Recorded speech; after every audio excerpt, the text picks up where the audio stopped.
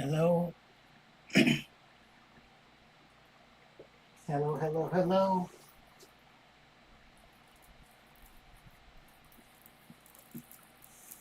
Good afternoon, good morning, or good evening, everyone. Hopefully, you are all doing well. Currently, I'm just getting things a little set up as quickly as possible. This last little minute touches and so forth. So, just give me a moment, which should be within seconds from now, and we should be all good.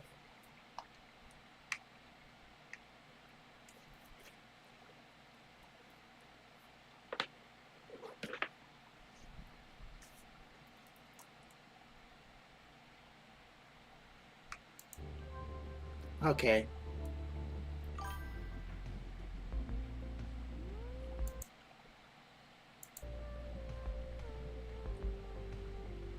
Okay.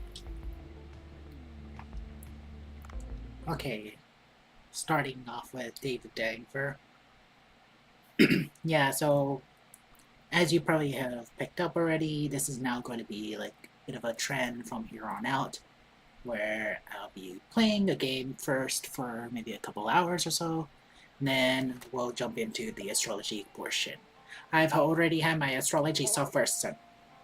Dave, don't you wonder how the underwater drones locates underwater drones locate sea creatures with such precision?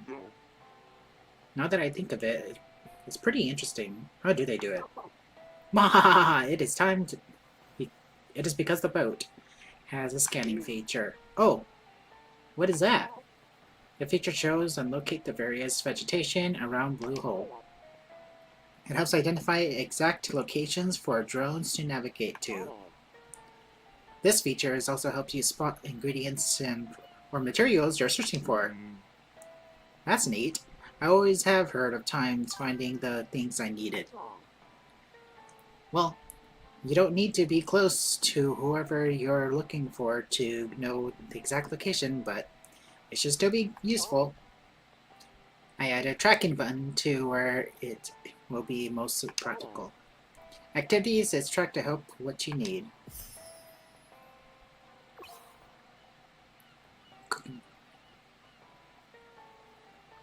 Okay.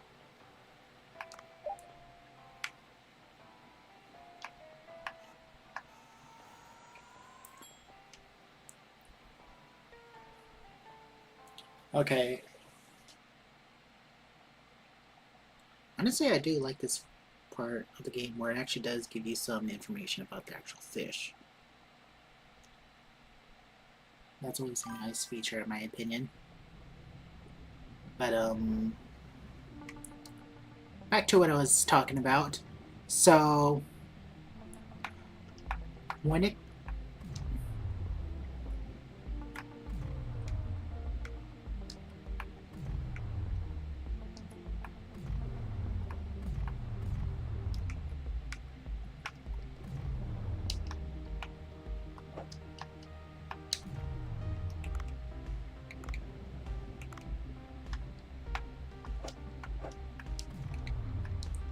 hold on.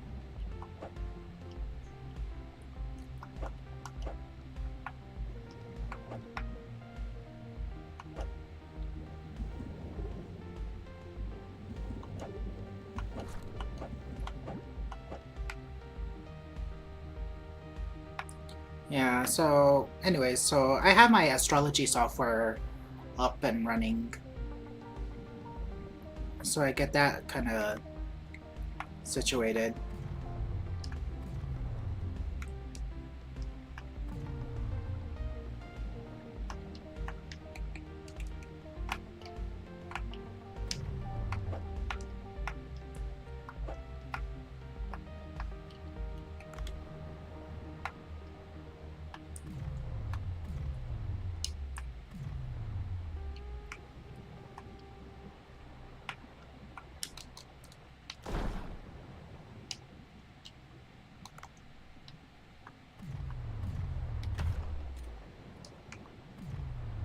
Okay.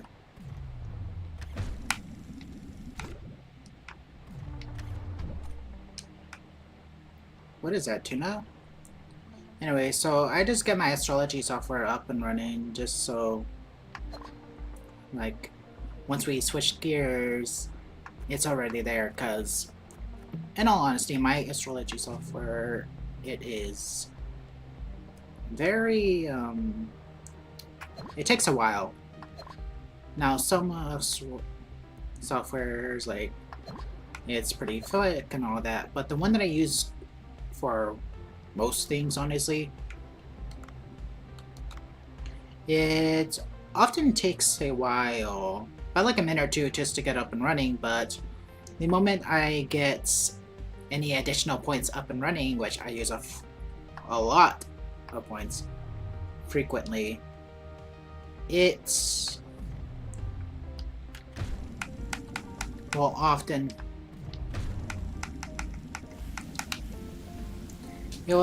case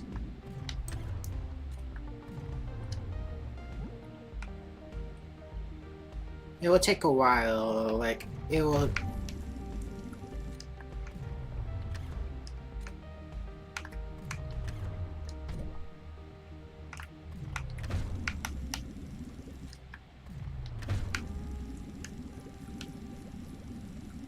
um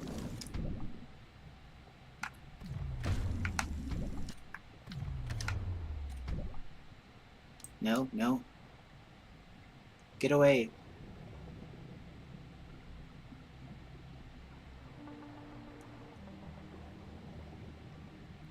um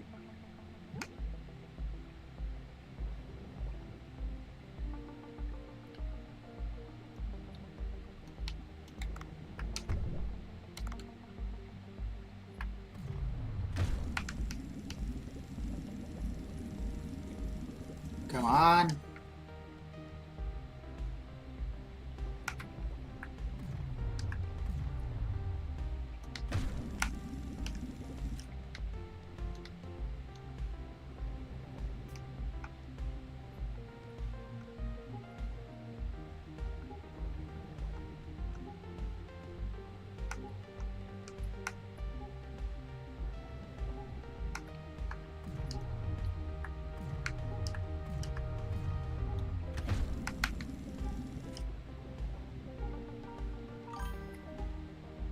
Come on.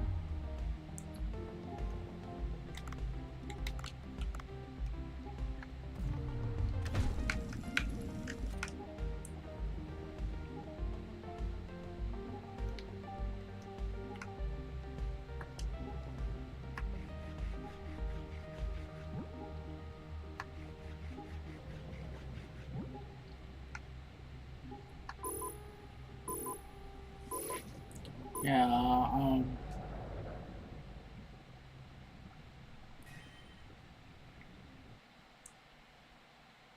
8 minutes already. Just in them. Okay. Um, but some individuals, they sort of been asking me some various questions, like why do I say I'm a science-based astrologer, for example.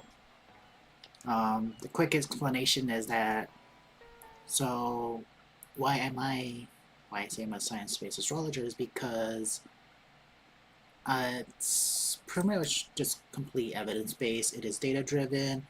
I have a database of 110,000 like charts of like super famous individuals and so forth. I use a variety of databases and um, such as like this, the Forbes, Times magazines, and so forth.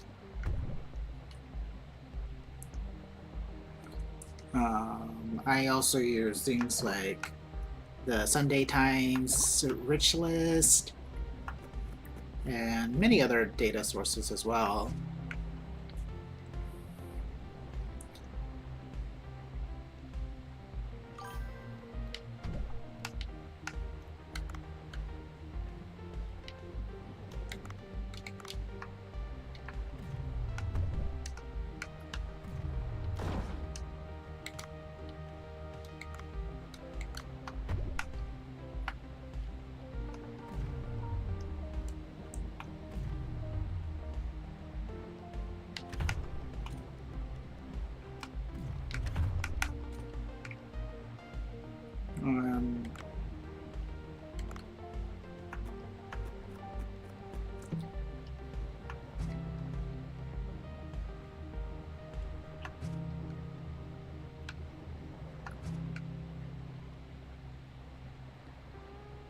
So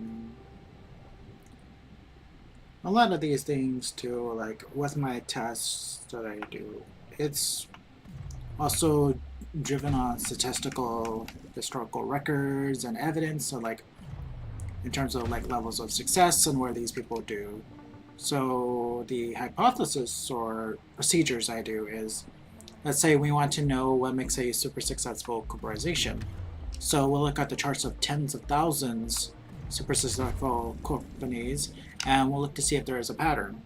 If a pattern is found, great. If not, oh well. But let's, for argument's sake, let's say one was in fact found. So then what we then do after that is, let's say we want to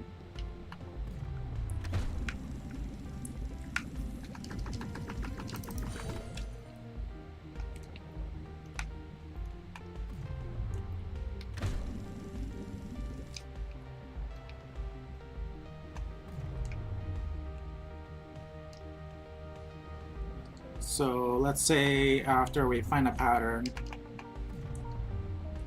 we then take a sample of very unsuccessful corporations that were just dramatic failures. So in this case, it would very much be doing, essentially we're repeating the process again, but with companies that were just massive failures. And with that database, we would compare the two databases. Let's say we notice like Pluto pops up very frequently. So then we can draw up a hypothesis in regards to Pluto.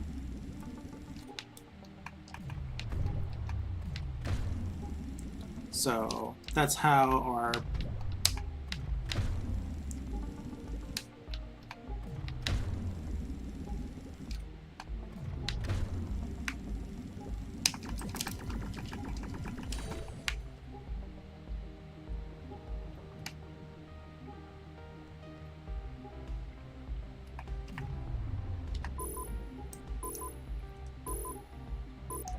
sorry, right now my game performance is not the peak as it probably could be, broken down to the mere fact that I'm now playing with the controller for the first time with this game.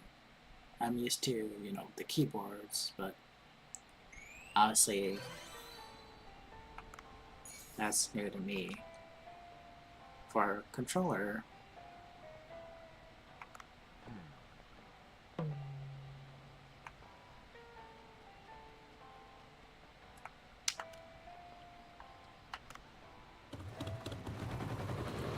so that's generally the overall like thing that we would be doing. And I say we because it's not just me who's the only one who's doing this, but like a couple thousand individuals.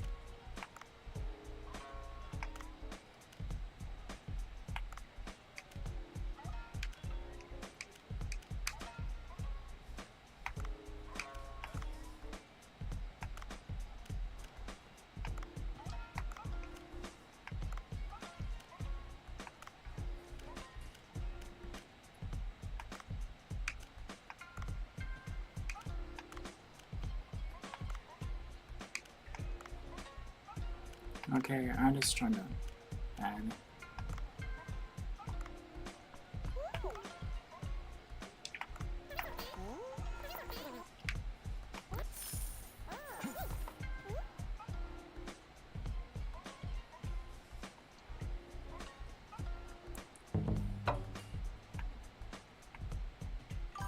But did I edit? Oh my god. why. And I'm somehow out of touch with this game. Okay, well, my bad.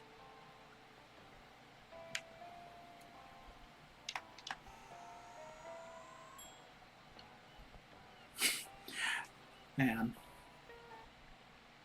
Okay. Honestly,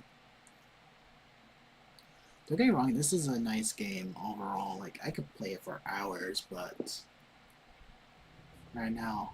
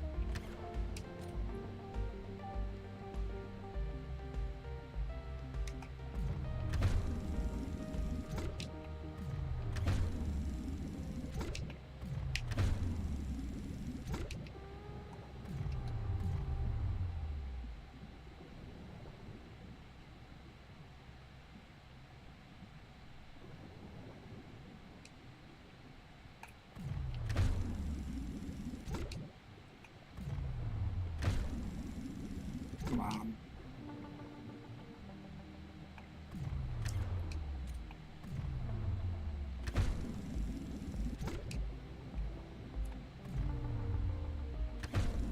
Come on, gotcha.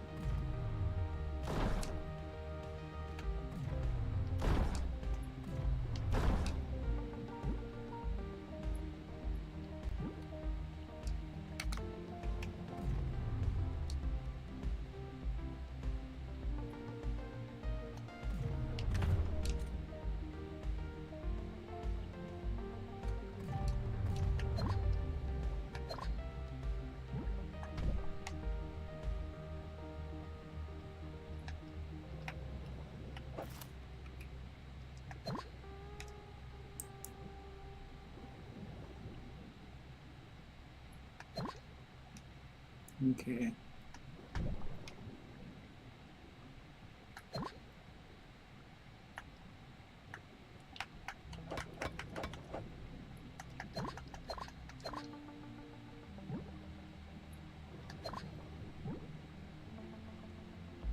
Okay, now let's go over here.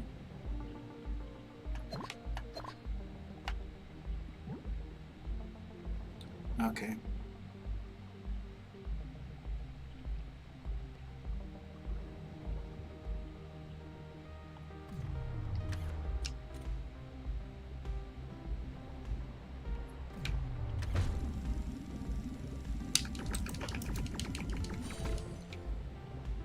Okay.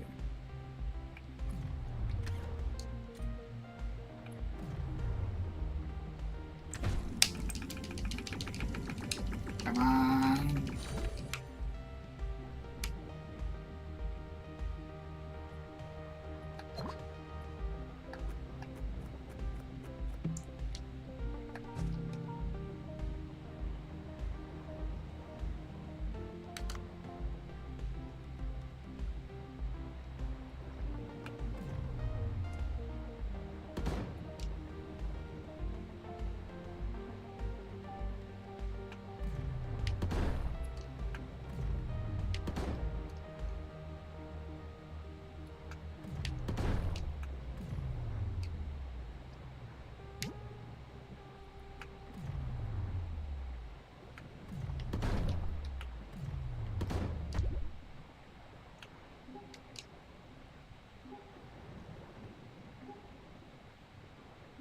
Okay.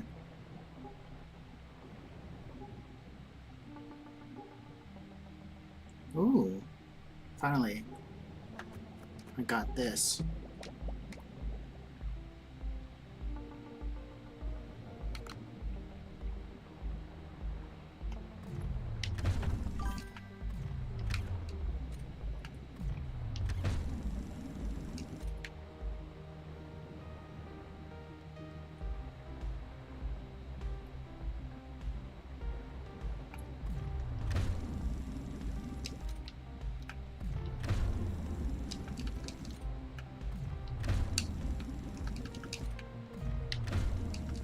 Come on. Come on.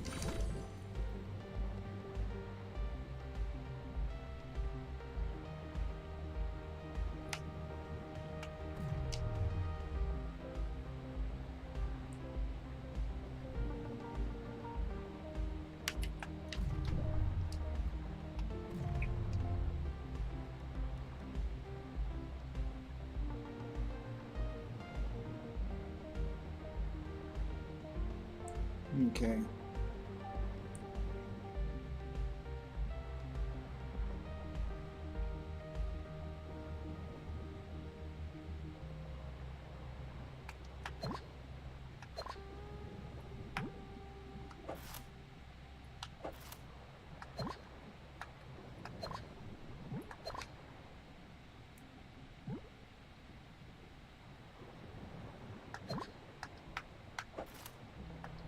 Come on. Okay. Let's see what can we do over here.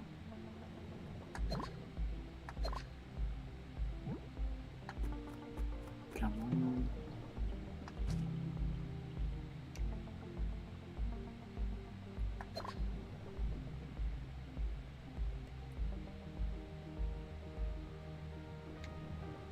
No, no, no, no, no, no, no, no.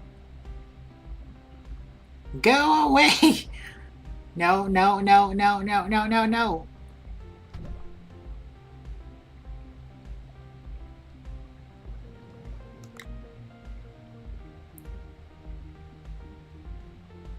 Okay.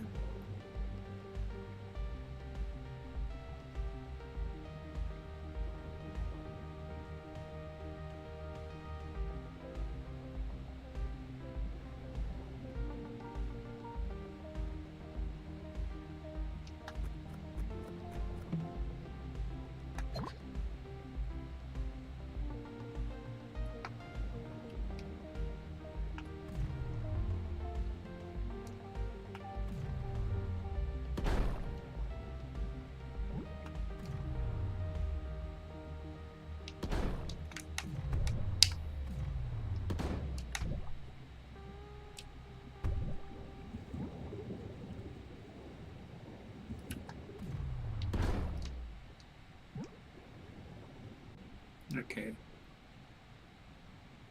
Oh. Um.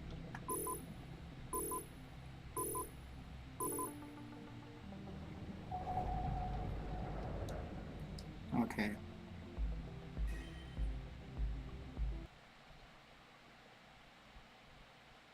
Okay, this is way better now.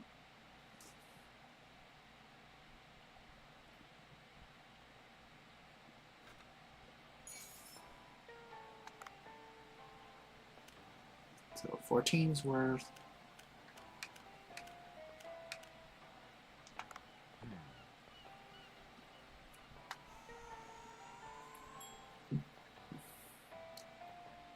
Yeah. Okay. Generally 17 meters wide, but can grow up to 40 centimeters in diameter. This name resembles a fried egg, the most common jellyfish. Okay.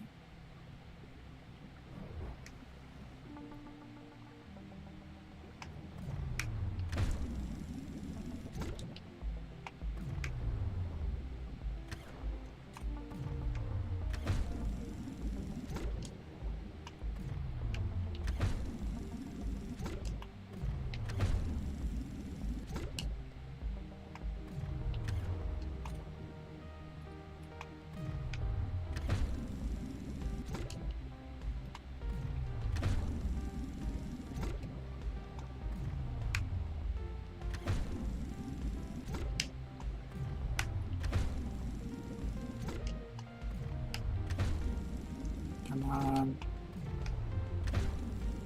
Come on. Let's see.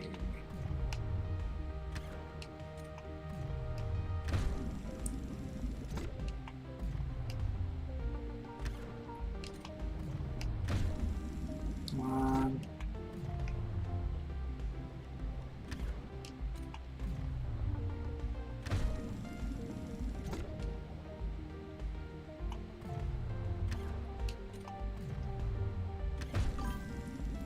Come on.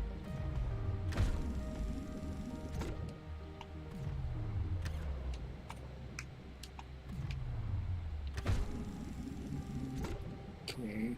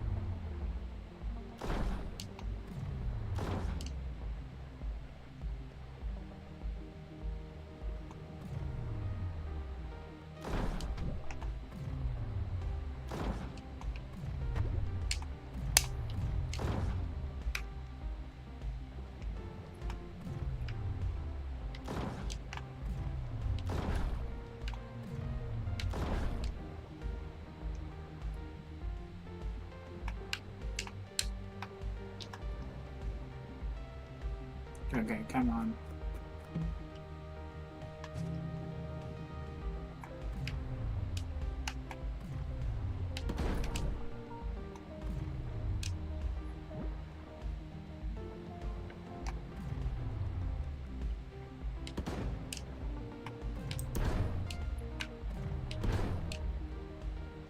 Come on.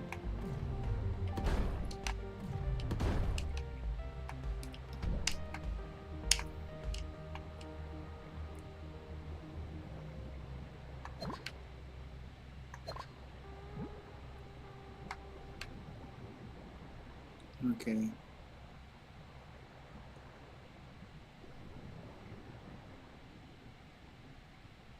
Come on, where's our tank?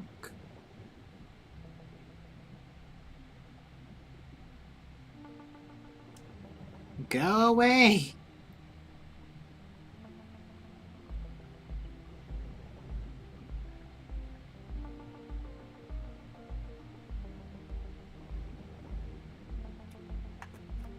Okay.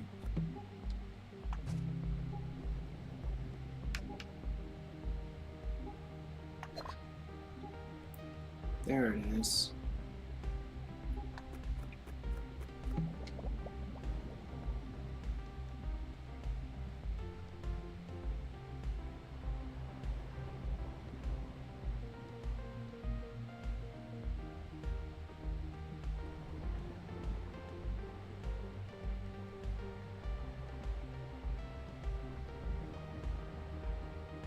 Oh, what's this over here?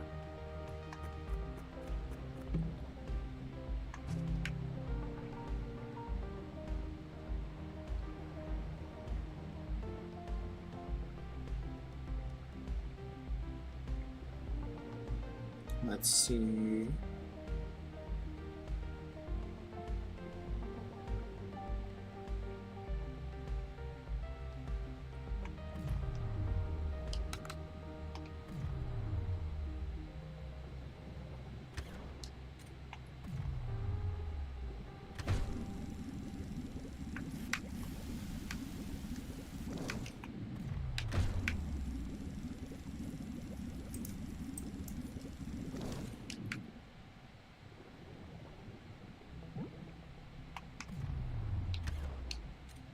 Okay.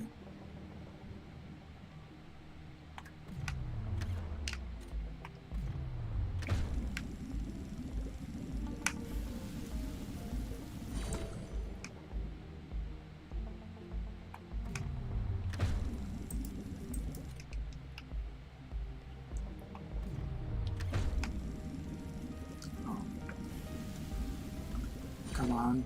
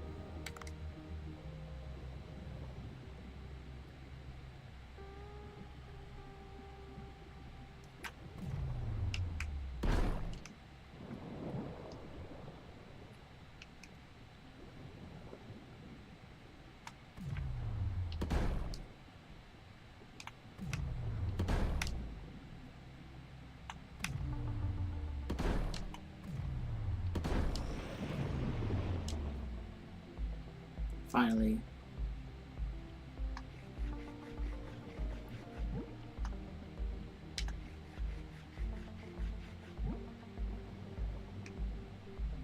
Ha ha ha.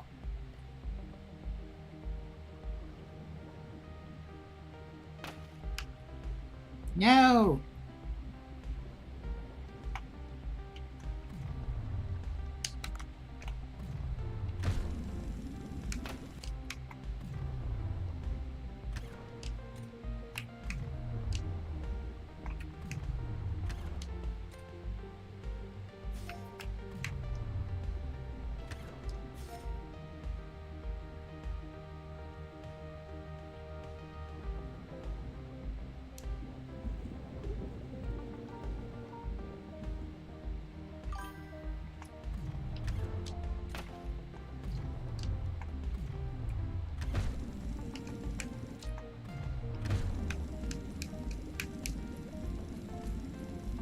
Okay, come on. What? So I literally killed you for nothing?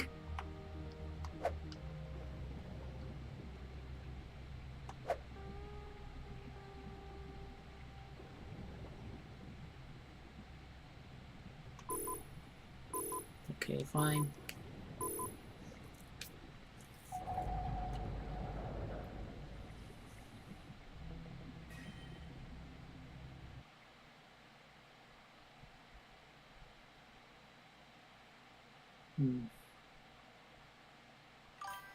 Hello.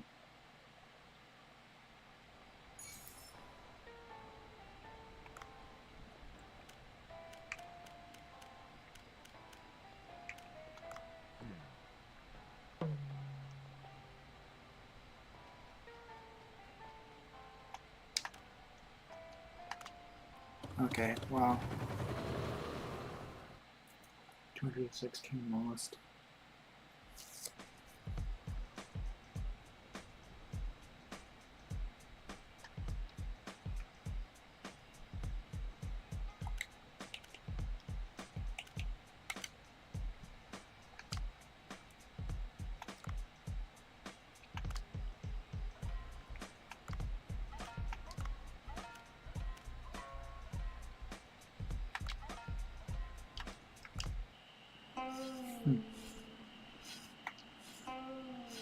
Wait, is this the one with the fish being horrified?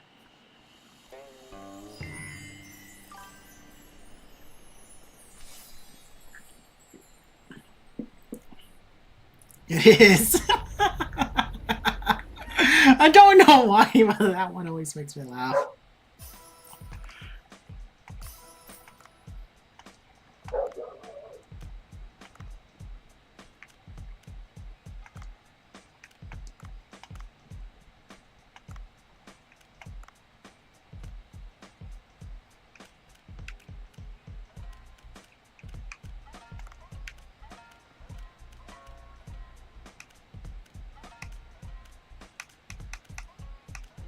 I'd say 10 should be fine.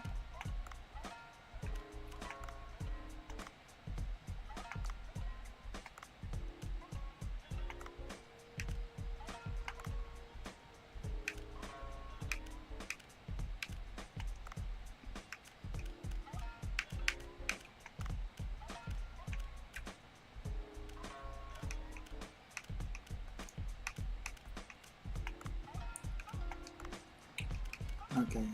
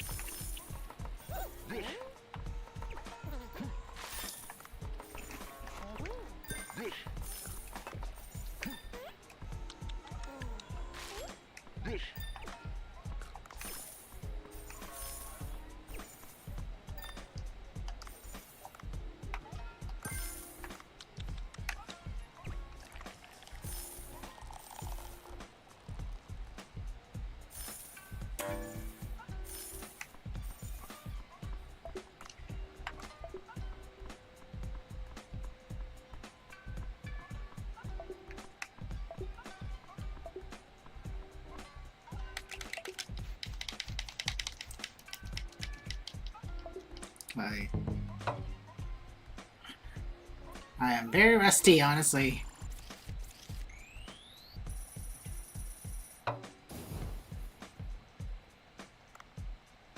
Well, better than that.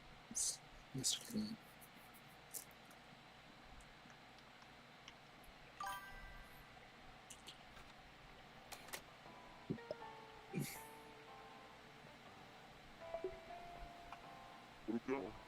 I think I'm real here. Should I check it?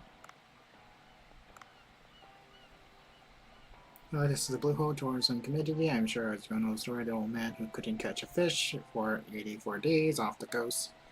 Let's go.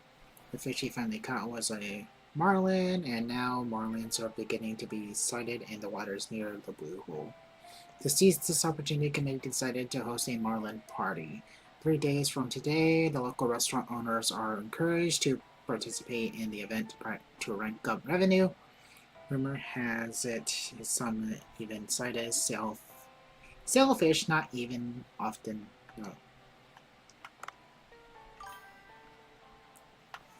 So, catch marlin. Okay, so that's the goal.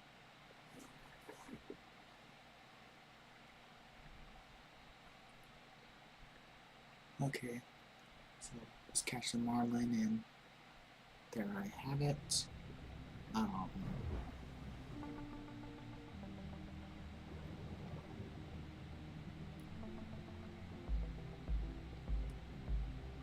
Let's just continue on down, down, down, down.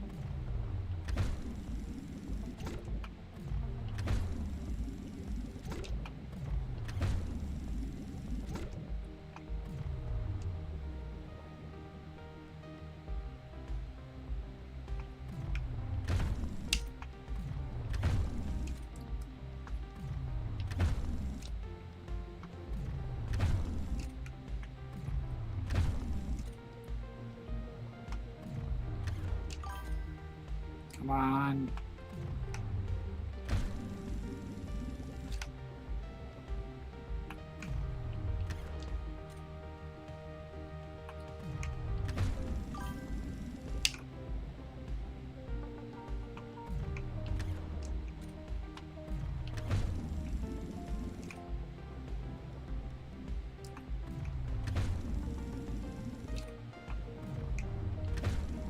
Come on.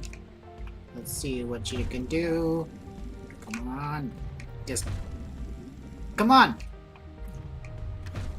I am not backing down! This is a fish that I rarely get.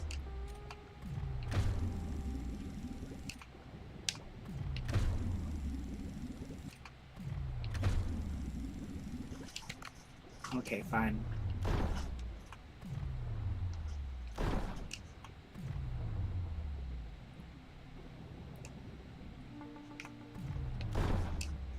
Finally.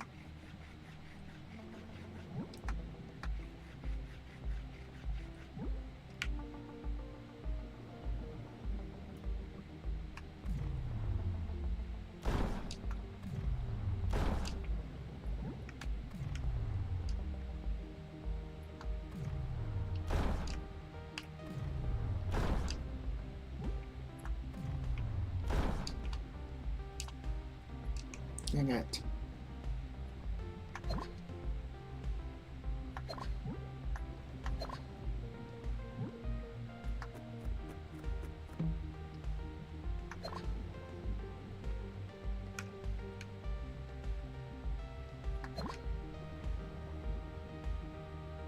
Need to find out weapons.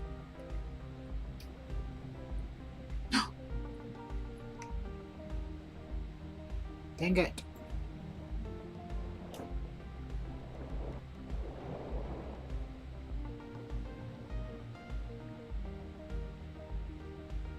And these...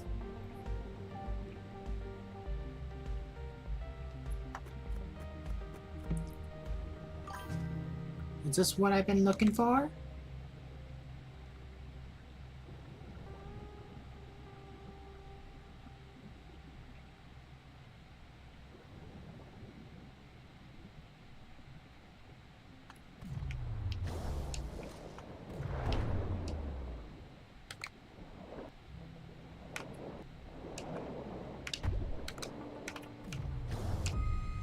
No.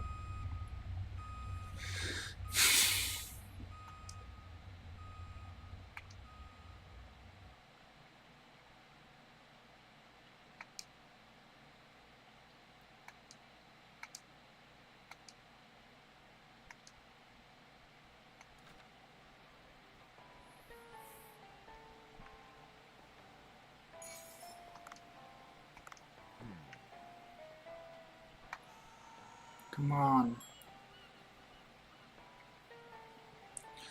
Come on, I need to get down further. I need to get some mackerel.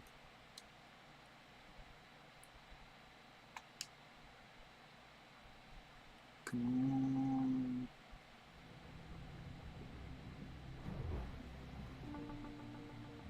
Come on.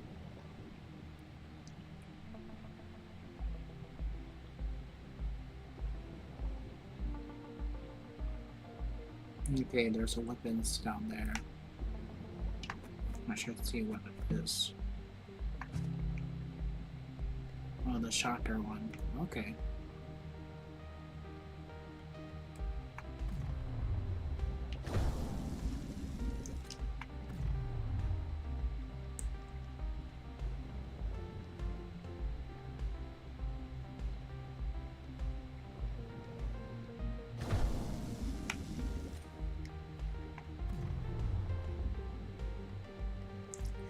Come on.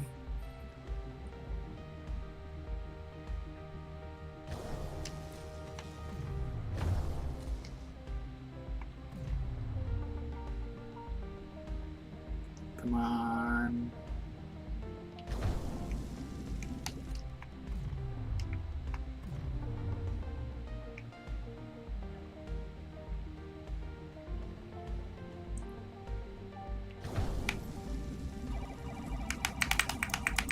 Come on.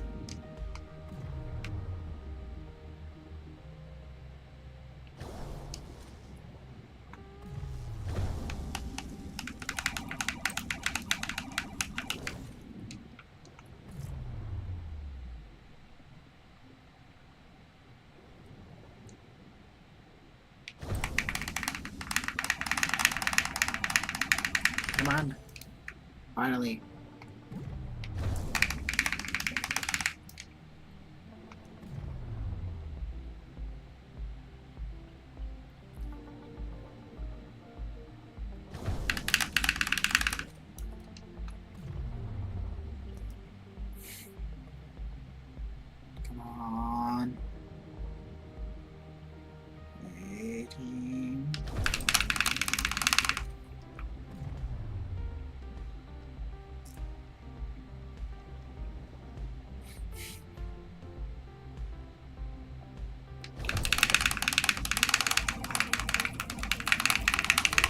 Finally.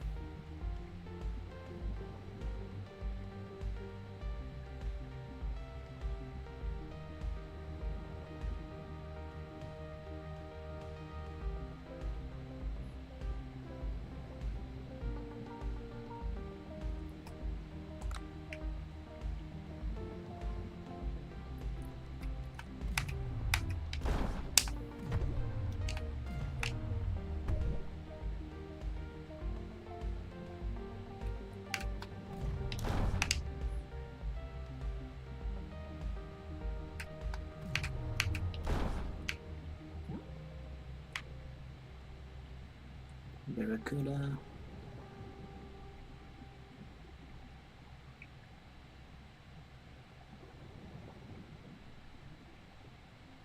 Oh god. No, no, no, no. I'm not ready for that one.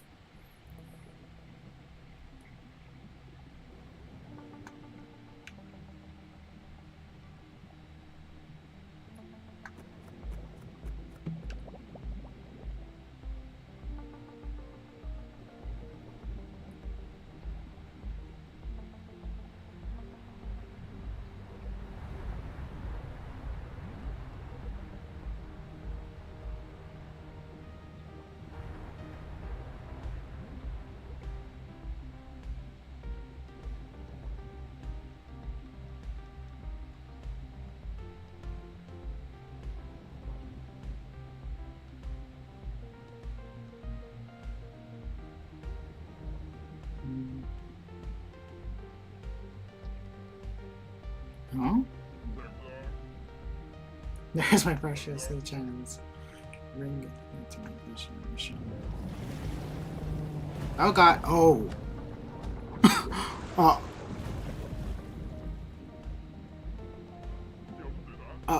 What's this now? My Leah's chance. She just veered into the.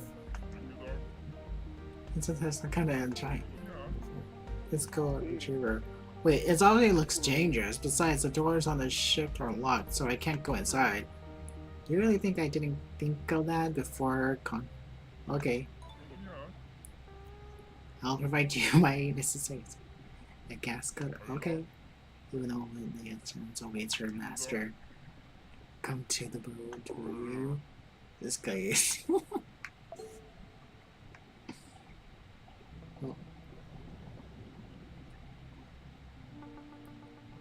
Hold on. Oh god.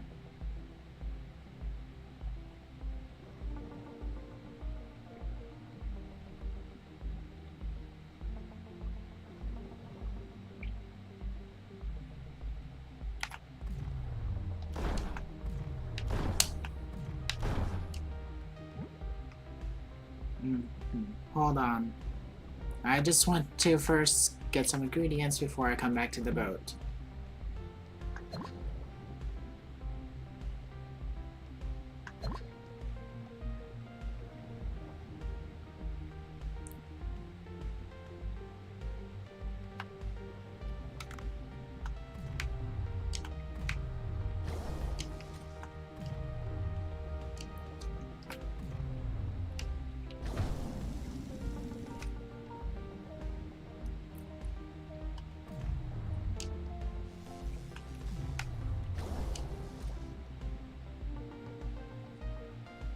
Oh gosh.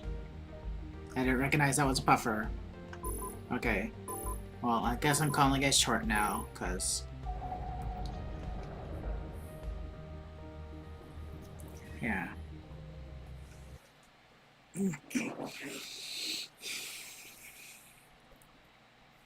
Let's see here.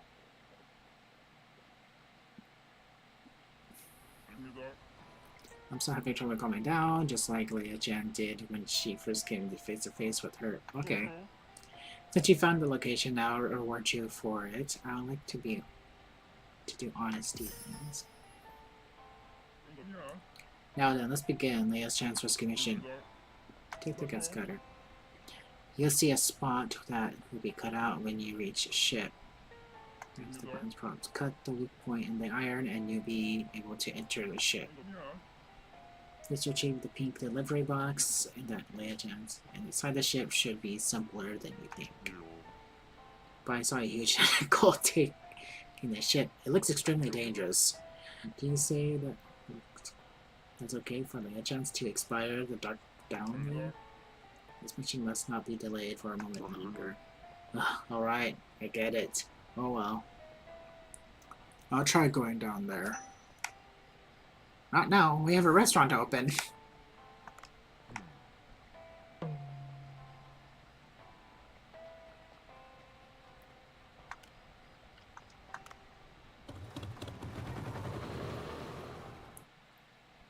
Okay, 52. Okay. So I gotta make up for that. Those 2 nights. That's awesome.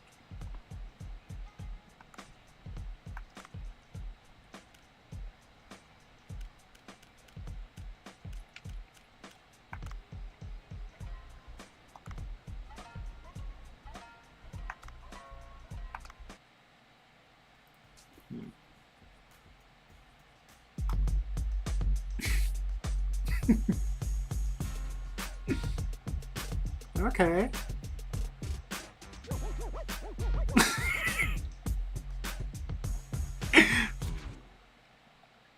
Okay. I never seen that before.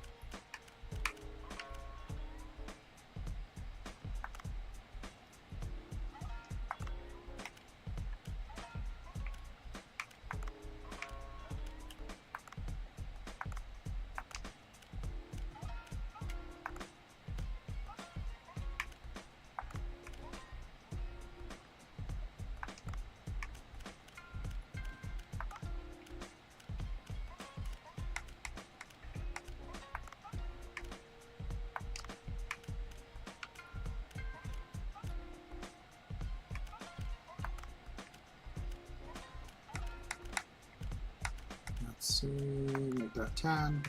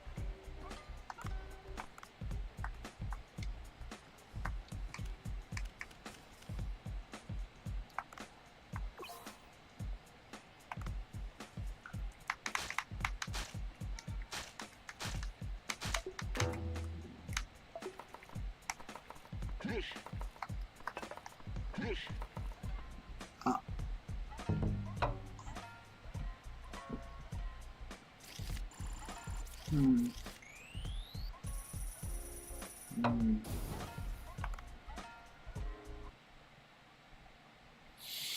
Okay.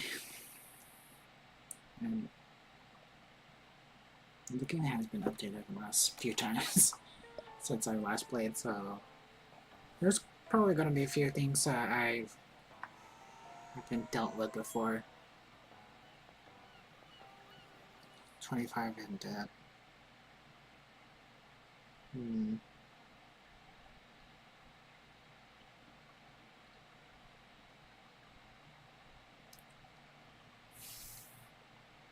What to do, what to do.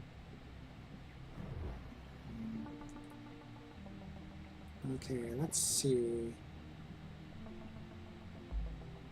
Let me just go all the way down because he wants us to go down there.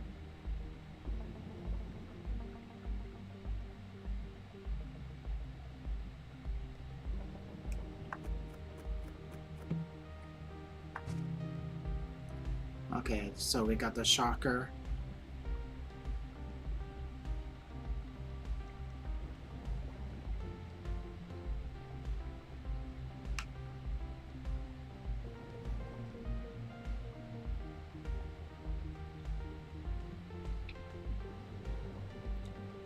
Okay.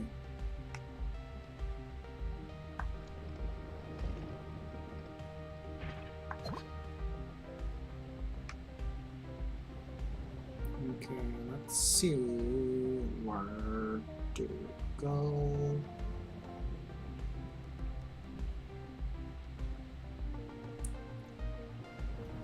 Oh god.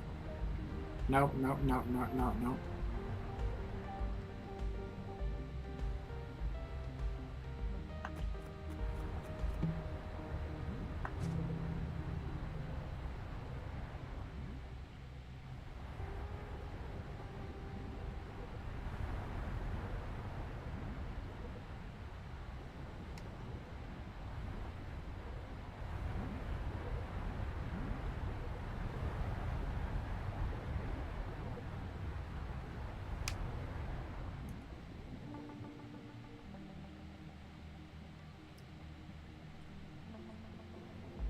Oh god.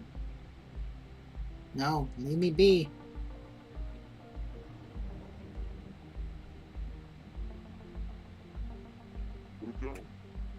Mystery door, the gas cutter from the door cuff.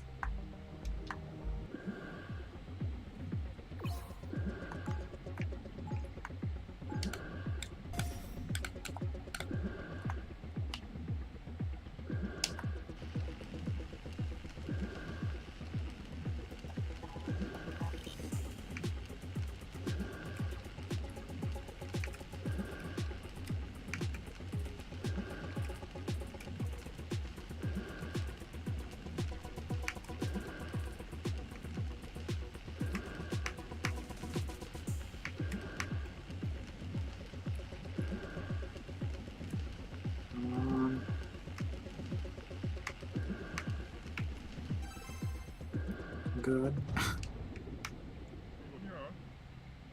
Oh, I was too much of a hurry to probably tell you how to use it, but you figured it out. Go through the door. Open now. It's chance your master is coming.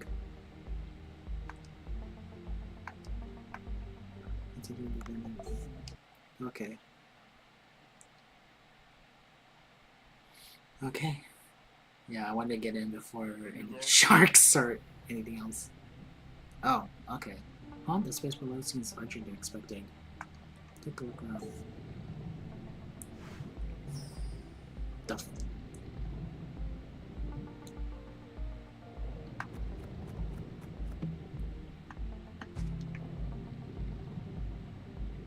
what the hell is...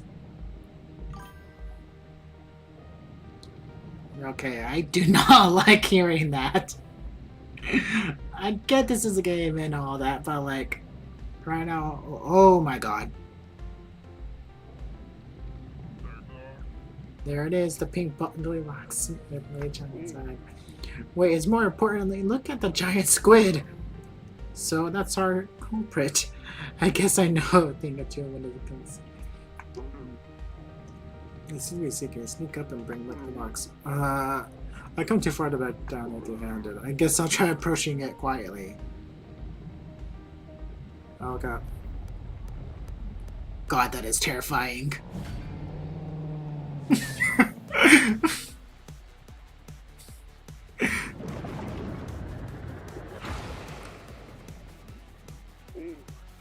It's awake. I need to get out of here. Don't tell me you're chicken out.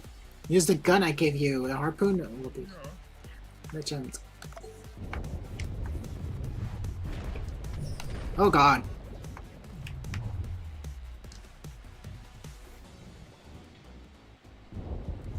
Oh god.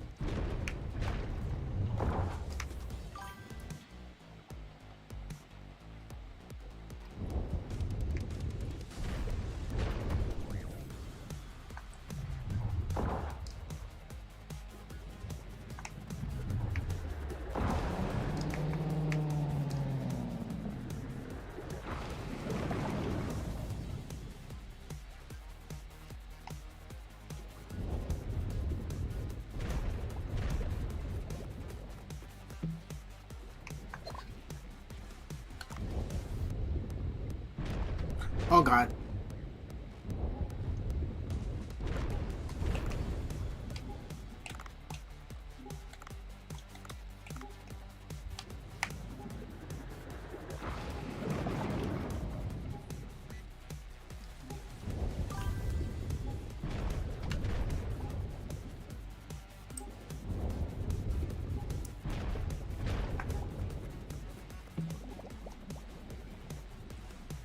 Okay.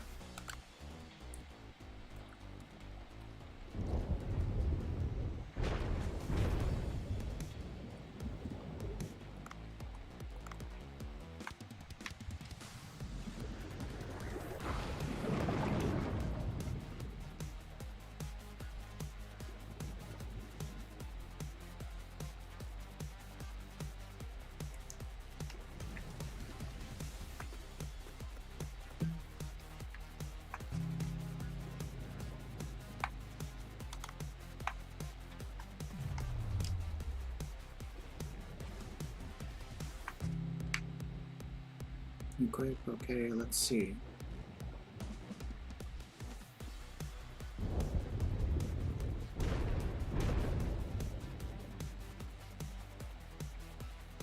Okay.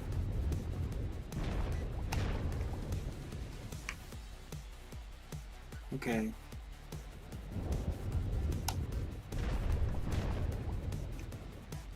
Okay.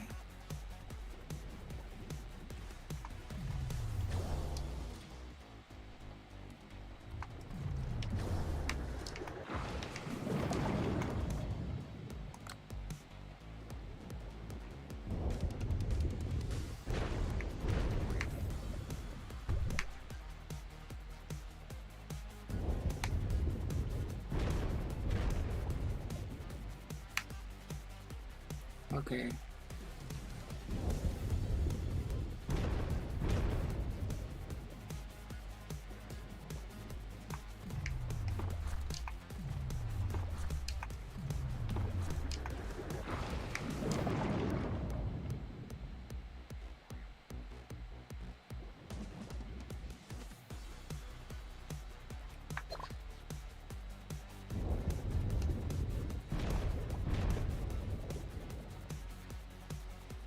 Okay.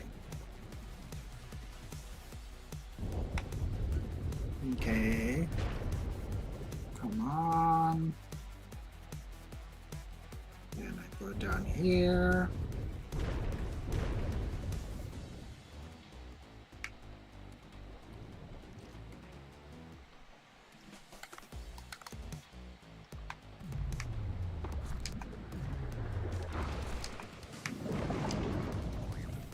Come on.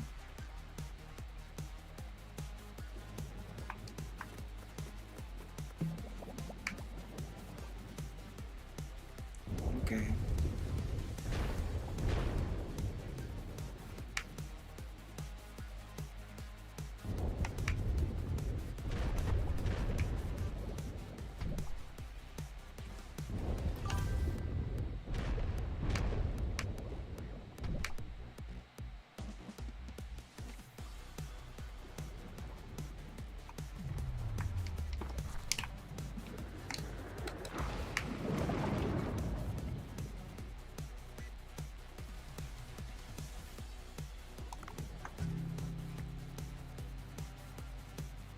Okay.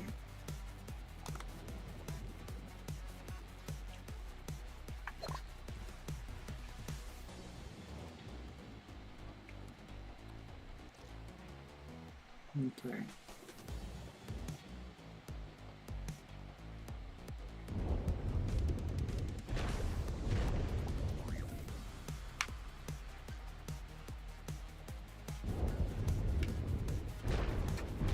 Okay.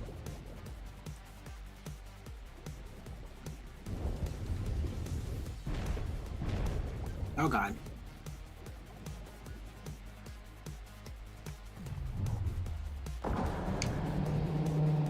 Okay, finally.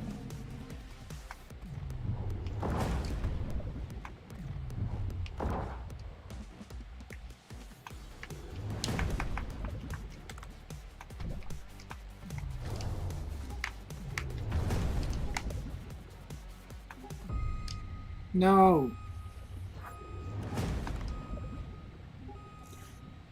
Okay.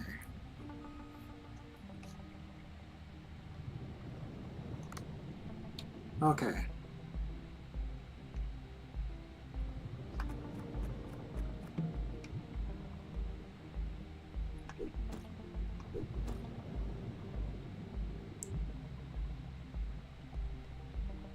Okay, so I'm going to restart this battle. Okay, let's see.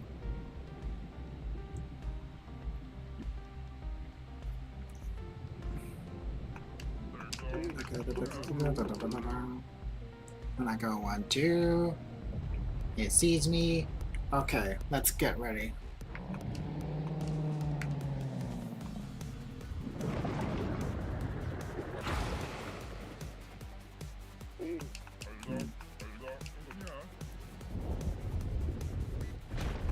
Dang it. I literally fell for it again.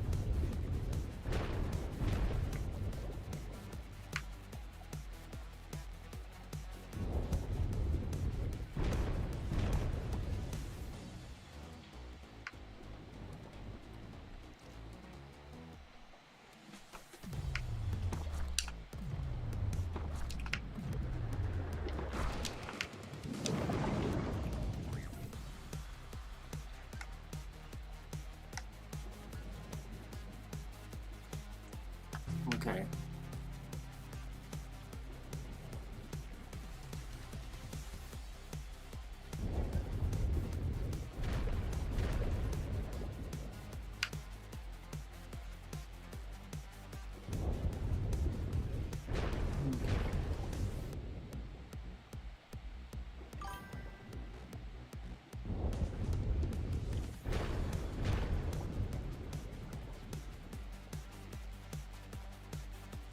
Come on.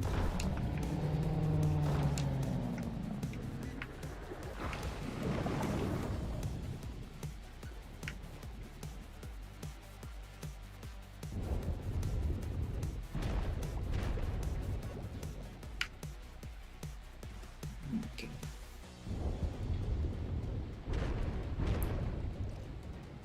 Okay. Now down.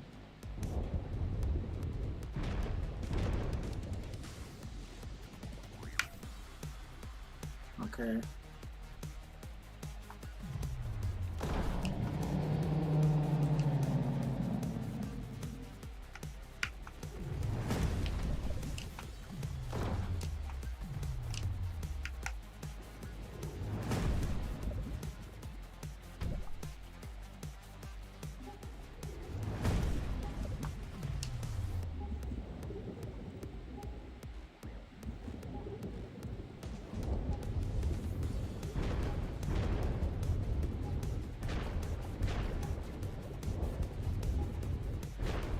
Oh god. No!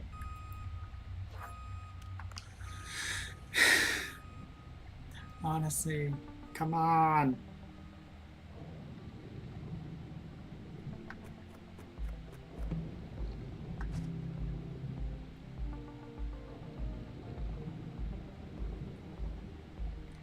Okay, come on, come on. Let's come on. Come on, come on, come on, come on. Let's see what's going on here. Okay. Get caught. Yeah, this is.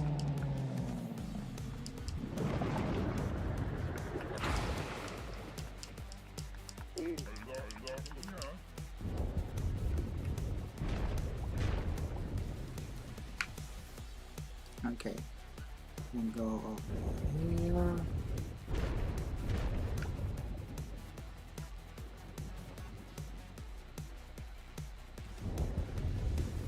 Go down here.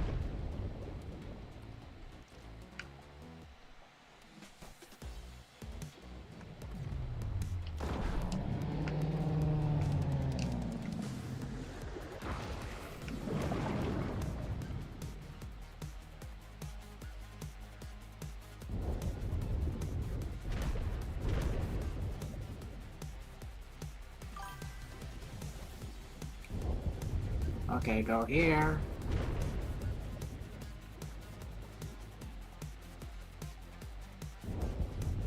Go down here.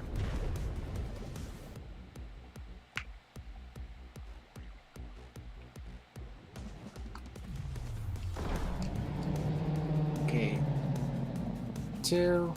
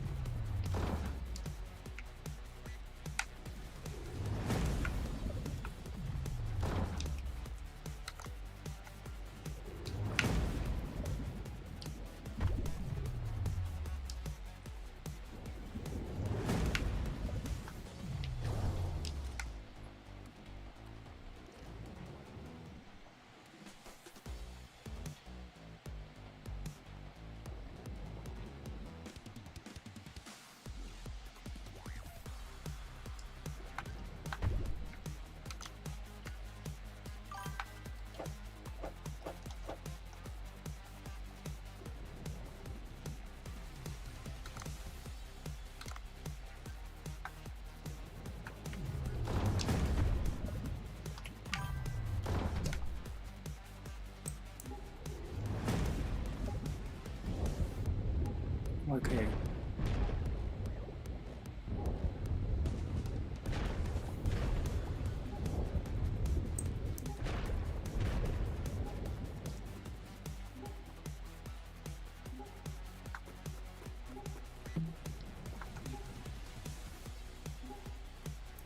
Come on.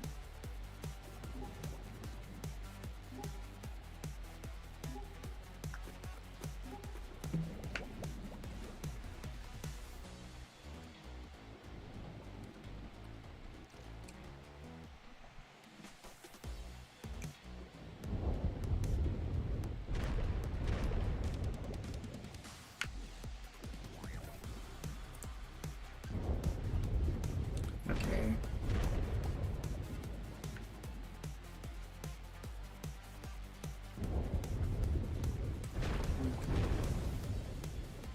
Come on.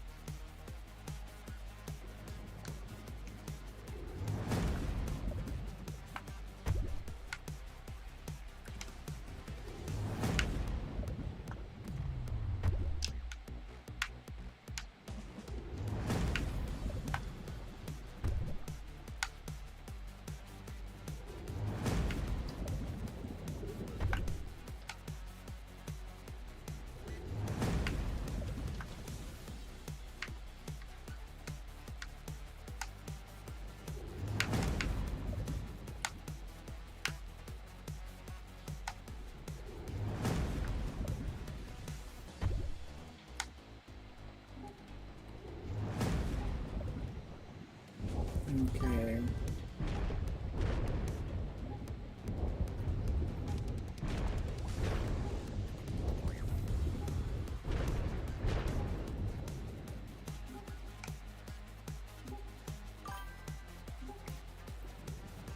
Okay, how do I approach this?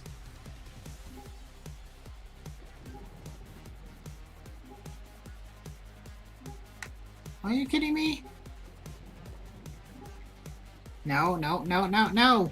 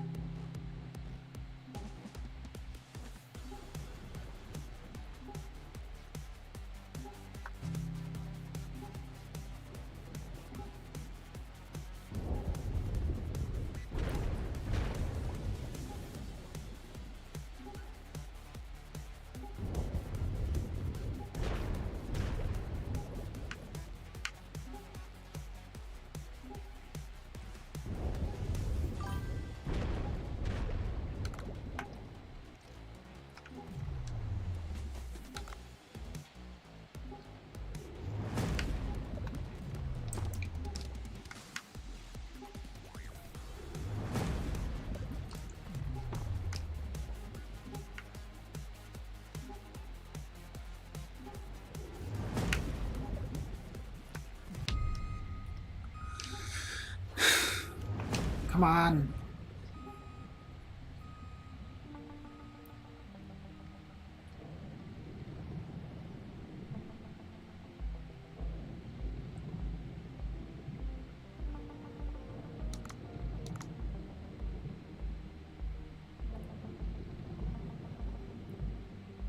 Okay. Honestly, how do I approach that? Okay.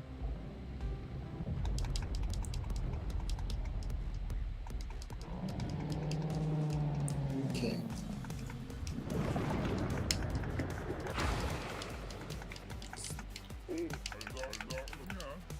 Okay, let's see.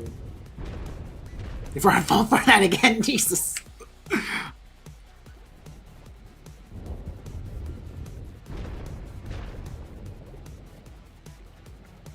Okay.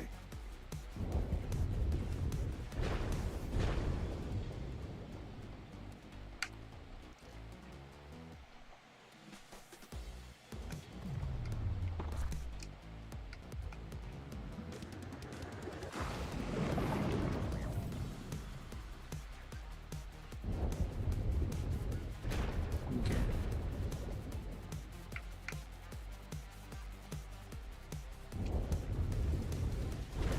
1, 2. 1, 2.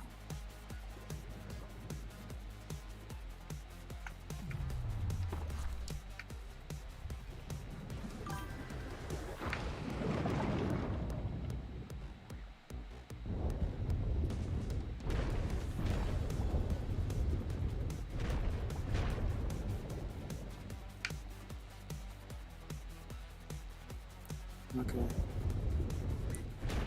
1, 2.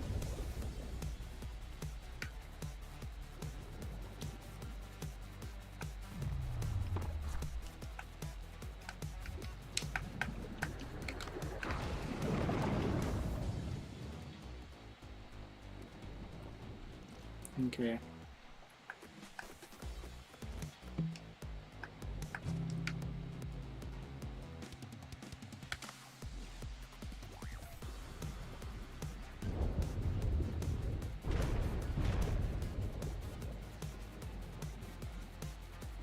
Okay.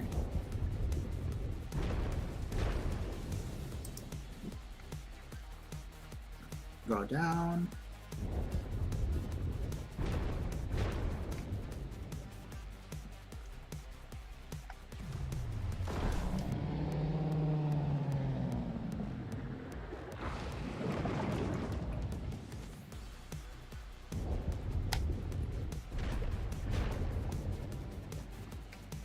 Okay.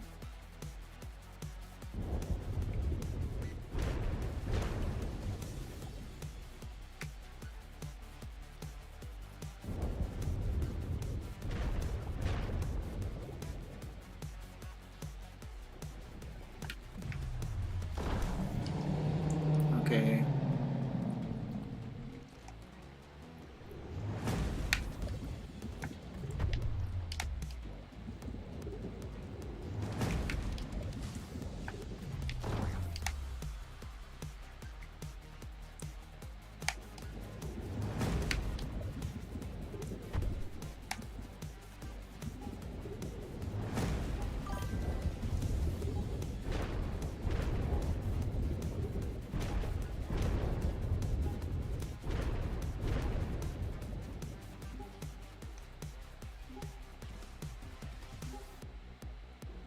Okay, come on, come on.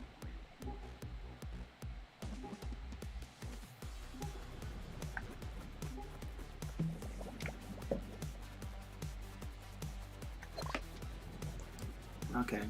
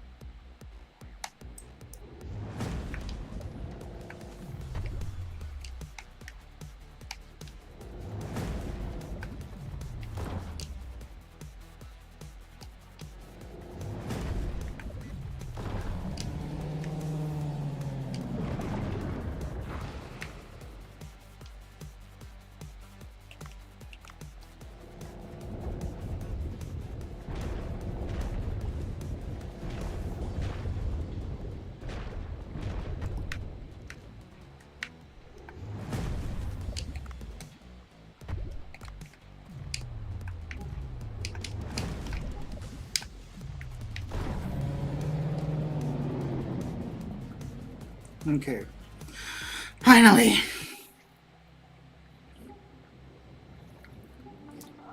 Hold on. Hello? Okay. Oh, okay. I already did. Okay.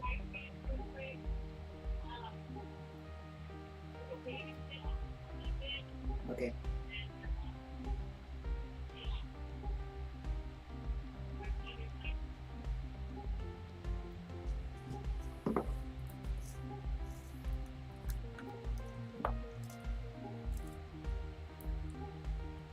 Apology. Apologies about that. Maybe get delivery. Until I took good.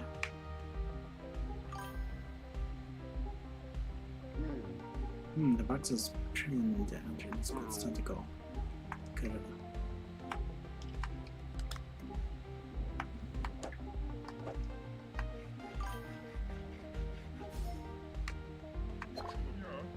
This last one come back about. It's not really. Okay.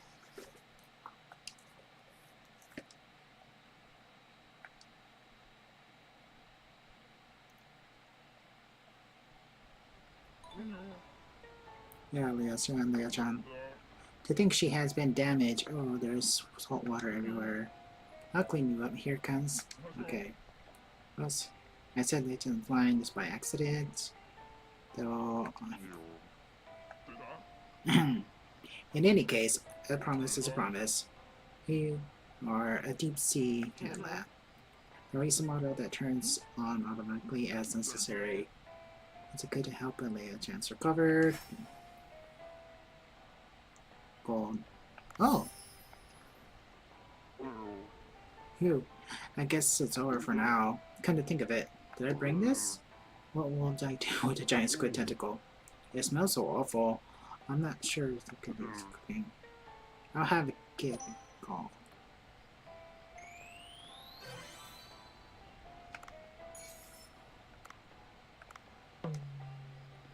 Wrap up the day. I think I should make a call first.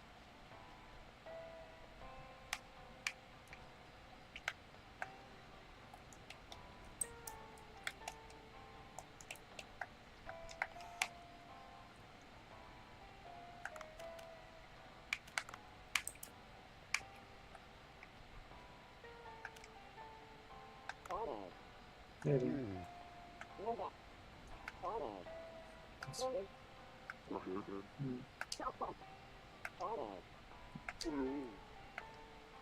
There's one.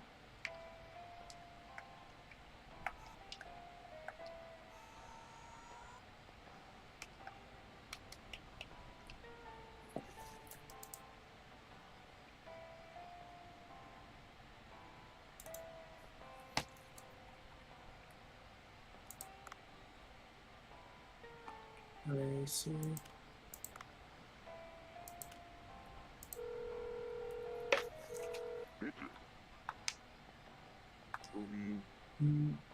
Let's help out for the vending. It's incredible. Bring the whole thing down and cut off a bit of its tentacle. Is it everything? Let's go now. Prefer to kiss awful sunshine. People have talked that's difficult to cut commuting connection methods.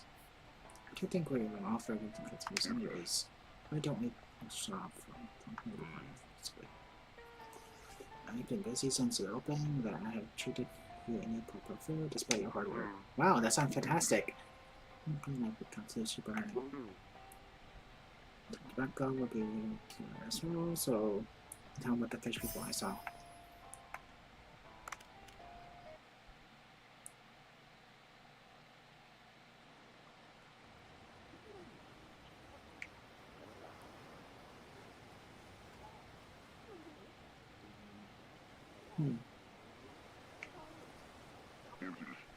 Yeah, you're a bit late. Everyone's been waiting for you.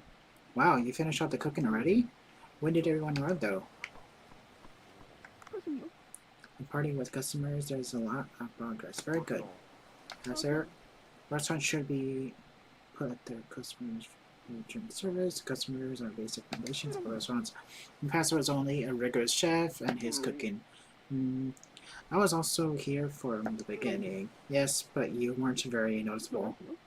Do you remember what I told you back then about the reviews on cook stuff? You said there isn't any real mentions of me, but now people do mention you, every rarely. They say things like he's poured me a hot green tea, he worked hard, prepared the wasabi, he was friendly, he looked busy. Oh, the customers are recognizing your hard work. Well, that makes me feel good. Customers are honest, intuitive, and more than you think so.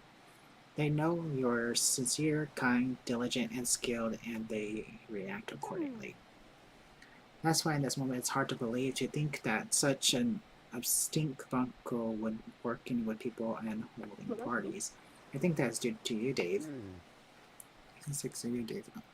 To make me wonder how he was like in the past. I can't divulge details about someone else's past, but maybe someday, if the opportunity presents itself, I might be able to tell you. Ah, Dave, congratulations! The word of Banco Sushi is now getting around. He looks to be in a very good mood. It looks at squid tentacle, it's sort of the thing you dream of eating as a child, but more people will flock here and such things are offered on the menu. Aren't we eating this because it's difficult to serve to customers though? You're right. What a pity. Everyone would want to try something that looks like this, regardless of the taste. Regardless of flavor, you say?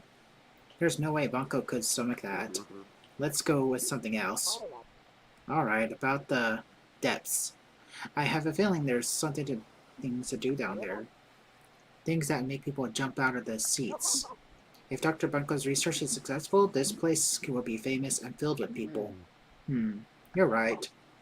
Then what happens will make tons of money. So let's keep at it, Dave.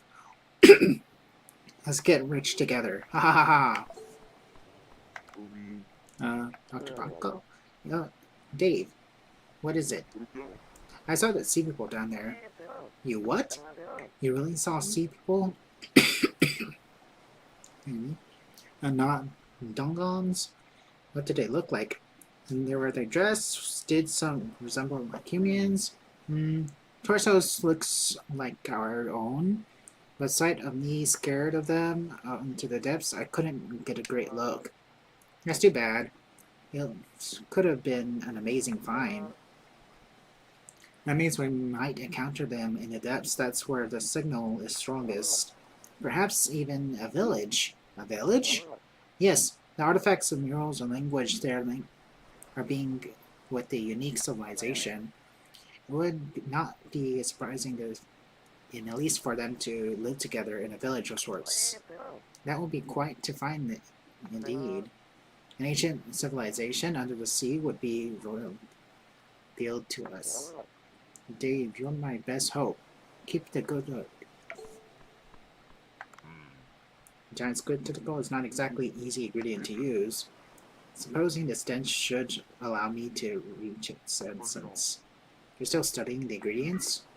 Good work today. Bring back to precious ingredients is a difficult sort to prepare, but they're part of the fun of cooking. So does it, please. The food always been great, but today's is even more spectacular. Since there's a lot of it, I made many different dishes, though we wouldn't be able to offer these to customers. There seemed to be no end of the path of a chef. It's a fortunate thing to have a path to pursue.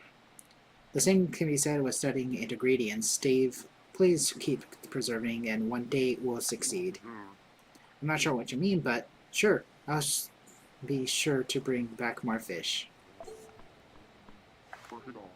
Phew, that's good stuff. Maka's food is so nice. I can understand why the growing popularity of the restaurant. Or maybe it's because I caught the fish. In any case, there's been a lot of stuff going on. A giant squid, sea people. There's no end to the mysteries of the ocean. Even if it's dangerous. I suppose I'll go deeper tomorrow. I wonder what I'll find. Whatever. I'll think about that tomorrow. Time to toast with everyone and rest.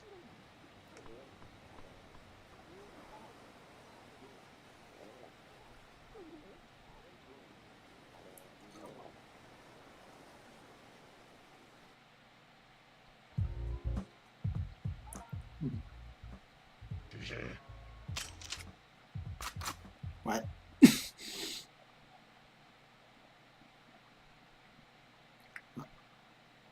Were those the pirates that I fought off earlier?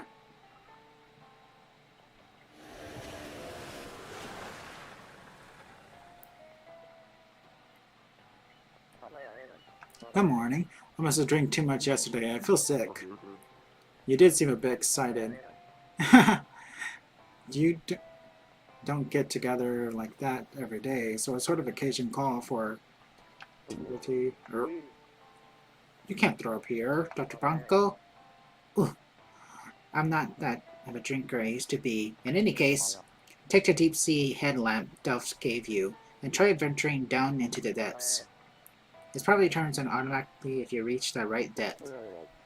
And don't forget, you have to enhance your diving suit if you want to venture into the depths. I'll have to enhance my equipment first. Then, by the way, do you happen to have a scoop? Hmm.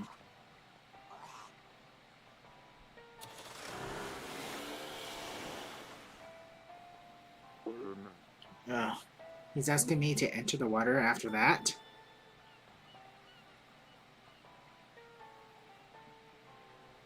Maybe time to upgrade your equipment. You should upload a new post, uploaded no post. Okay, I'll be right back, everyone. Let me just do that.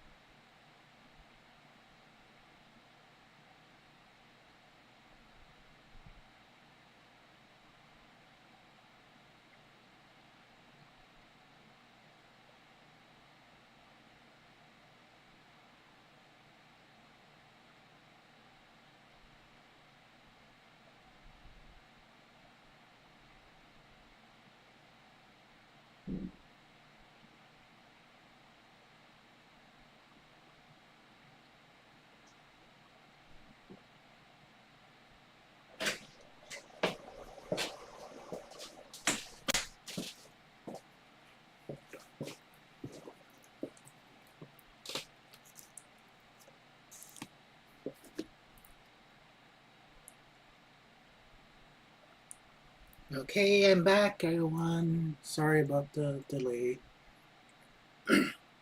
Just gotta check on some things. No.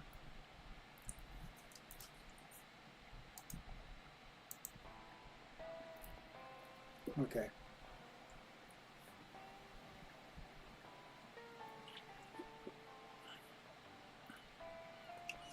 Yeah, so I was just checking on some things. Plus, got myself pizza. Anyways.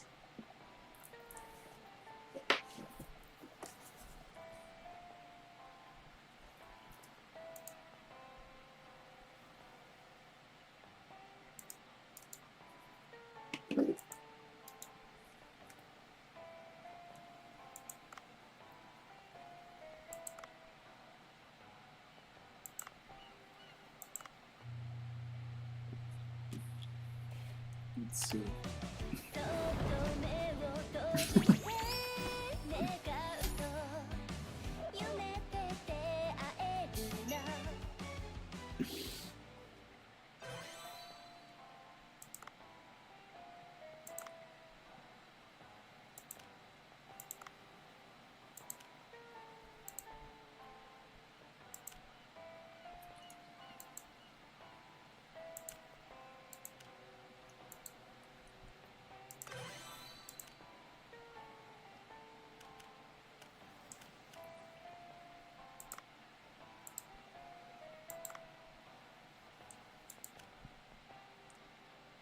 Apply.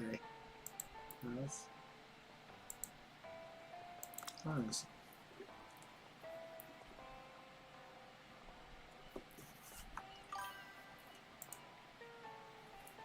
Okay.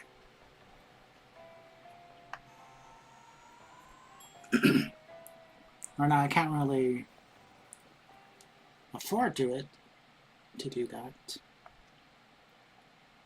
But I think the other two that I did upgrade is a much better solution for the time being.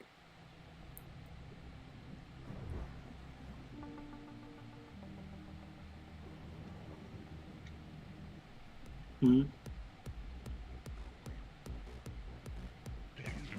Wait.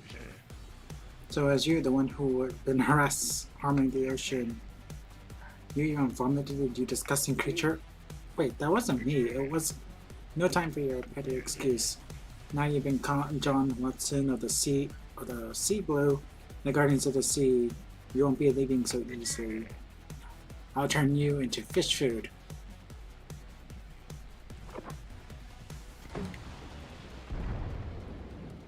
What the hell? Oh my Poseidon. This is your fault. You did this to the precious sea. You're the one who's shooting bombs. All I do is catch a few fish to keep the restaurant running. Why do you look into a fishing vessel responsible for catching thousands of fish, not individual divers like me? Enough blabbering! I'll shout your yappers of yours. Here.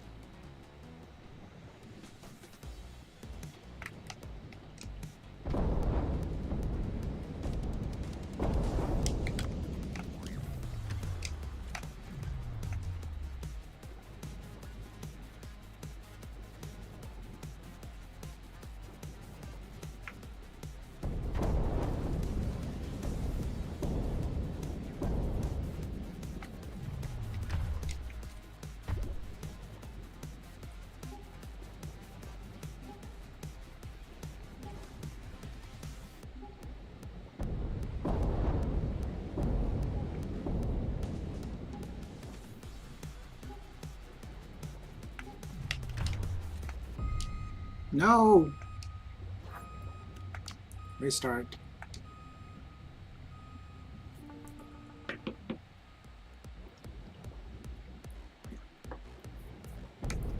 Hmm.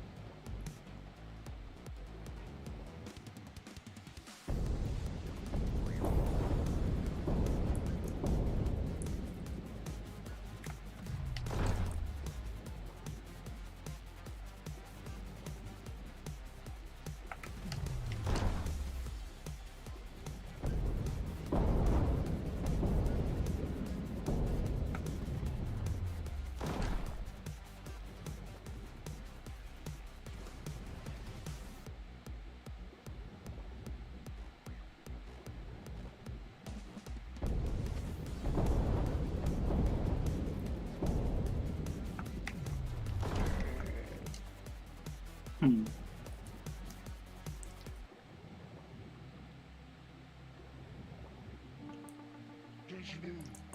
How do you fight back against me, John Watson from the Navy SEALs?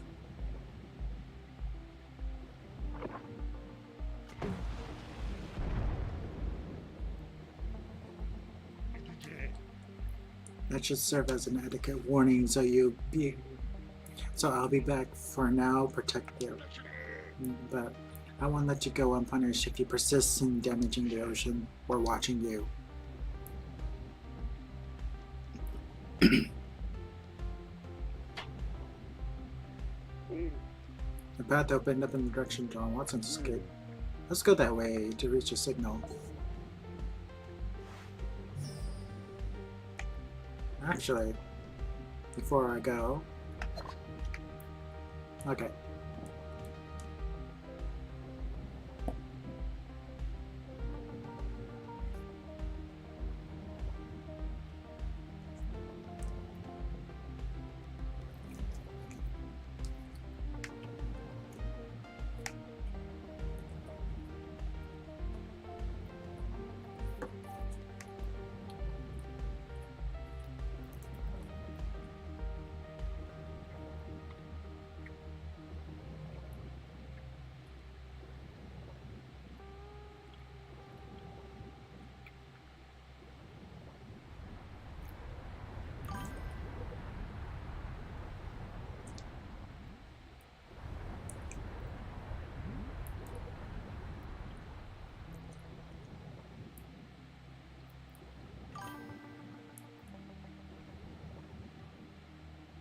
Better not be sharks. Or other major predators. Oh my god.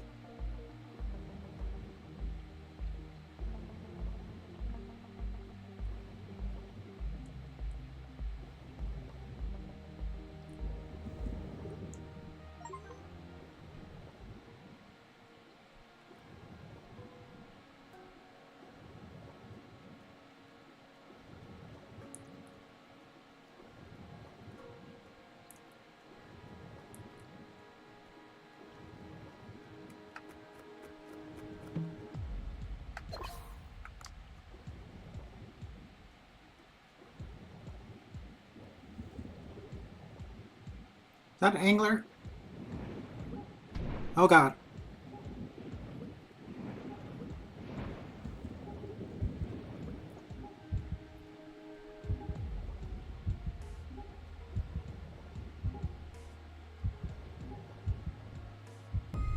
No! I was literally just right there!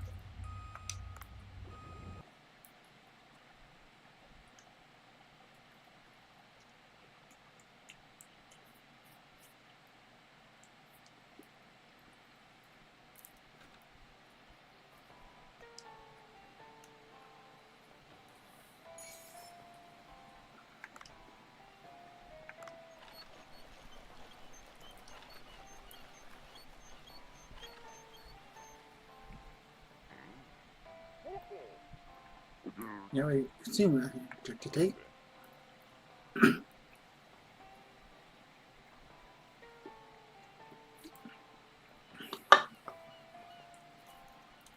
I saw a boss card acquisition notification pop up on the Marine card account.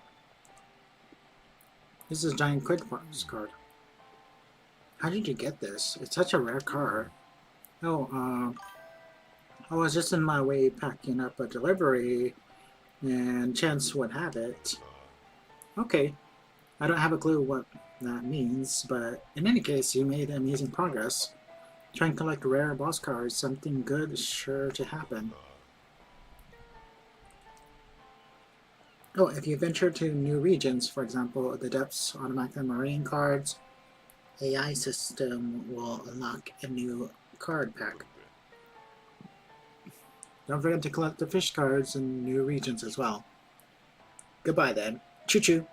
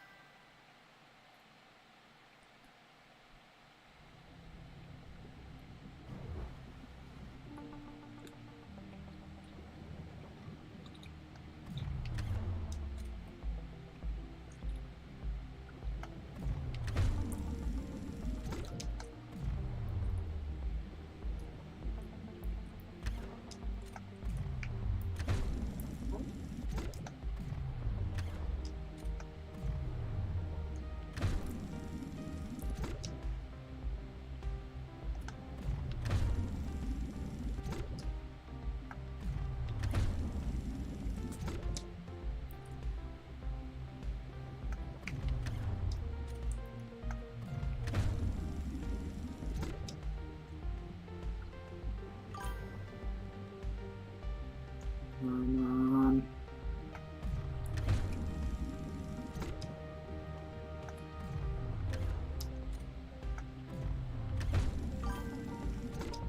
Come on.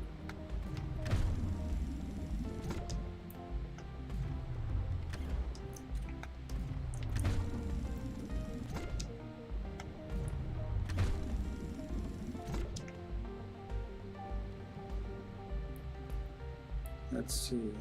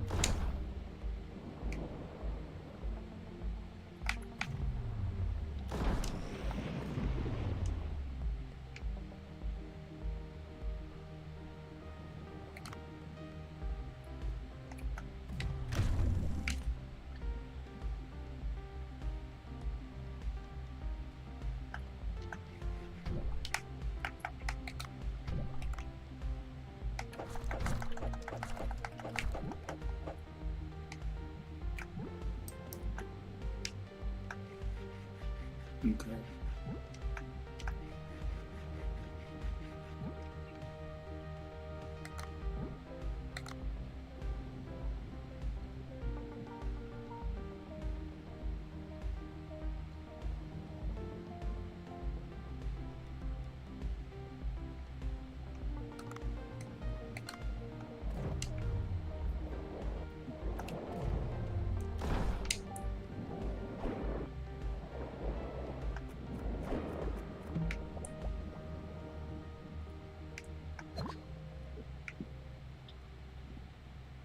Let's see. Oh,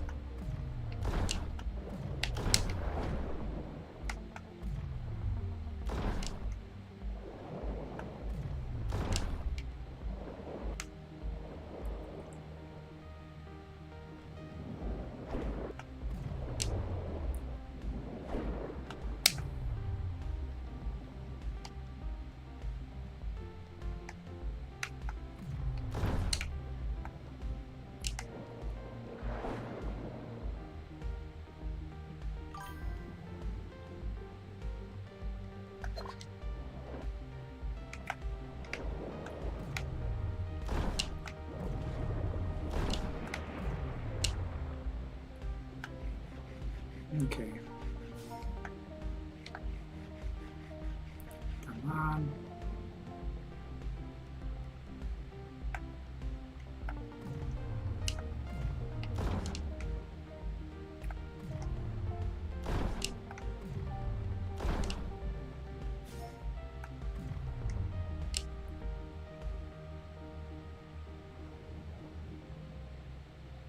Okay, well.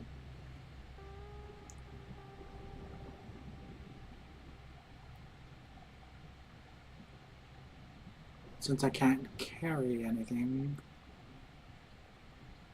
let me see. Wait, what's this? Oh, thought it was like a doorway or something. Oh well.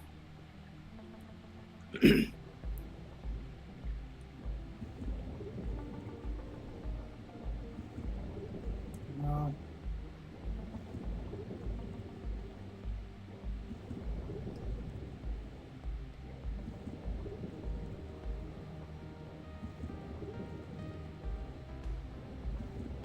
come on.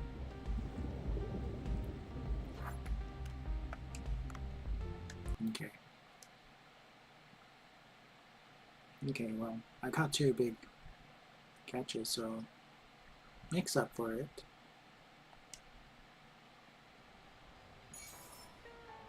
Oh.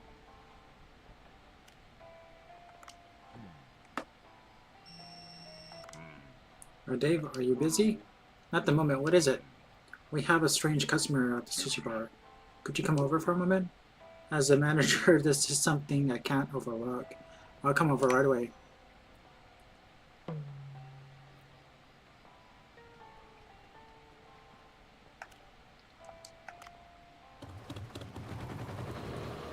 Anyways, a customer.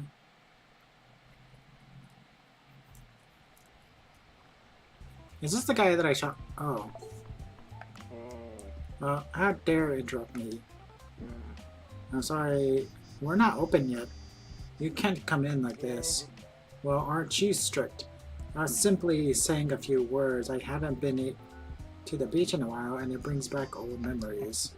Oh, was an amazing diver before. I took a harpoon to the knee. Oh, you're a diver? I'm also a diver. Then you must know the diver's dream of swimming in all the seas of the world.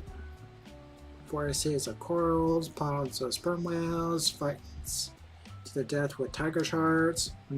That brings to mind a dish I really love to eat. What dish do you mean?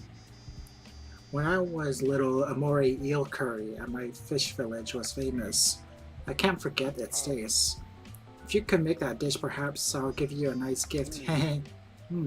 Moray eel curry. Moray eels hides in the rocks, making them difficult to catch. How do you get one? You know how to dive, but you don't know how to much of ecology, do you? Moray eels nocturnals and only come out at night. Do you have gear for night diving? Oh, I did get a flashlight recently. Well, that should do just fine. Moray eels are nocturnals. Please go night diving and catch a moray eel to fulfill my wishes. Haven't gone diving at night for a while. Maybe I'll try it. You could dive once every night. There's many nocturnal fishes out at night, but you also see exotic fish. Always pay attention to the sushi bar's opening hours.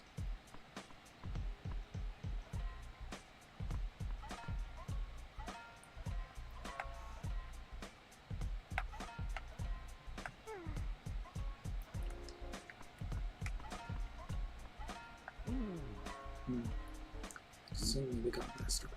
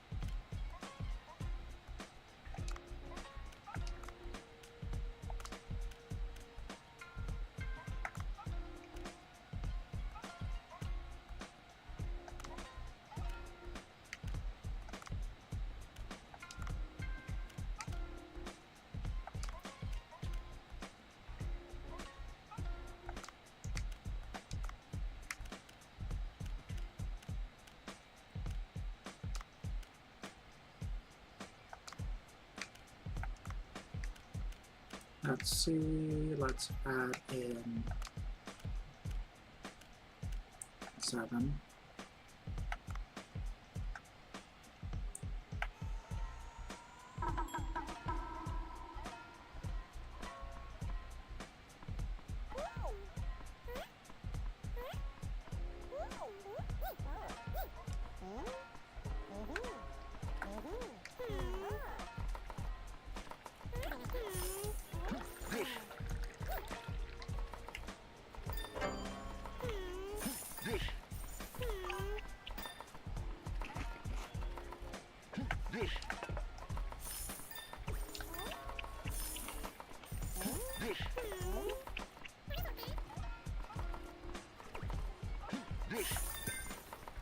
Okay.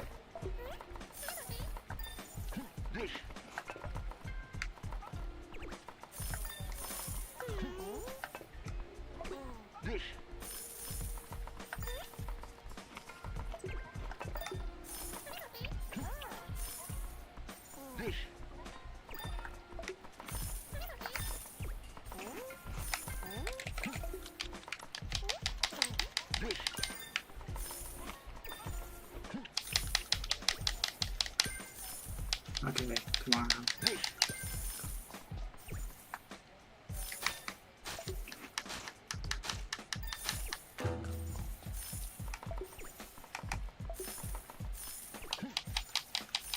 Come on.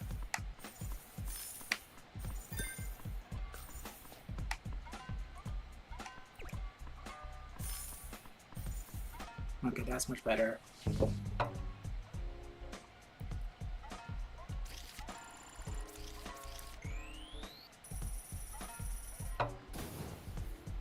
Okay.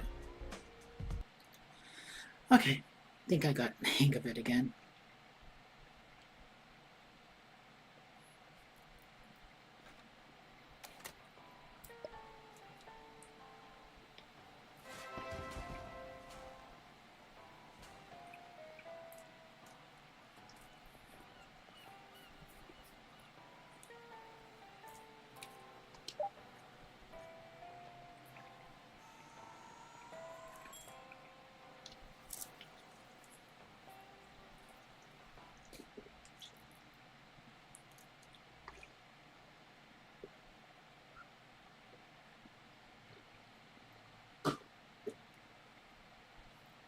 Let's see.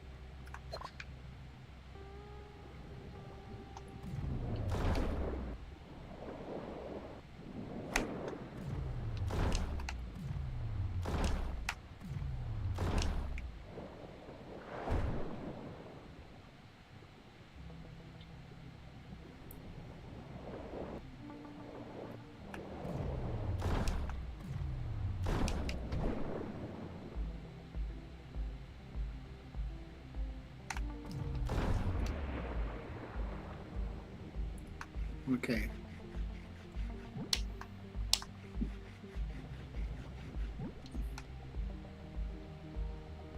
Okay, where's another one?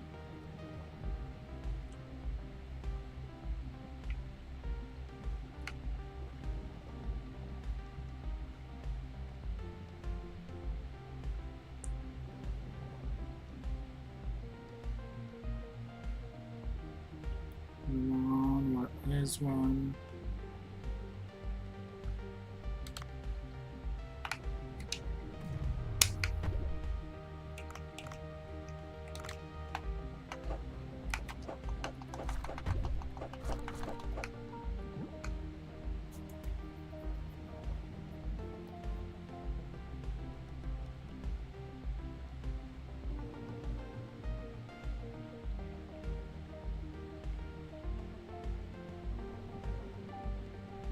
Okay. Well.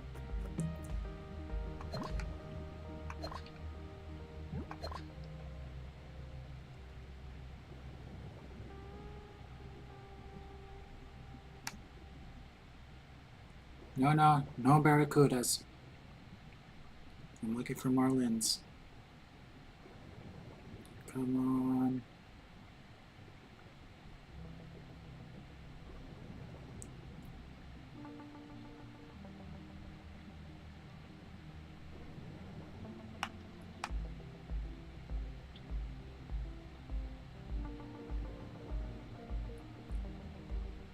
Hmm.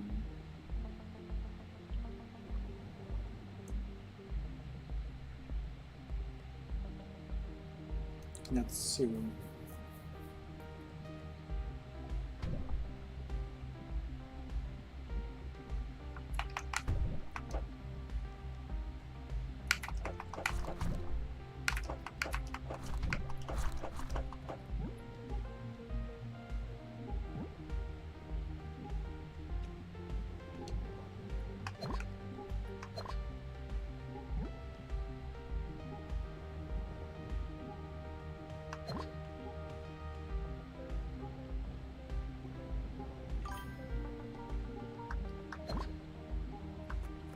Let's see.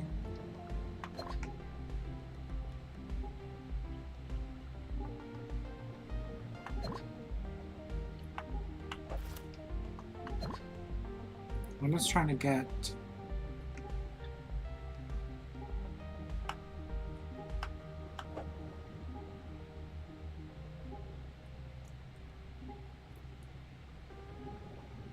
like enough. No.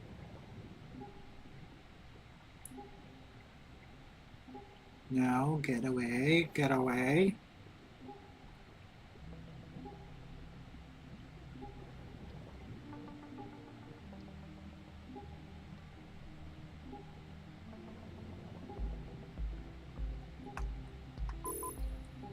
Okay, fine.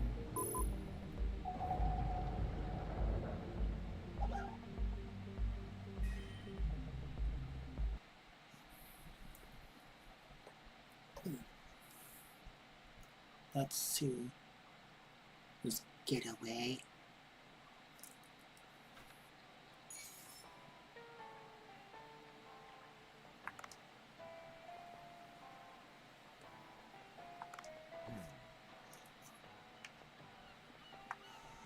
Oh.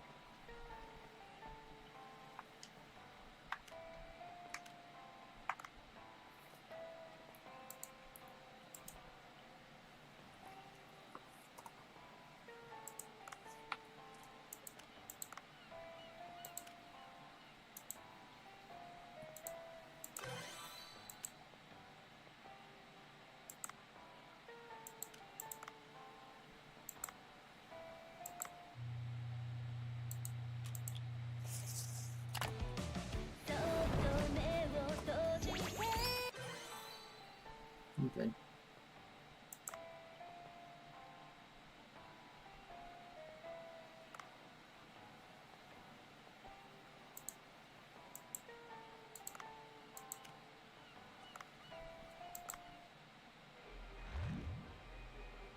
Hmm.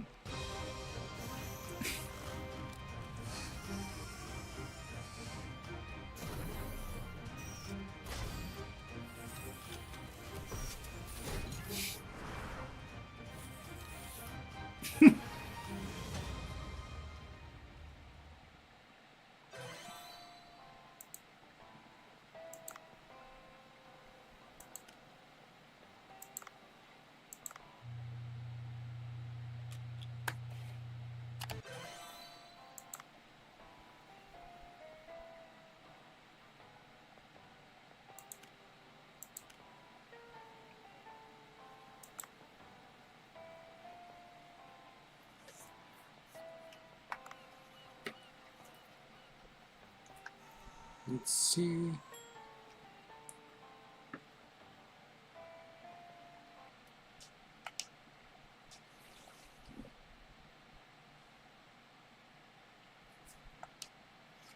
Okay.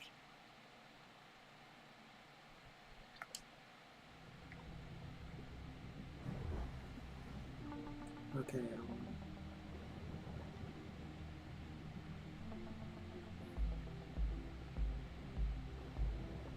Now, at least a little bit worthwhile in terms of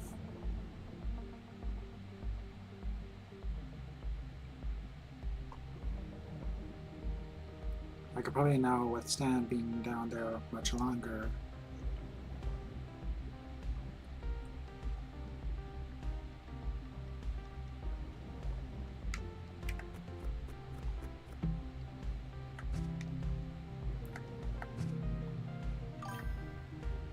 Hmm.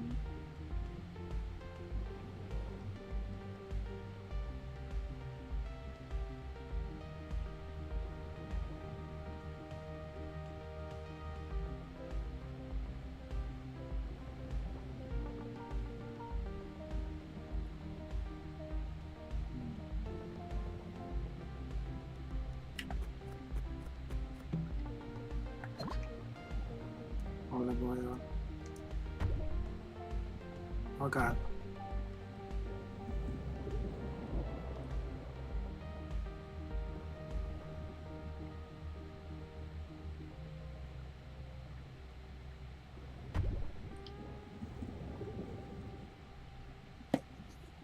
And anglerfish are terrifying.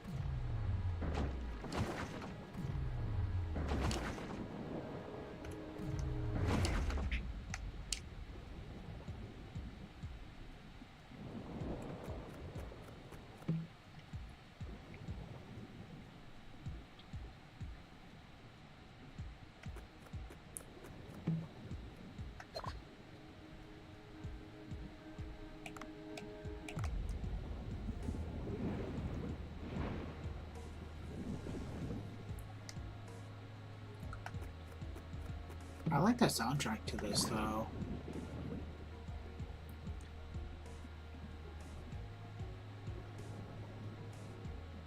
Oh gosh.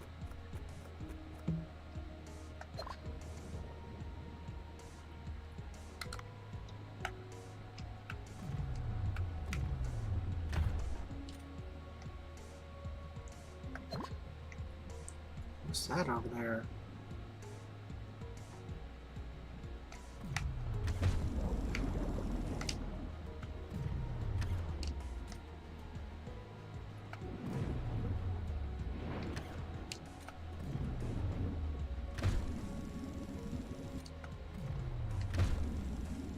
Come on.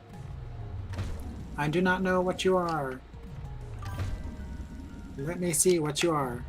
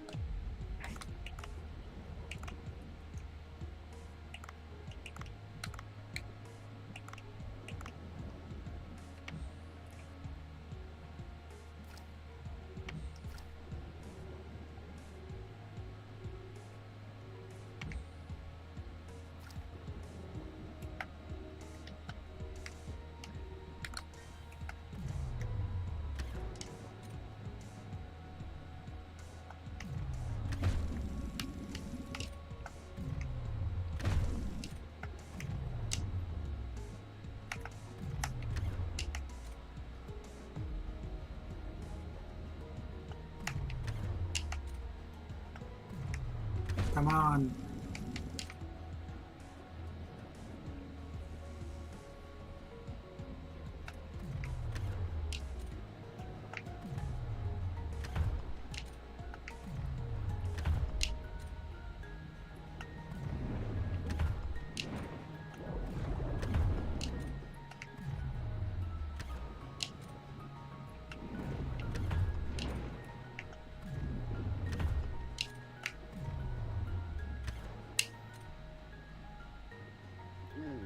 Must be a 2, 4, 3. What is the temporary work in my bath? Is there a solution? Let's see. My tumor said to hate UV light, so this should shrink them away. Oh, okay.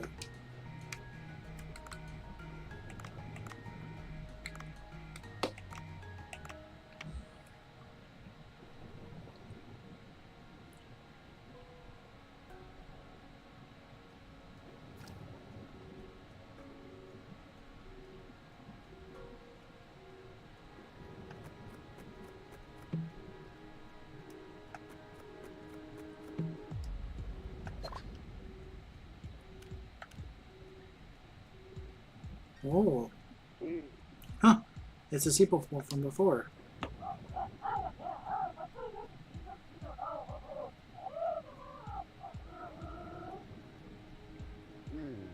They're saying something. I can't tell what they're saying. I have to call Dr. Bacon. My goodness, wow.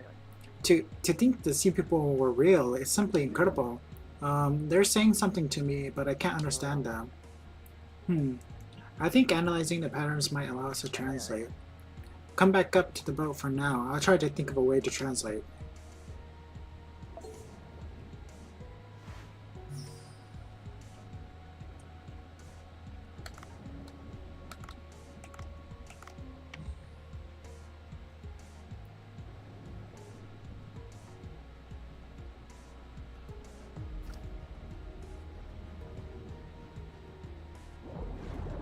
Oh god.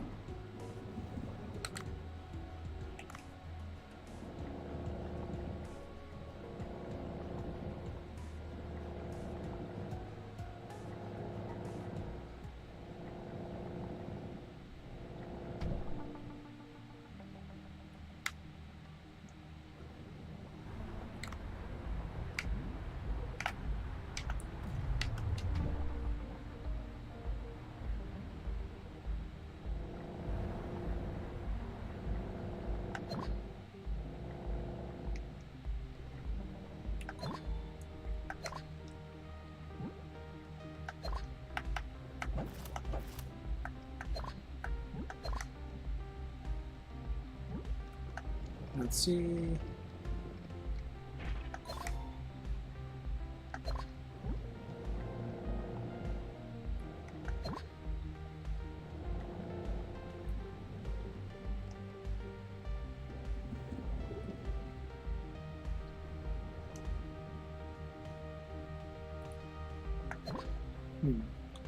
Pink selfish.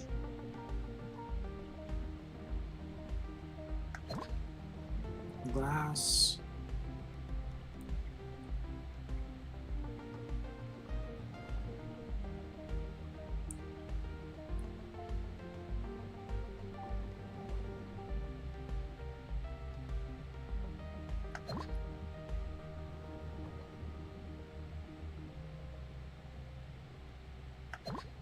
Let's see. Silver bowl. Yeah. I'll go to the new region. Let's see what's going on here.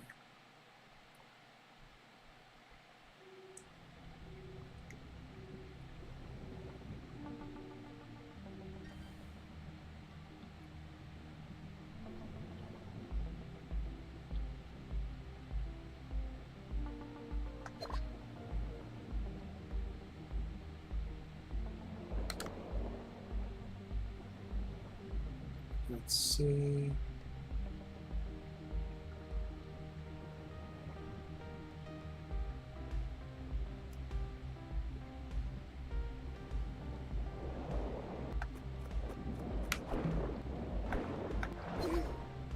Cat food. Should I go to Momo?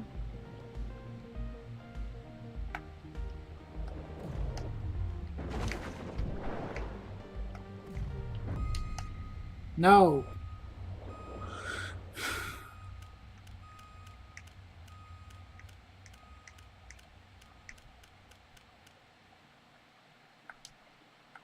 I'll save the cat food.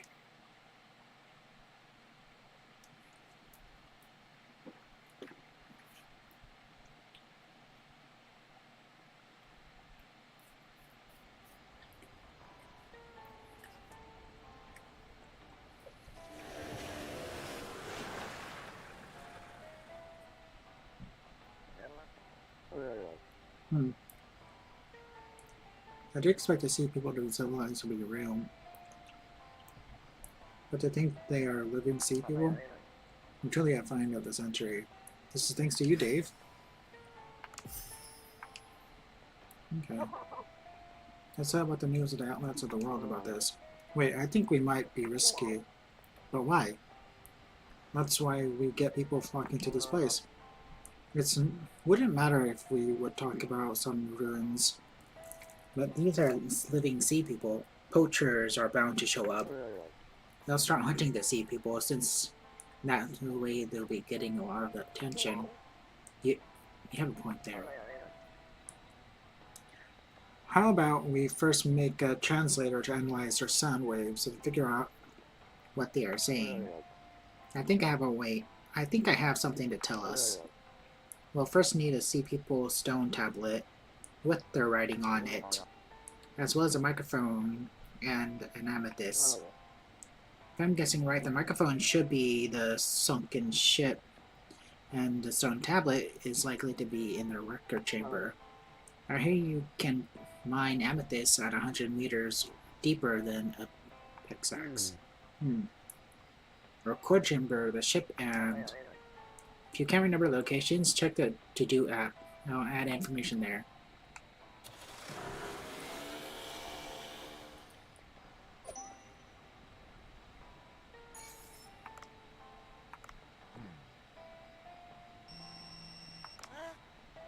Wait, can I have a moment with you? Yes, I'm sorry. Are you? I should introduce myself first. I'm a reporter for the magazine Weekly Fish, and the name is Udo. Oh, I read the magazine too. It covers unique fish species. Oh, you have? That's right. I've heard the blue hole is home to a variety of fish species. Is that true?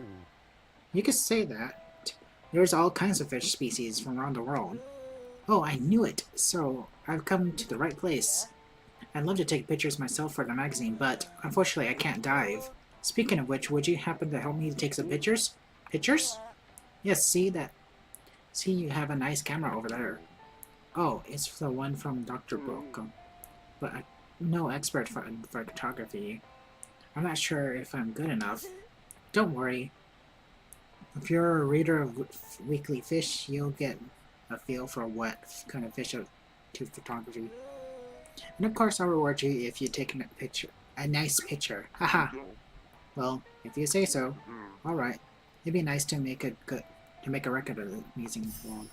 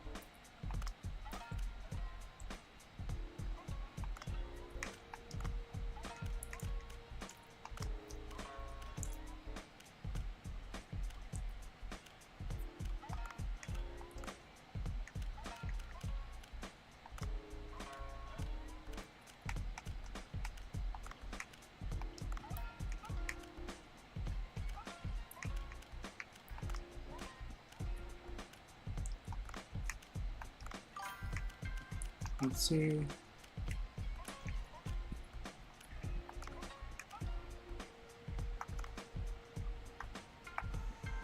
Okay.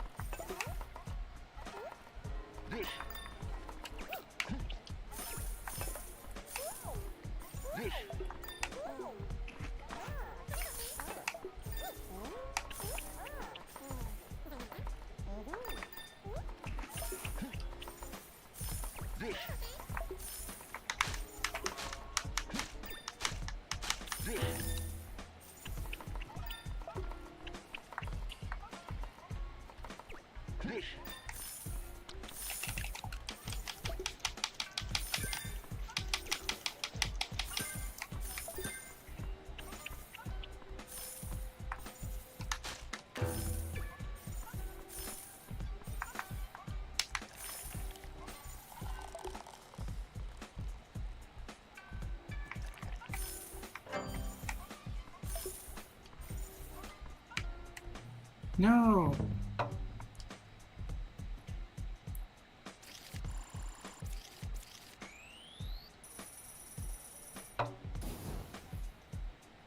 Hmm.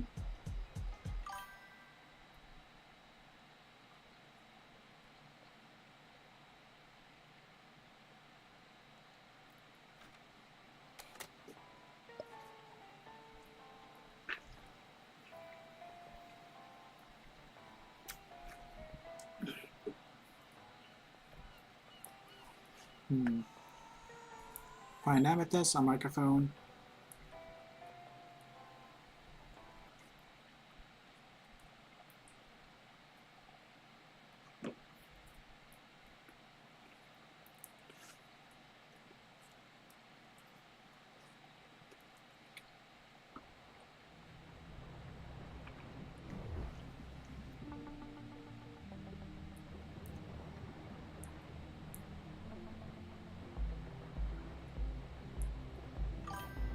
Let's see.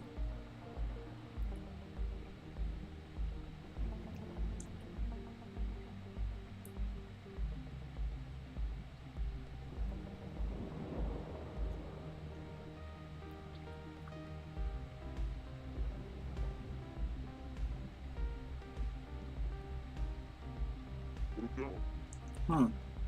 What is this strange coral?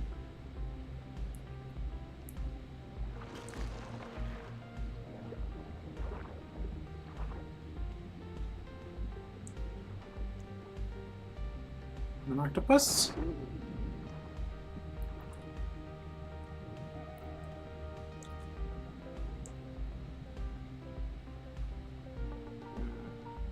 Ah, that octopus. It sprayed me with ink.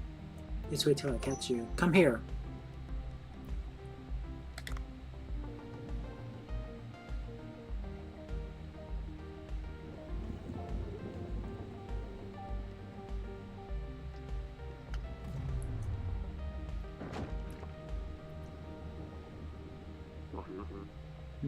My goodness. Stay right.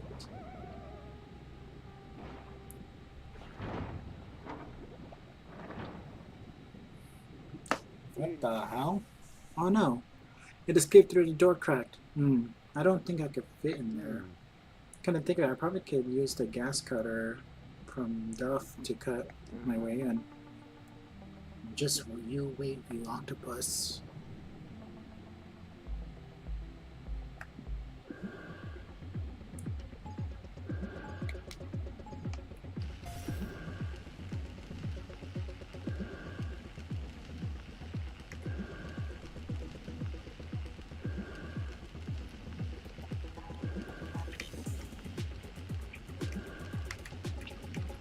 Okay, come on. Just trace the line.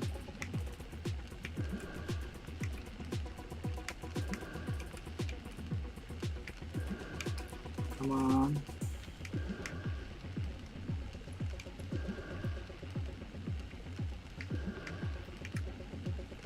Okay.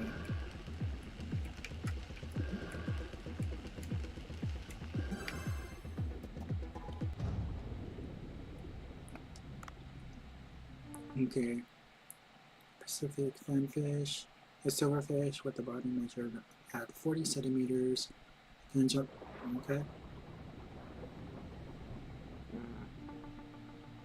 You got nowhere to run now. Give up. I guess I'll have octopus sashimi for dinner.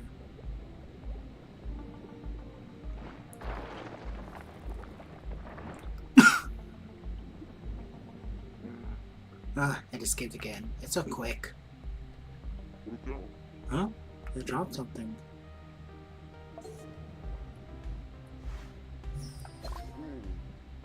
Seems to be an artifact. I'll have it identified back at the surface.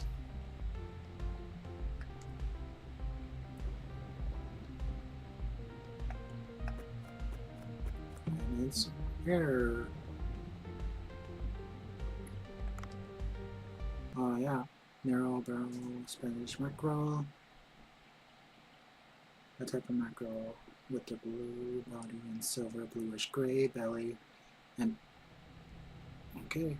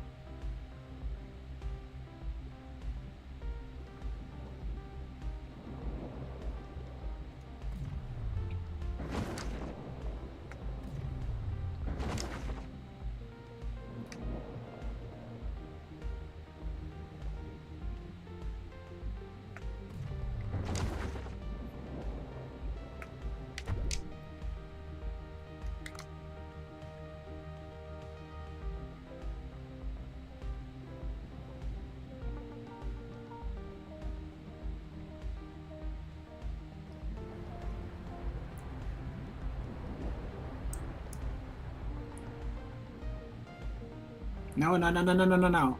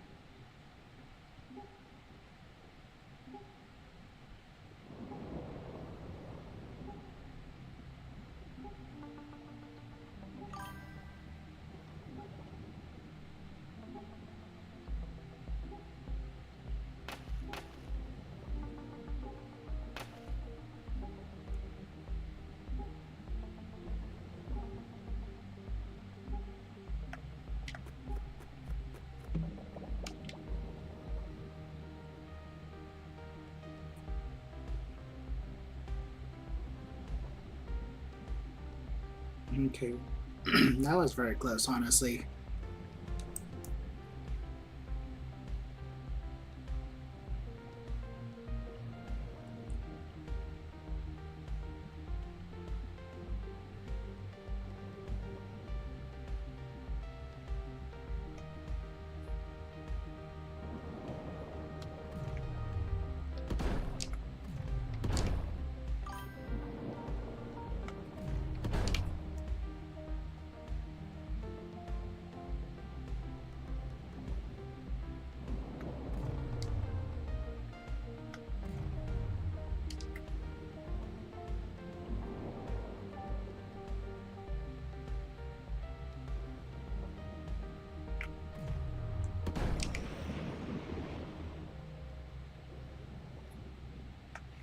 Okay.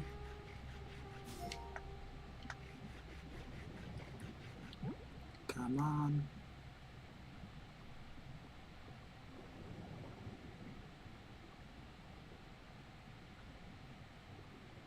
Come on.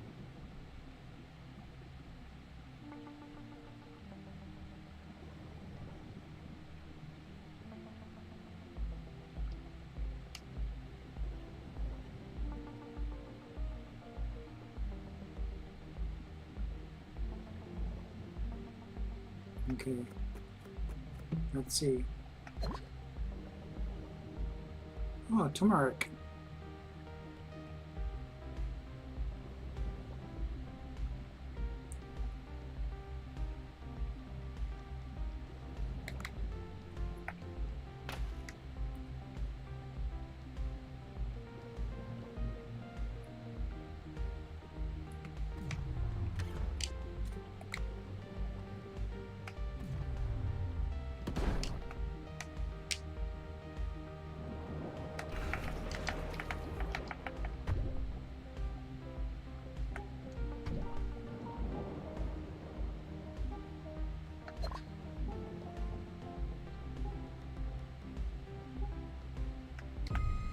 No!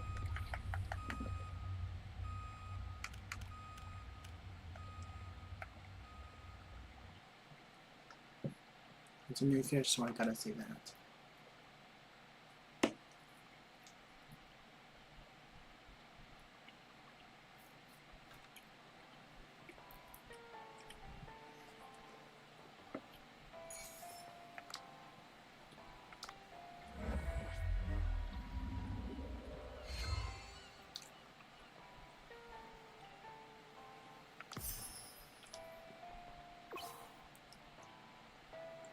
Kupczego.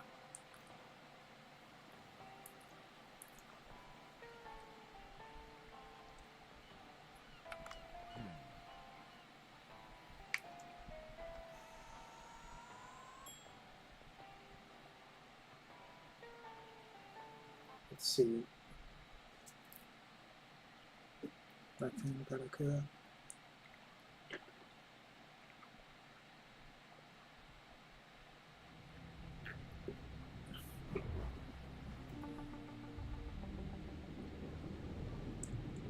What the?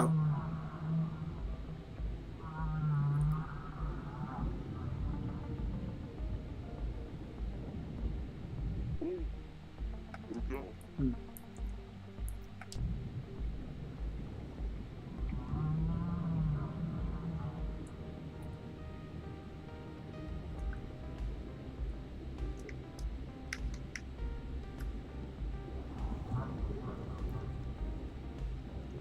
Hold on.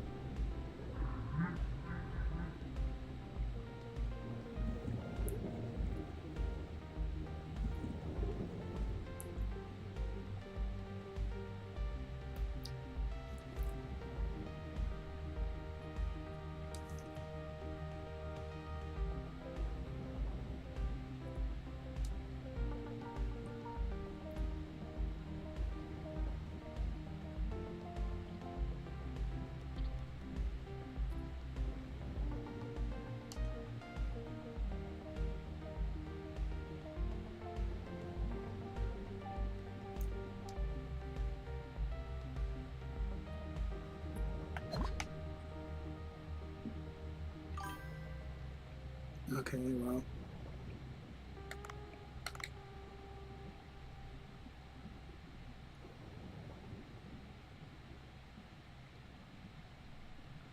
I was trying to follow it all the way through.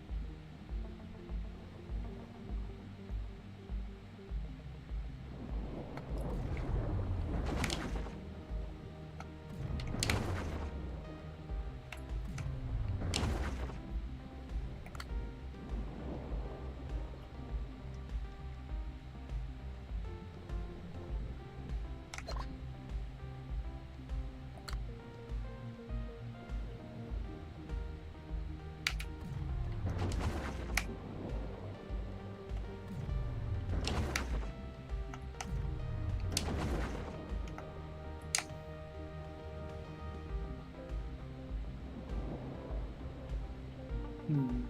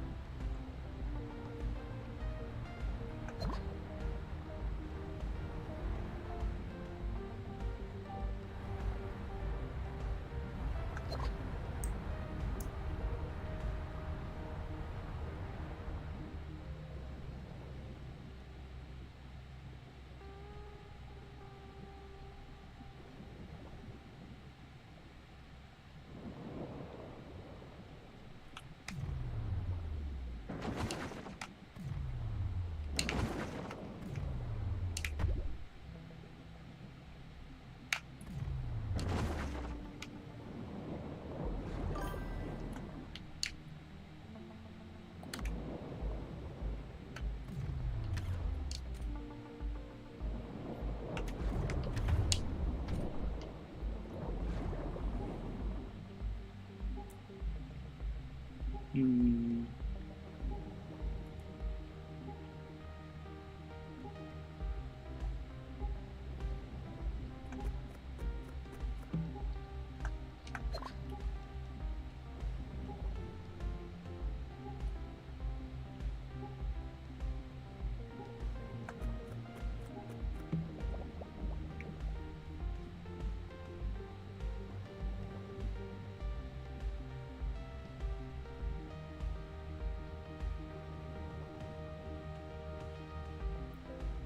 Okay.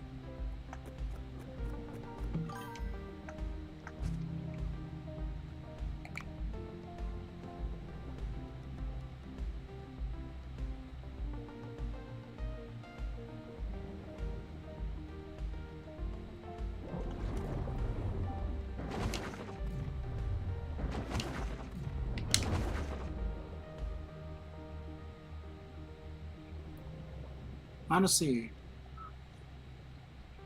why you won't go down?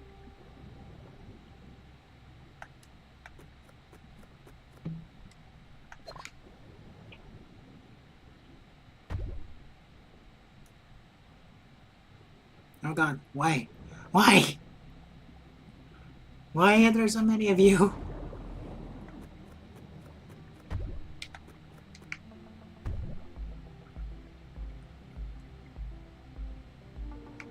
Jesus!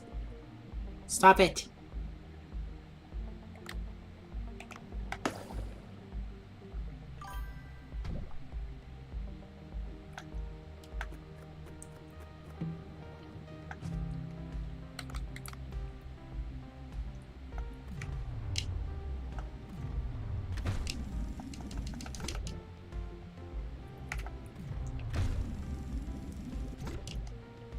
That's what you get!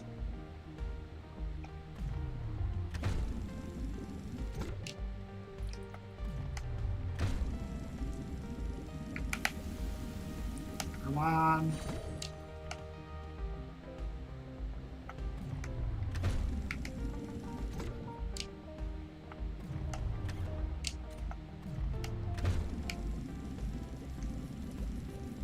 Come on.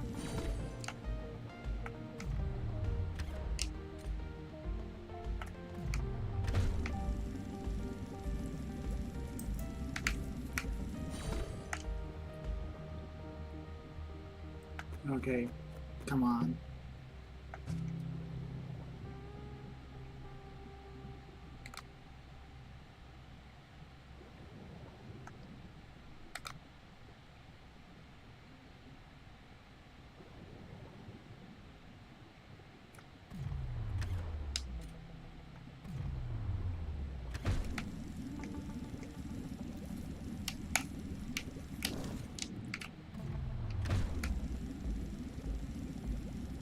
Okay, come on, come on, come on.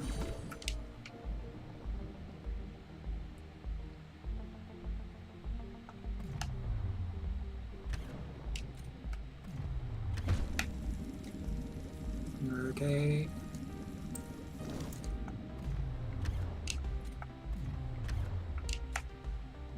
That's what you get.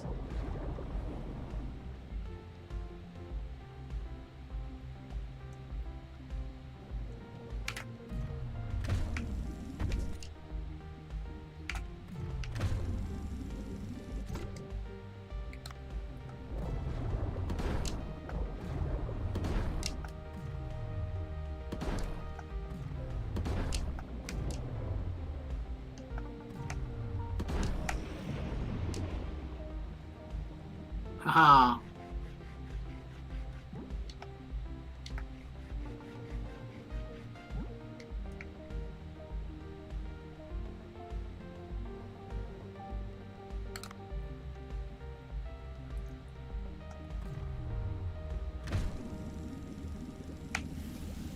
Come on.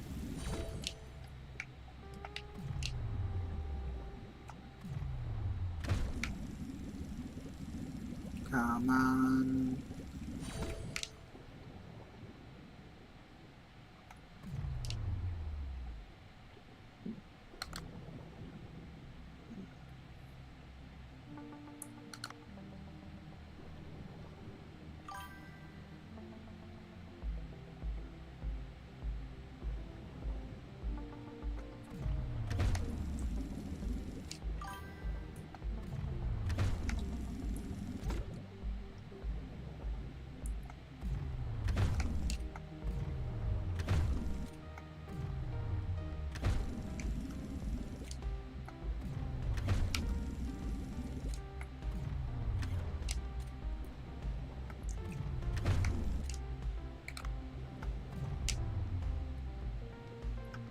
Come on.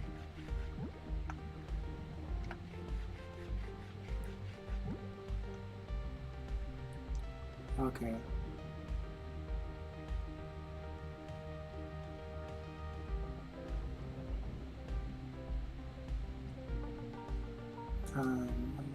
Just swim up.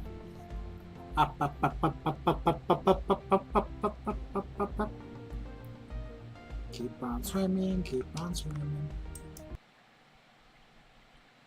Okay.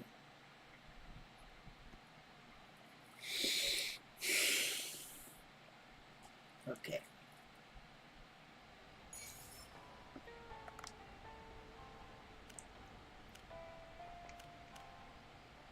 Got a shark.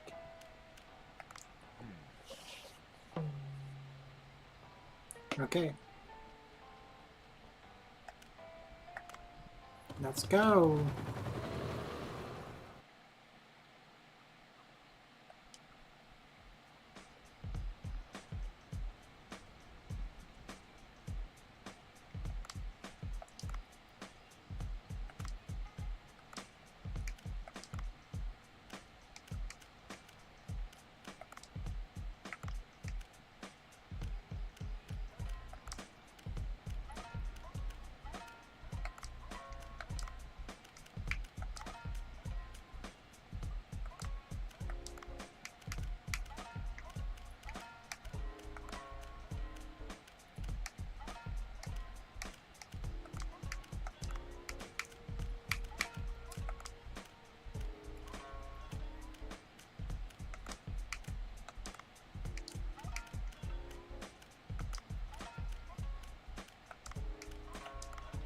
Okay.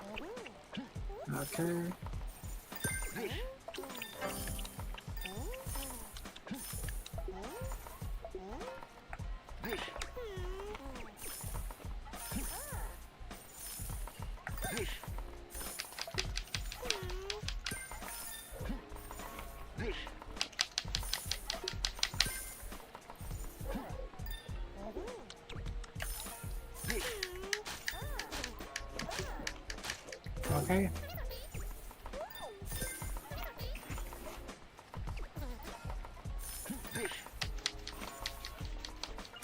Okay.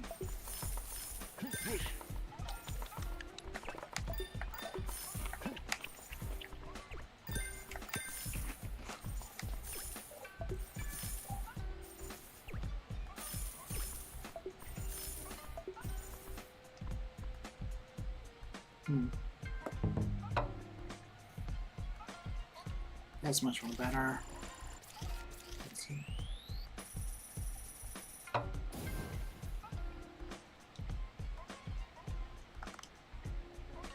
Okay. Not the greatest, but not the worst.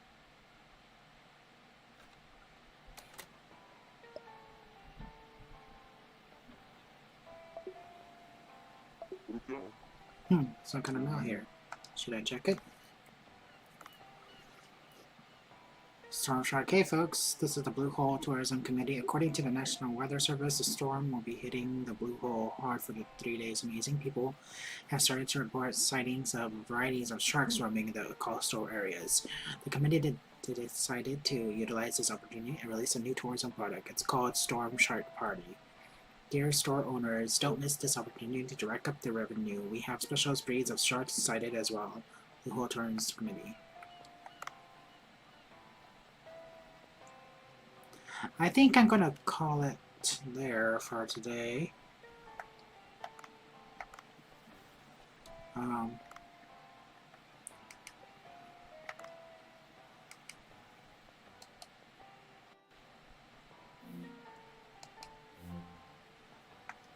um,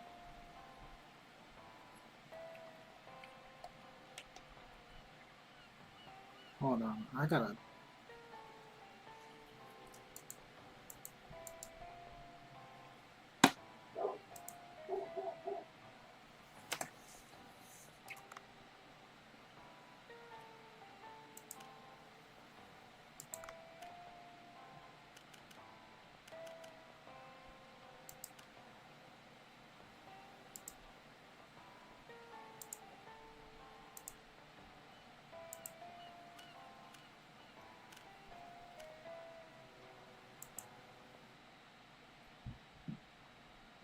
Excuse me. Oh, hold on. I gotta take care of something real quick.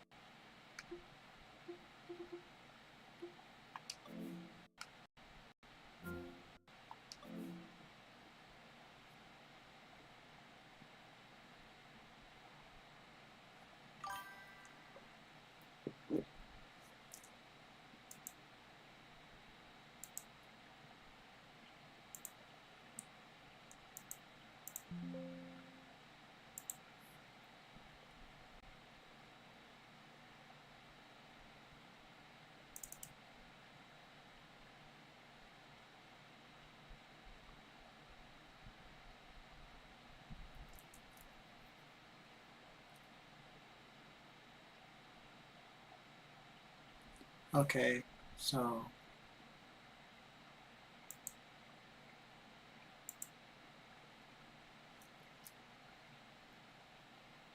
Okay, right now the software decided to freak out just as soon as it got back in, so I'm gonna be blowing this up right now, so just bear with me. It's gonna take a while, as I mentioned earlier in the stream. There's gonna be a variety of points you see me be pulling up for this, so just bear with me as I pull this all up.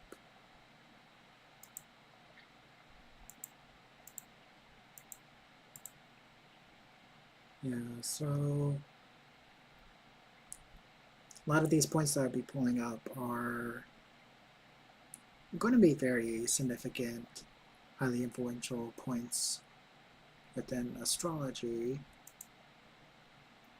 They may not be apparent to like the reasons why. However, based on a study that was done in 19, I want to say 97, 96, double check, because it was published in this book.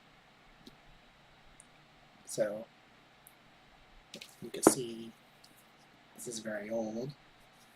Move this book up here. This book was, yeah, so 96. And this book also have all the influential points. Do note this was from 96, and as the years have gone from like to like 40 plus years now of our research and testing, we have expanded our findings significantly. So for the time being, you're going to be learning much older information, but it is accurate nonetheless in terms of like what we're most likely going to be seeing and so forth, and be using as a general simplified version, then going into complexities.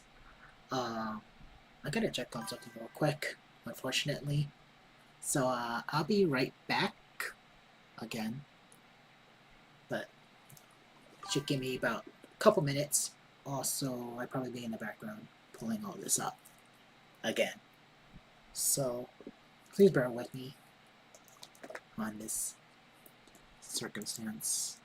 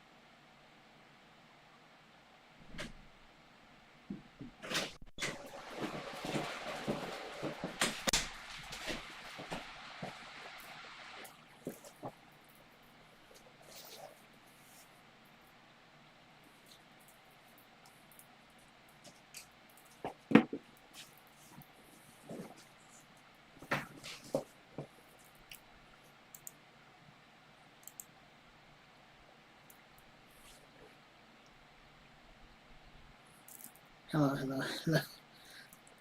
So, I just got back. Now, you may be wondering why there's a dog with me out of nowhere, but this one has some massive anxiety issues and cannot stand being alone for quite a while. And since I'm the only one with her for the time being, I had to quickly babysit her with her basic needs. So, yeah, say hi to people.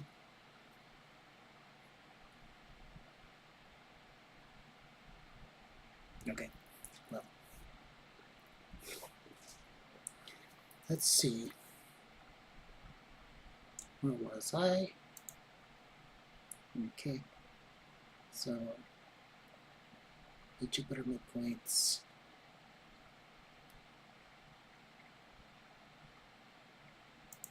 Jupiter Venus. Uranus. Sun. Pluto. Neptune. Chiron.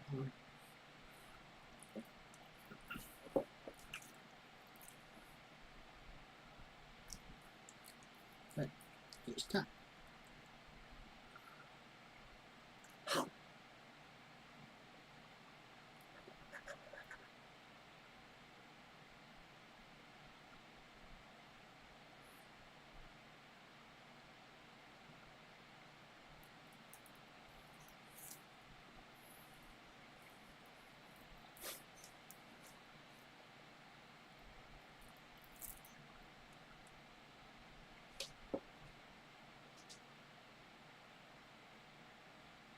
What you looking?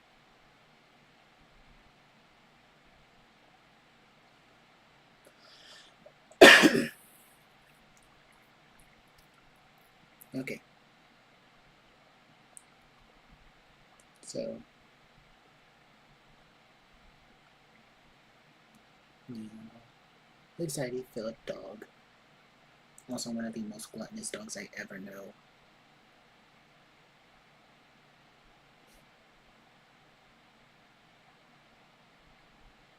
Neptune. Little.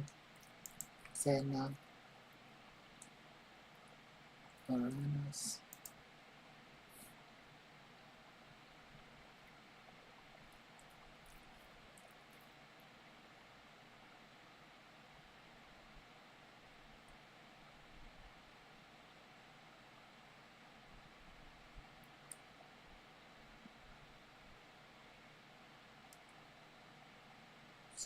Saturn. Mercury, Mars, Venus. Mercury, Mars, Venus, Jupiter, Venus.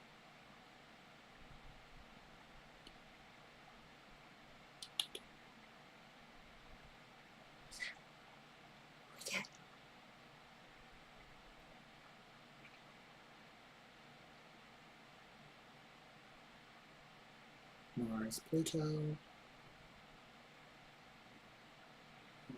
Pluto.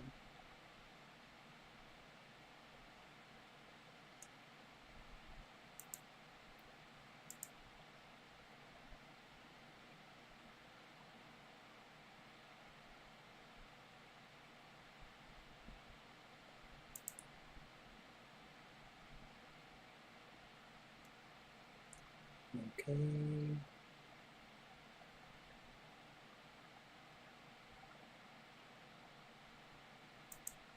Neptune, Pluto, Senna,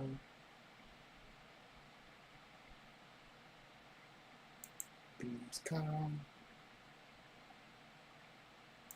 Neptune, Pluto, Senna, Uranus.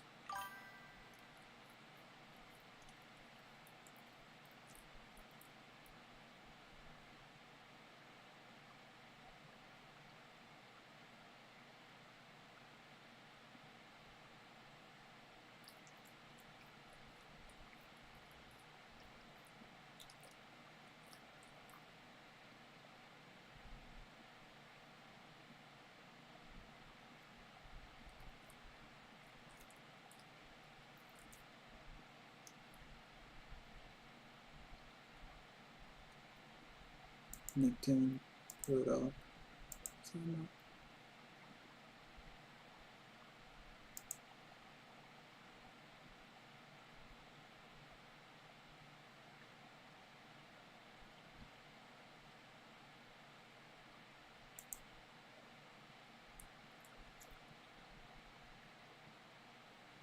Neptune, Uranus, Pluto, Neptune, Pluto, Jupiter, Saturn, Saturn, Uranus, Saturn, Neptune.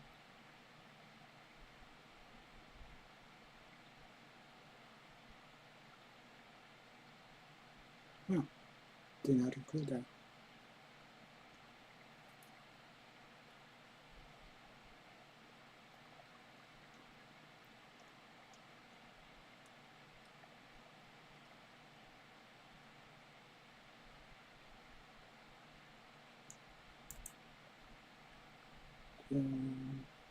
Saturn, Pluto.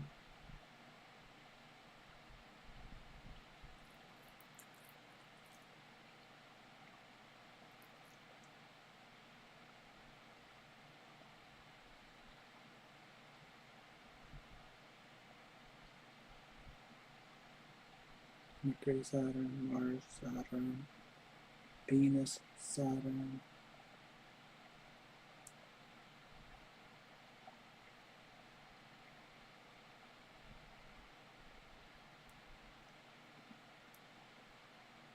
Okay, so let's see.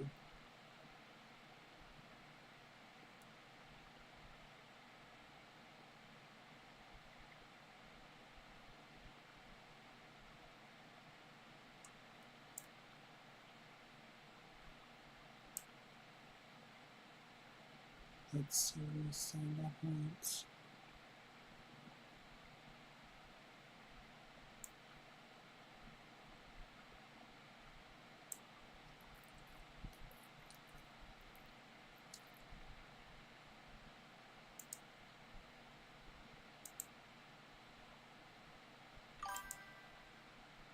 Let's look into this one.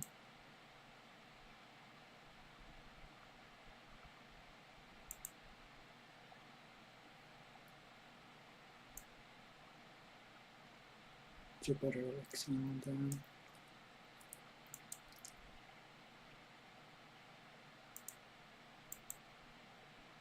Okay. Now we got all the points we are looking for.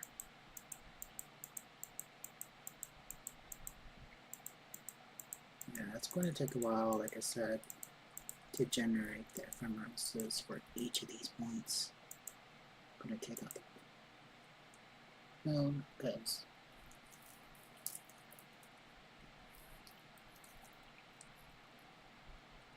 obviously the moon moves very fast, especially in the longitude, and there's going to be occasions where we look at that.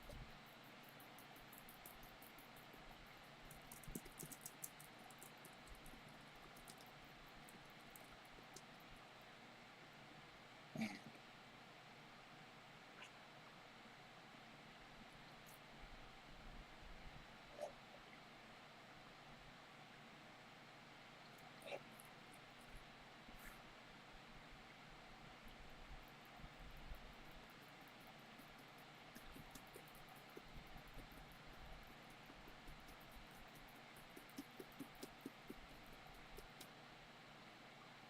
okay,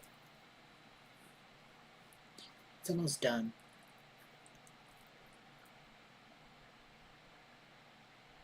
Yeah, it's almost done.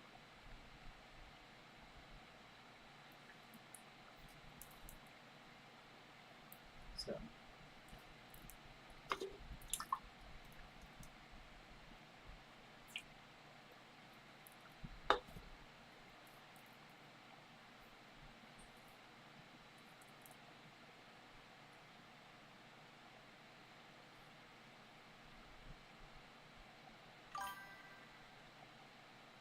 yeah, she's doing okay.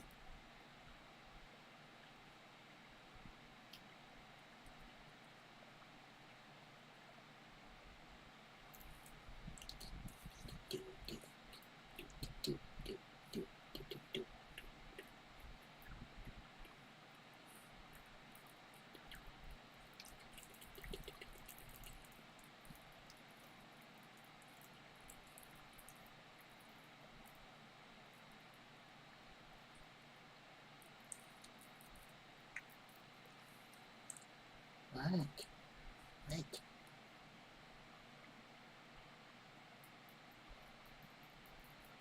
Okay.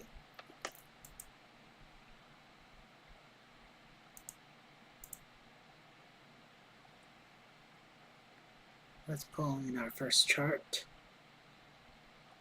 Let's look at PewDiePie's chart. Okay. Now, a unique thing about midpoints is actually they are the equal distance between two celestial bodies, so the combination is actually the equidistance between each point. Now, do know that midpoints not only appear in one location, though in most software, including in this, it displays the most what is known as the near point or the close point. Now, this is the closest points that both the closest middle or midpoint that they display. And hence one is the closest. There's also a far end, which is exactly 180 degrees, or the opposite side. Now, with midpoints, there's actually a principle within this book. You see me kind of open it up a bit on how they function and how they rule. Let me just find.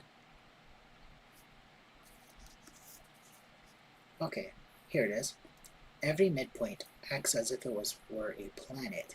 All midpoints influence every planet and other midpoints under the same rules as planets themselves.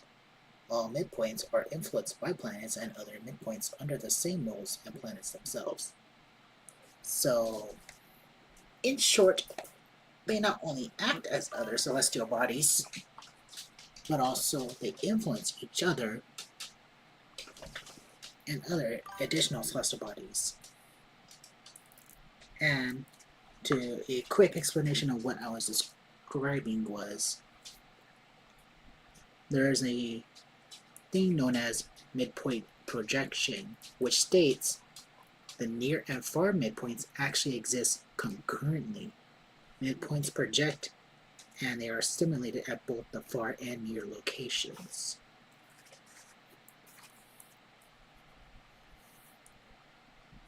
Now,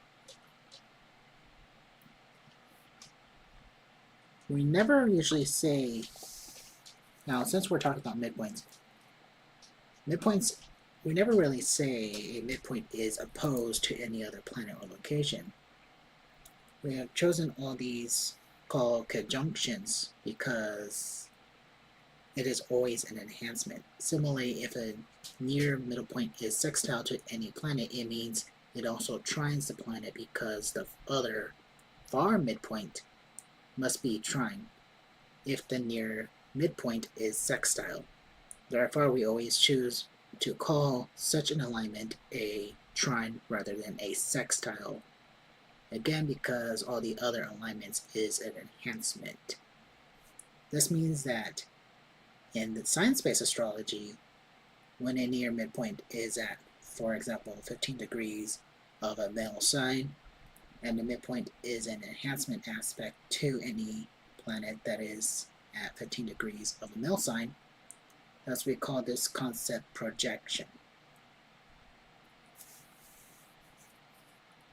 So, those are some of the rules or how we would view them. Another thing that you may want to also keep in mind, since we're on the concept of how midpoints works and functions, here's what is known as the law of symmetrical enhancements. It states whenever three or more celestial bodies are aligned in a manner such that planets form a symmetrical pattern, then the aligned planets enhance each other and influence each other positively. except sometimes of 90 degrees angles, are formed, as is the case with a T-square. The positive influences of combined planets will confirm to integrate combined symbolisms of the planets that form the symmetrical alignment. So, in other words, when three or more planets form a symmetrical pattern, the symbols of all the planets are improved and enhanced. The planets that comprise symmetrical pattern work together and enhance each other in case of a Magi quad, which is a different thing I will not explain just yet. But four planets are aligned in a symmetrical pattern, and the four planets enhance each other if there is a conjunction corner of a Magi quad. It doesn't break up the symmetry. Instead, it creates two Magi quads, which means that there are two symmetrical patterns, and therefore degrees of enhancements is about doubled. Now, I will not be explaining Magi quads because it is a lot, but with that given information of just midpoints and symmetry, this is how we're going to be approaching these mini-series for the time being. Let me just pull up my notes real quick because with midpoints, especially these points, there's going to be a lot of information being thrown at you at once. And though I have the book with me, sure, but the reason why I'm going to be pulling up my notes is broken down to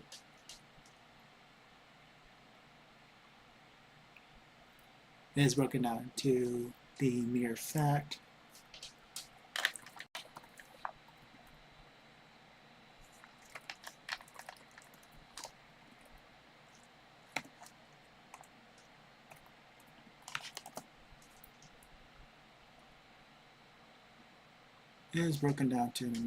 that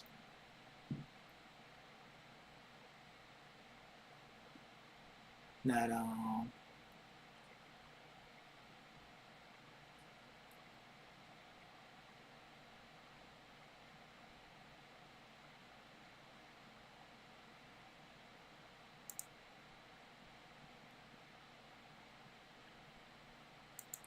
the mere fact that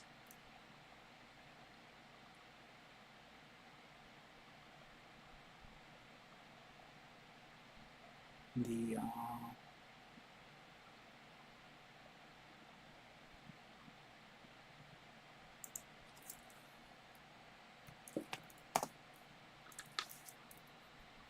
I'm so sorry, like I'm kind of lost of words in a moment.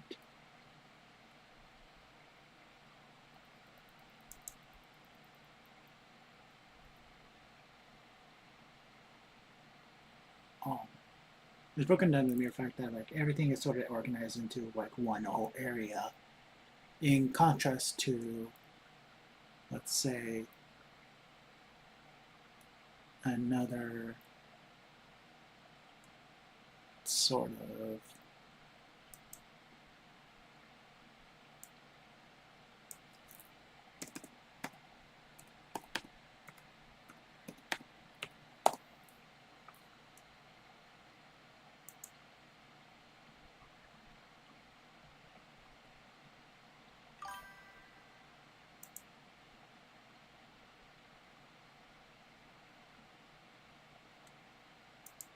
everything is actually rather all together in its own type of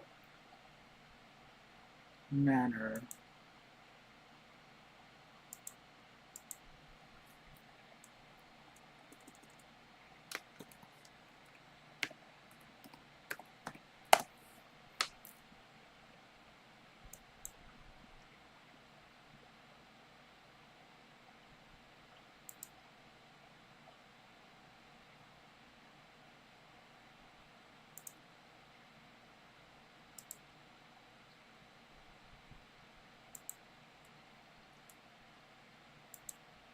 Hold on.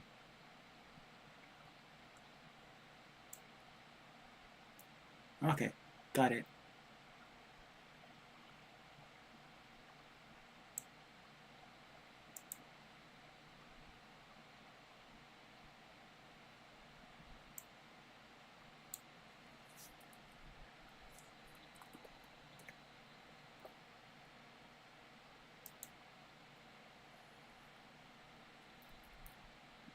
Okay.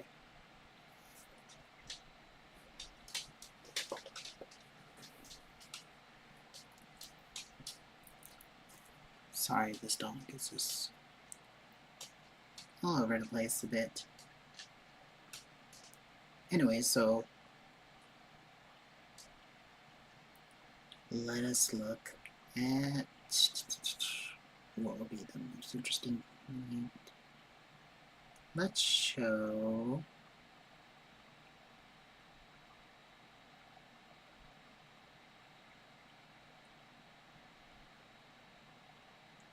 the Majak Zodiac 7 and let's show Pallas. So let's filter out the Venus, Jupiter in. We're going to Chiron, Pallas, Jupiter, Chiron, midpoint.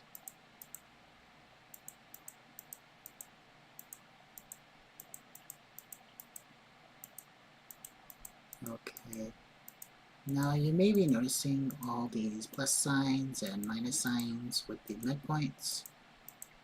And if you're curious, yes, there is occasions where you see a plus and minus sign side by side with some of these midpoints, but the reason why they are there is sort of to let you know, because it's based off of much older research, on which alignments are actually completely positive, which you'll see the double plus sign. If they are double negative, it's a very negative alignment. If you see a plus and negative, then it's relatively neutral. In this case, this is positive, positive, positive, positive, positive, so our interpretation would very much be positive, if not highlighting those positive components. Now with the Jupiter-Chiron midpoint, which is present over here, that symbolizes the Golden Cinderella midpoint. It is helpful in career and in love. It is successful marriage and career. It is romance. It is super success, blessed marriage, a blessed relationship, fortunate family, success as partners, golden mutual handshakes, successful family, healthy family, having children, loyal to family, success in the entertainment industry, success at selling to the public, enormous power, fabulous public image, super charisma, and successful career, and blissful future. Now, interacting with Jupiter, which is a symbolic of, let me just pull this up so I can give you a quick overview of what that symbolizes properly.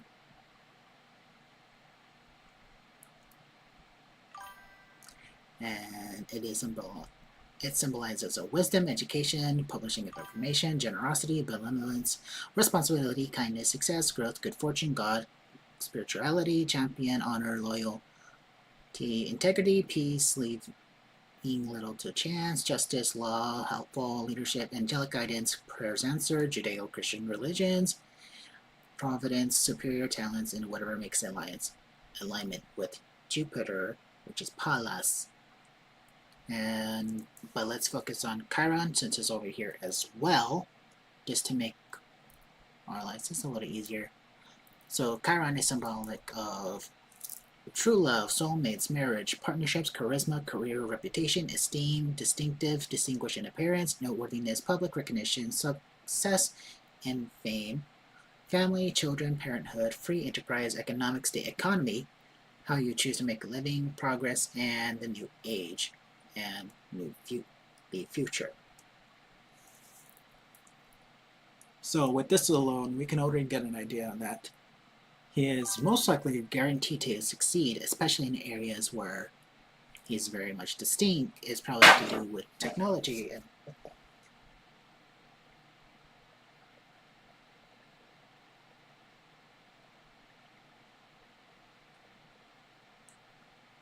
okay. What's wrong with that?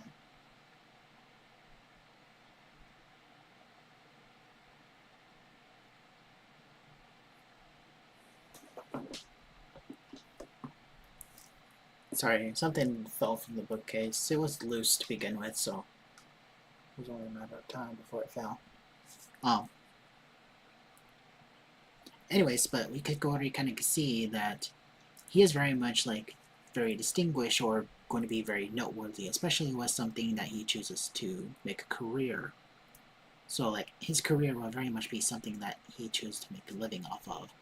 And it is interacting with Palas. So with Palas, as I mentioned in other cases, it symbolism of logic, analysts ordering sequencings, organizations, plans, opinions, rationale, strategies, accuracy, digital products and services, coding talent, precision, timing, and efficiency. And of course, when we're talking about or focusing on the digital products and or services, this also includes online or digital services of entertainment. So playing with video games, for example, as a career. And again, like Chiron does have that symbolism with career, and so Jupiter has like superior talents in like the abundance of making that career or the cash flow. So like he could be very super successful in content creation, which as we know he is very much in that case. And of course, if we add in beauty, which we add in Venus, it's symbolic of beauty, flirting, luxury, elegance, affection, female desire, seduction, cash flow, money, unions, friendships, charm, cooperations, taste, value, possessions, manners, and diplomacy and lovemaking. So, with this new added layer, we can kind of get an idea that, like, through the uses of, like, tech, making a content creation through online and making the future out and career out of that, he can not only make money, but also he can collaborate with others. He can work well with others, collaborate others in the field and industry as well. Also, he can obtain money or make money through his own free will in terms of how he chooses to utilize gaming. In this case, be a content creator. He's able to make money through this, and also hence why he's very successful in that case. If I recall, he's also been like the top 20 or top 12 individuals and with the most subscribed individuals when it comes to YouTube. Now, this is not the main alignment that contributes to it, but it's definitely one of many that contributes to that. Although I can say for sure it's most likely this exactness with Venus, Pallas, and the Jupiter Chiron midpoint, especially. So let's look at another. But as you can see, this point is considered a very significant midpoint and heavily influential, especially in PewDiePie's case. Now let's look at Bill Gates. Now, we've been looking at content creators for a bit, along with also some fictional characters and various historical events. However, let's look at someone who is also known to be very successful in their designated field, especially in terms of riches. Now, whether you love or hate him, you cannot deny that despite how one may view him, he is overall successful, at least in terms of being viewed as a businessman compared to others. He's also known to be very rich, which no one can deny. Bill Gates is very rich in that manner. So since he works and creates with his company, mostly is associated with computers in some form or way, or computer-like systems such as gaming consoles, we'll be focusing on Mercury for that. So let me just pull up some things real quick.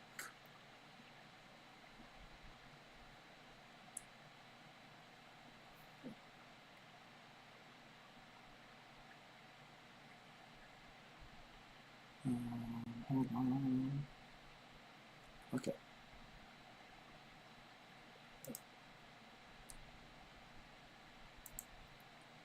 Let's look at Mercury, Chiron.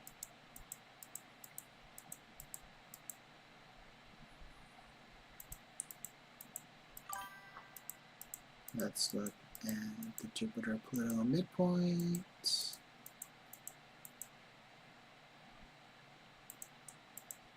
The Neptune, Senna, midpoint.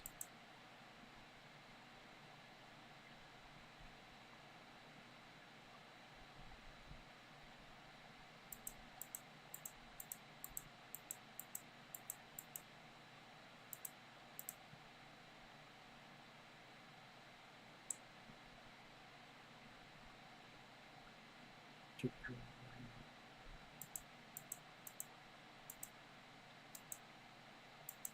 Okay. Now, with Mercury, it is interacting with both the Jupiter and Jupiter-Pluto midpoint. Now, the Jupiter-Pluto midpoint, this is symbolic of super success, super powerful, super rich, unbelievably fortunate, remarkable, enterprising, and being incredibly talented. Now, again, now we are throwing in the symbolism of Jupiter and Mercury. Well, let's start off with Mercury, which is the mind, thinking, communications of all kind, humor, intelligence, teaching, speed, vehicles, transportation, travel, exploration, the brain, eyes, ears, mouth, expressions, and also things that mimic those things or replicate it in some form of way. So, for example, with the brain, we have computers, we have calculators, we have artificial intelligence, even. For replication of the eyes, it will be the cameras, it would be screens to various degrees. We have ears, so this will also be like the microphones in this case, the mouth. In this case, it will be the speakers. We have also expressions, so like things that can make expressions or convey ideas. So like telecommunications and again like emails and texts and so forth, like all this stuff is to do with computers and technology. That's sort of this how it manifested, but we can already get an idea that he is super successful in areas or fields to do with technology of computers already. Now, if we add in the symbolism of Jupiter here, we can now get a bit more clear where like this is of wisdom, education, publishing of information, generosity, benevolence, responsibility.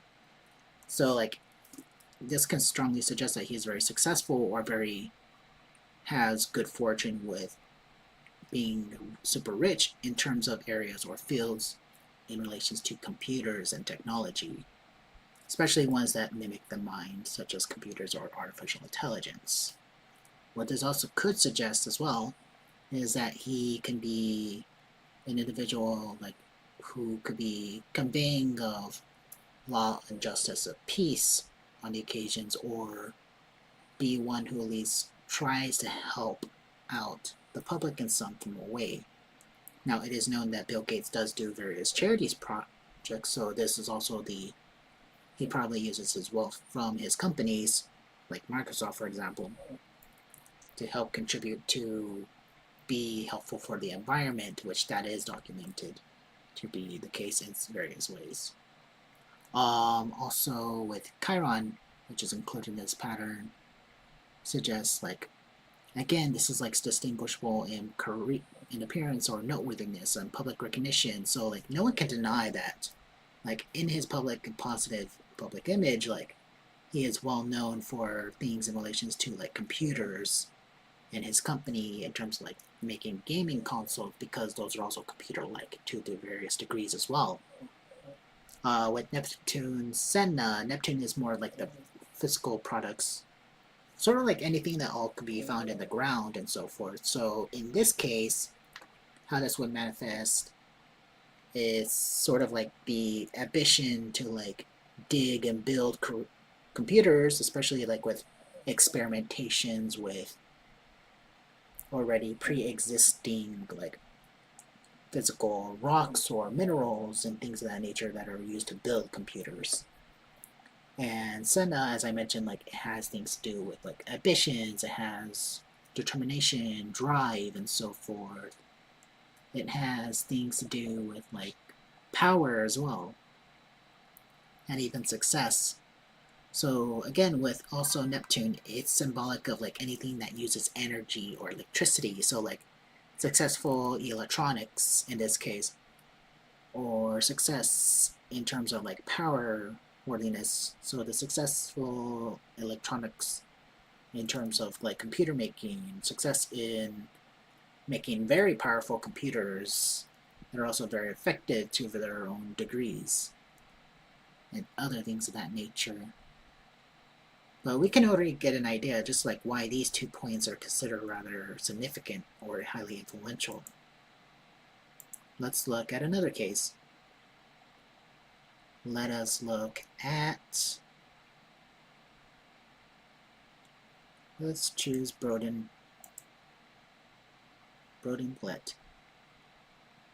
I think that's pronounced that way.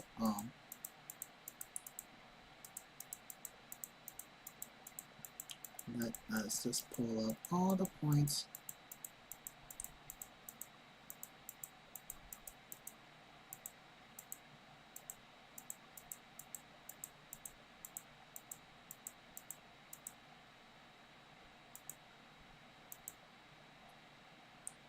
Let's see. Move that over here.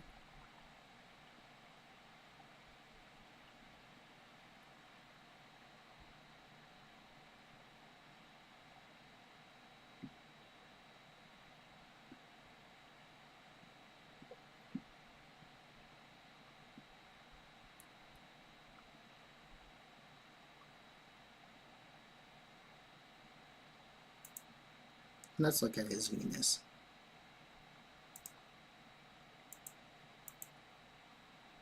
Venus, Uranus,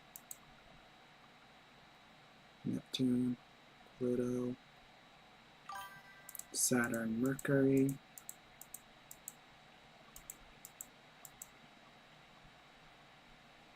Jupiter, Chiron,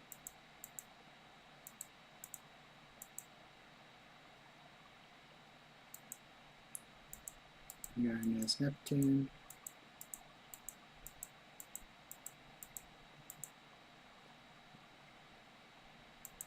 Venus, Neptune,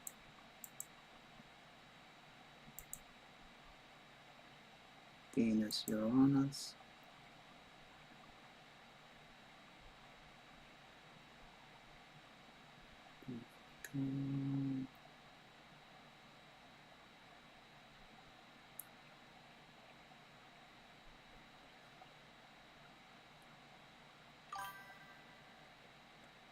okay.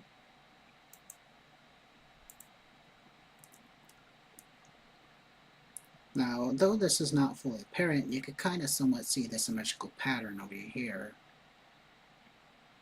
But let's just see if it's significant if we were to increase. Yeah, so you could definitely see it much more clear if we increased it to 4 degrees.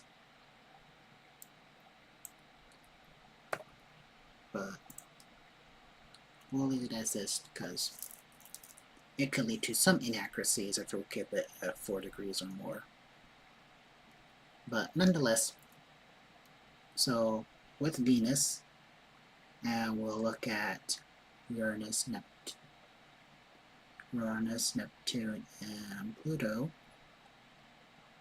just so we get the symbolism, because we'll definitely be focusing on the midpoints over here. So let's get started with that. So with Venus, which is right over here, this is symbolisms. Its symbolisms is beauty, flirting, luxuries, elegance, affections, female desire, seduction, cash flow, money, unions, friendships, charm, cooperation, taste, values, possessions, manners, diplomacy, and lovemaking abilities and techniques. With Uranus over here, its symbolism is of independence, authenticity, uniqueness, nonconformity, freedom, change, excitement, globalization's fame, the public, the media, broadcasting, entertainment, industry, high technology, the internet, astrology, and chess. And it's also interacting with Neptune, so this is also of like creativity, healing, and health, youthfulness, attune, intuition, serenity, inner peace, the artistry, one's oneness with the divine, long-term financial security, longevity of all kinds, real estate, natural resources, romance, and so forth. And with Pluto over here, it is symbolic of confidence, business chops, it's of wealth, potential, profits, intentions of success, power, enterprises, big businesses, raw sex. So raw sex, lust, secrets, obsessions, compulsions, and corporations. So just by this alone, you could kind of already get an idea that like he is very much an individual who's like very much has intentions of success, and it's in relations to like making things beautiful or making them have some sort of charm. This also is also known as a supersexual alignment, which, just on a little random note, what this could suggest, if since we're talking about sexuality and all that, is that he could be very much like an obsessive lover. He may also be prone to be has tendencies to be an obsessive lover, very handsy, prone to jealousy and so forth. And also, this could suggest that he also is a love of power, or may be interested in terms of power games, but of course that's much as I'll go with that. Venus and Neptune, this is both a creativity and also a romance alignment. This is actually one of these super romantic alignments. So very much scenery and so forth, like the charm, the beauty in terms of the moment and so forth is very much important as well for him. Anyways, but in terms of creativity and also in work, it strongly suggests that like creative manners in making like films that are beautiful and all that, because with film, it is usually, at least older film, it is typically drawn out onto like silver and chemicals, things that are natural resources, usually made into film strips. So, which is symbolism of Neptune and intention success. So, like in making movies in an artistic like manner, that's also an interpretation that can occur from that. And again, it's the entertainment industry as well. Venus interacting with Uranus. This is also known as the Eternal Bachelor alignment. This does not guarantee that he'll be forever single and so forth, but it does indicate that he has that probability of unfortunately falling in that line. This also could be also known as the serial flirter type alignment, where like even if he's in a relationship, he may be rather flirtatious, which can be problematic to various degrees if not watched or taken care of. And of course, that depends on his own situation and how his lover would view it. Other than that, nothing too bad in that manner. But also, this could suggest that when he also makes friends, usually his friendships will be taken into some like chaotic like manner where to some degrees it may very much be like Thelma Louise type relationship. Not to an extreme, but to some various minor perspectives, most likely.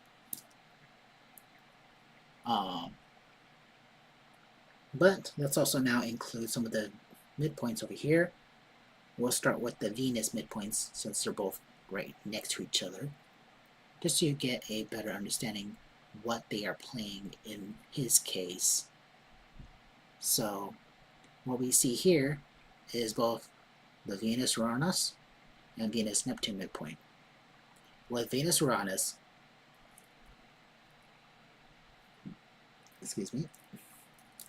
with Venus-Uranus, it symbolizes love and adored by the public idol, photonic and charismatic, beautiful on the screen and in print.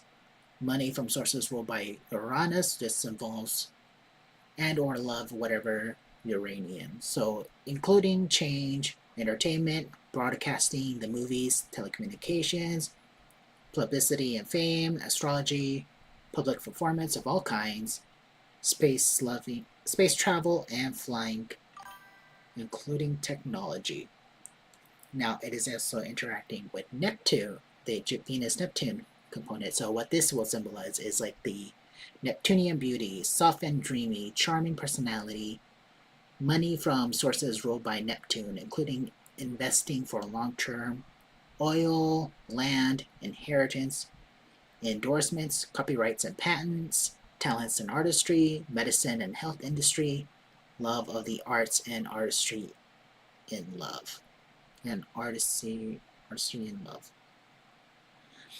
So we already kind of get this idea that he's actually an individual who's very passionate, especially when it comes to terms of like, he is very passionate about technology. He's very passionate and worthy, like very passionate in terms of like technology, entertainment, film. He also has immense passions, especially in terms of like, he may be interested in astrology to a various degree, or concepts of like interested in making beautiful films and so forth, because Venus is the act of creating or making art, and Venus and Neptune, I mean, it's the actual artistic talent and even the art practice of itself. So in other words, he can make money or has a very charming personality or ability to like make money or make something very attractive where he can make money from his art, which is in this case in relation to technology, in this, which also making films or making movies, videos, whatever the case may be, or being very entertaining online or coming up with creative ideas online. So now let's move on to like including the Uranus Neptune midpoint over here. So, well, actually let's take this back a bit and let's go to Jupiter Chiron midpoint, which is right over here. The Jupiter Chiron midpoint, as I had mentioned, it is the golden Cinderella midpoint. It is helpful in career and love, successful in marriage and career, romance. Super success is the point of blessed marriage, blessed relationships, fortunate family, success as partners, mutual handshakes, successful family, the healthy family, having children, loyalty to family, success in entertainment industry, success in selling to the public, enormous powers, public image, super charismatic, and successful career, blessed future. So already we're starting to hear constantly that he is very charismatic. He has a very charming personality, and also this also indicates that he is also essentially like very romantic based if we're talking about in terms of his love life as well. So like he is very romantic, he is very affectionate, he is actually able to make these gestures and so forth. He is very passionate about the arts. He's also passionate in terms of very blissful as well, in terms of like making whatever he wants to be a success. He is very successful overall, especially in terms of making films, and even passionate about films as well. And also very passionate and could be successful in technology or entertainment. So now let's bring in the Saturn Mercury midpoint.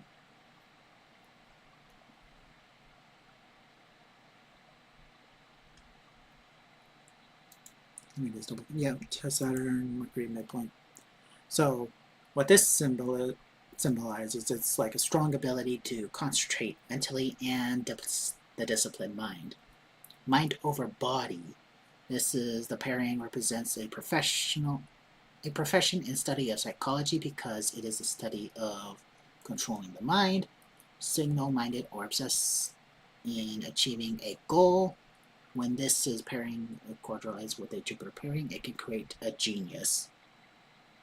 So sadly, there's no Jupiter in this point or in this alignment. The only quote Jupiter, which is like right here, but this, if quote the genius component to be activated, is definitely much like a genius in terms of like creating and being passionate about like making films, or even like very passionate in making a very noteworthy creative choice in film and entertainment. But this also kind of gives us an idea that also he, to various degrees, very much hyperfixates or is very concentrated or narrow-minded when it comes to making the art of his interest that he's very passionate about, and also very much fixated or obsessively fixated in making his passions and dreams come true, especially again in making money or in the career. So we can kind of see that he may in fact have this strong ability. Yes, he is charming. Yes, he's making these very artistic, creative movies and films that definitely catch attention. But it's also probably most likely driven due to like he's highly fixated on this as well. Now with the occlusion of the Uranus Neptune midpoint, what this can suggest, especially to like as the topper or the mix, essentially is the ability to present artistic talent to the world and perform to large audiences. This pairing is common for performers in the entertainment industry, the ability to bring new ideas to the world, including religious beliefs, scientific notions, and any idea that is innovative or creative. So, again, we kind of get this idea that, like, okay, he is definitely making these films and all that, but he is also presenting them to the world. In this case, presenting them, his art, online, because Neptune is the art, Uranus is online. So we get this idea like he is very passionate, he's very much charismatic, he has very charming ability, he's very passionate in regards to like technology, making film, making entertainment, so forth, to the point that he's almost fixated on it or even obsessed with it. And this is where his intentions of success is, and also it elevates his own success. As a result, it also contributes to like he's presenting this online or he's presenting this somehow in the entertainment and film industry.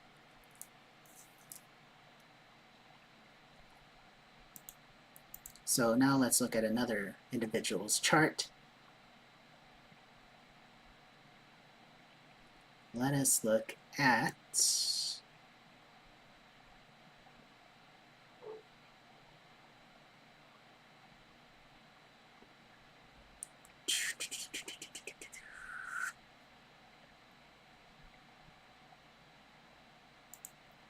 Saikuno. And let's look at his palas.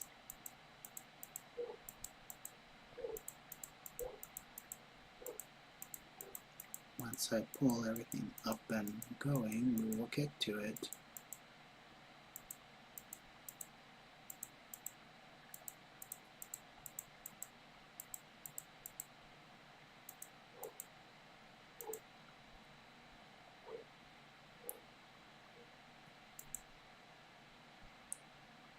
Okay.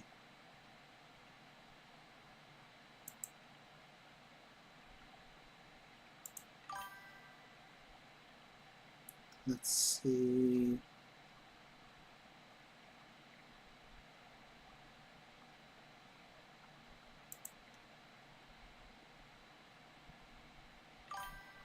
Good enough. So let's filter this out. So we're looking at Ceres and Pallas.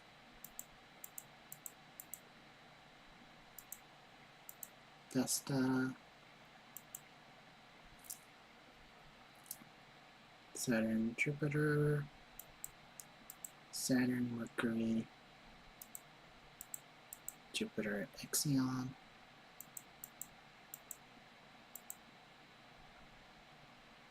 Jupiter, Chiron, Venus, Ixion,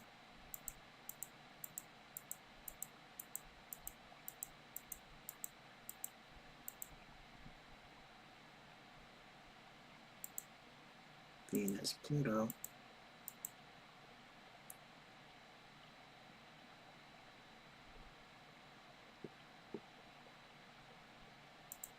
okay. Now,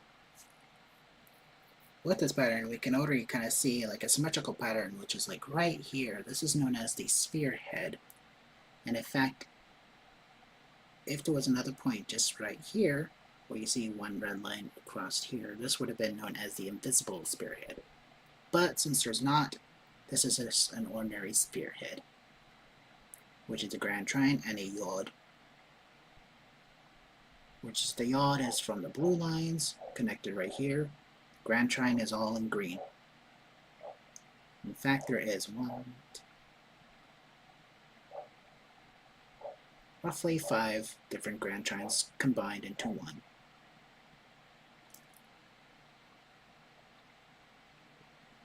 Roughly, but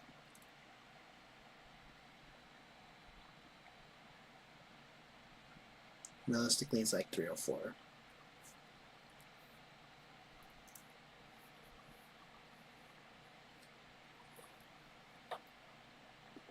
Anyways,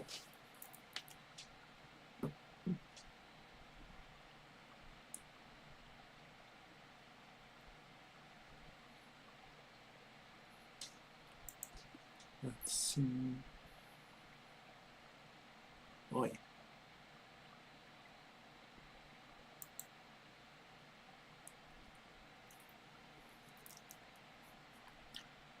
So, with Pallas,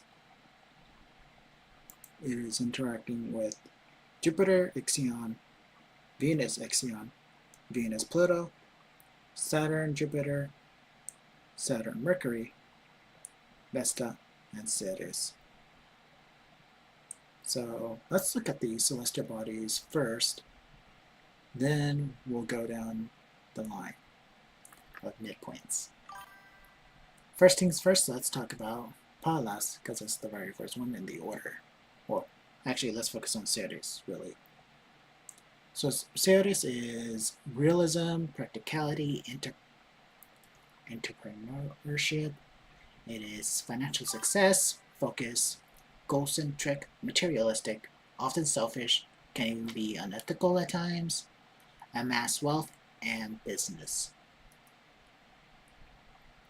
So it is interacting with Pallas. Pallas is of logic, analysis, order, sequency, organization, plans, opinions, rationale, strategies, accuracy, digital products and services, coding talents, precisions, timing, and efficiency. So this already kind of indicates that like Saikuno's financial success or his quote entrepreneurship of being like a content creator, because Ceres is the entrepreneurship, Pallas is content creator or streamer or gamer. That's what Pallas can symbolize as well. So we already kind of get an idea like how Saikuno is going to make money big time already just by this alignment alone. We're getting a good idea of that component. Now it is both are interacting with Vesta. Vesta is a friendship, sharing, caring, loyalty, devotion, likability, companionship, trust, kindness, empathy, fans, non-profit organizations and groups, business, networking, and you get what you see.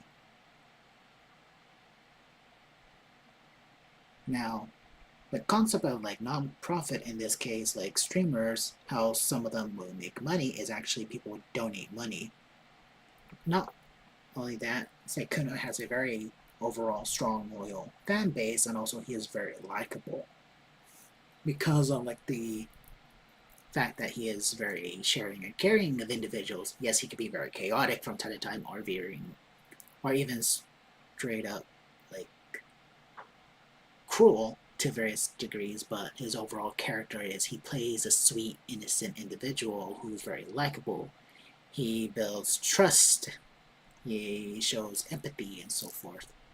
So this sort of like makes him to various degrees an individual that's like how he is able to make money and all that is due to his likability, who he makes friendships with, and also as a content creator, he is very approachable because of that. He is very agreeable because of that as well. Now, let's focus on all the midpoints that are now included into the pattern. Let's look at the Venus points. which is Venus Pluto and Venus Ixion.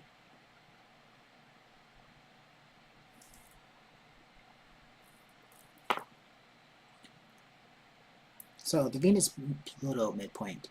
This is known as a sex symbol and love of sexuality.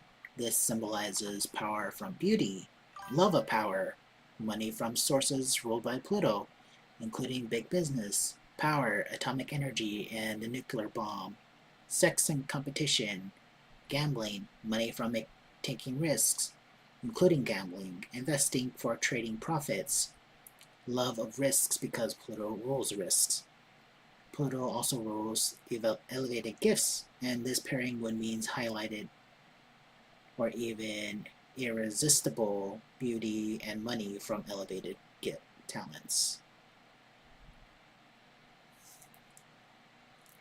So, this conotary kind of tells us that, like, he has a very elevated sort of charm or talent, especially in being very likable. He is very talented as well, in terms of, like, he can be very successful in as a content creator, very talented gamer, even very talented even in coding or programming as well, or skills that are related to programming as well. So such skills will be like cybersecurity. It can also be of like software development or just general programming, web development, and so forth.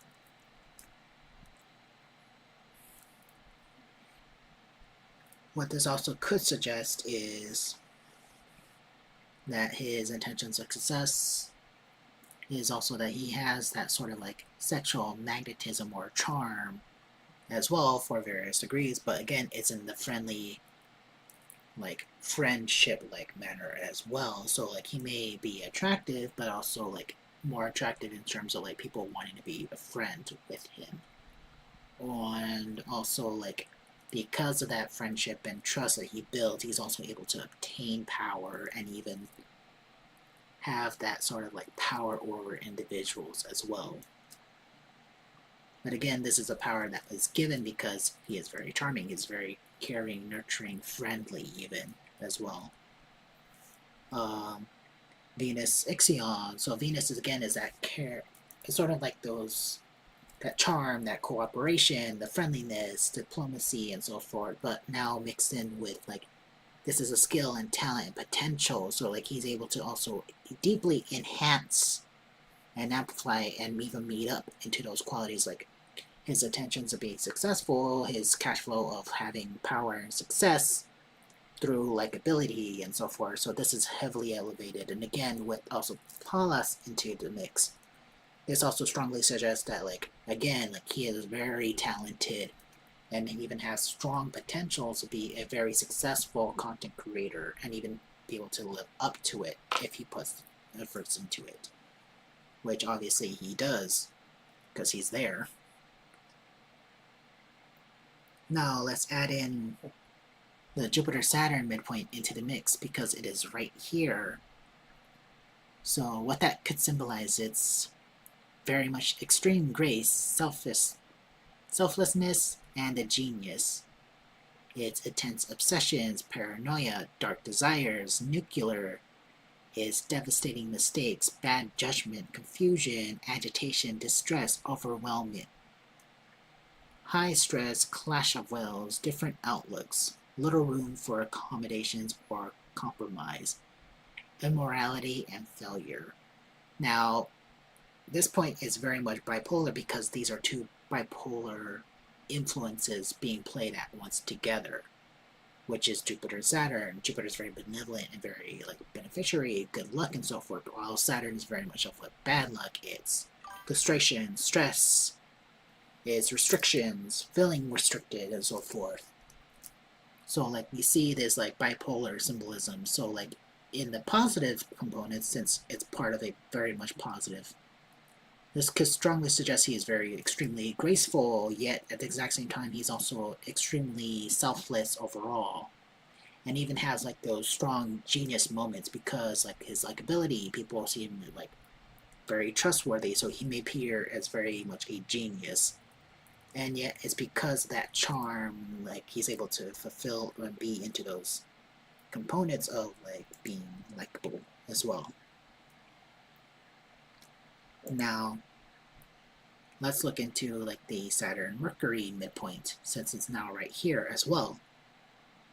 So what this could strongly suggest is, again, like the ability to have strong concentration, the ability to concentrate mentally and have a disciplined mind over body. This pairing represents the professions of study of psychology because it's study of controlling the mind, single-minded and obsessive with achieving a goal. When this pairing is quadrilated with Jupiter pairing, it can create a genius. So like with the Jupiter pairing right here, where is it? Right here. With Jupiter Ixion, like it strongly suggests that he's also very much a genius in terms of making content, especially because like he has the mindset to work towards it, and also Jupiter Chiron over here again, so it's heavily amplifying that he is very much a genius, especially in having a good public image in terms of being a content creator. But if we're just focusing on this pattern right here, he is not only that, but also like he is very much well concentrated, and even narrow-mindedness, especially with like how people perceive him as like likable. He is very much narrow-minded in terms of like he is able to take care of individuals, he's able to share and care about them, he's very much likable, well trusted, and so forth. But of course, like also the ability to attain power because of that likability, and like yes, he's controlling. Yes, he is very much like narrow-minded in that perspective, or seeing that tunnel, but also like he is able to at the exact same time like be very much well disciplined and how to react. He may analyze in terms of like how to react of like the situation to be friendly and to be approachable and so forth.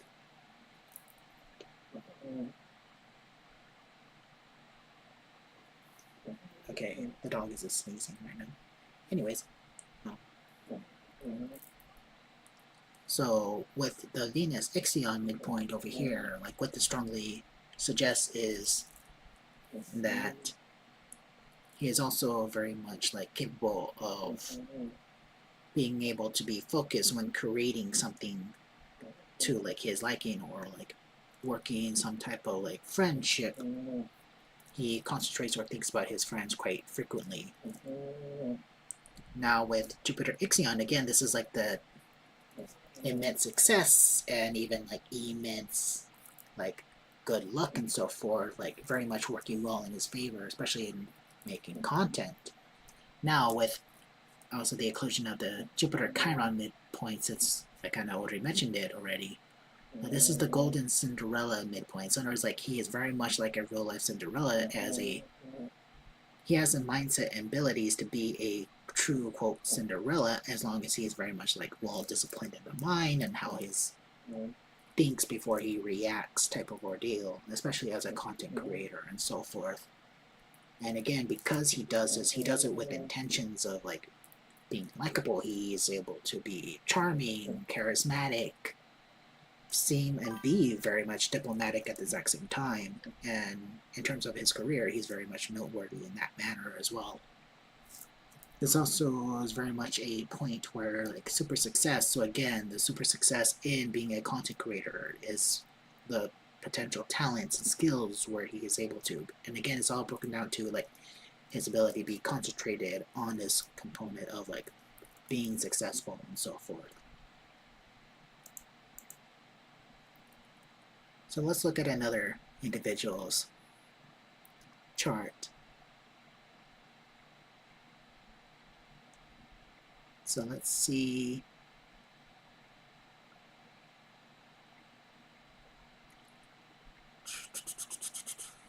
Valkyrie.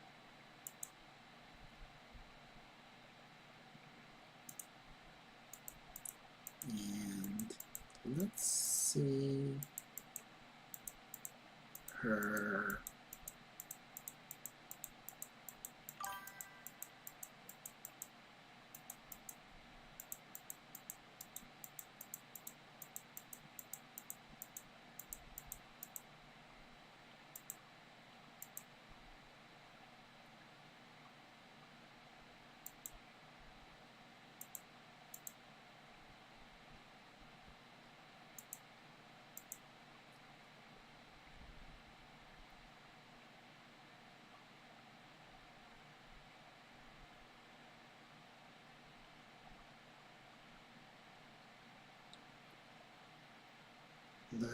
let's look at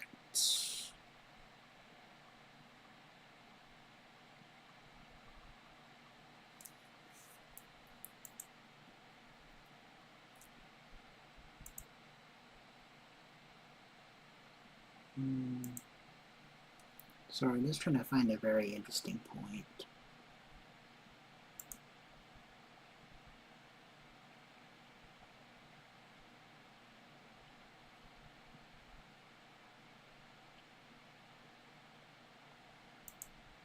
Let's look over here. And let's make this also the last chart we'll be looking over for today. So with Uranus, we're looking also at Pluto, Chiron, and the Chiron-Pluto midpoint.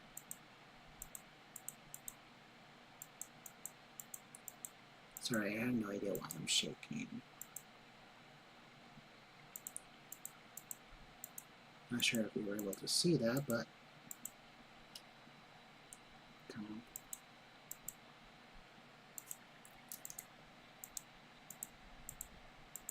Not too sure.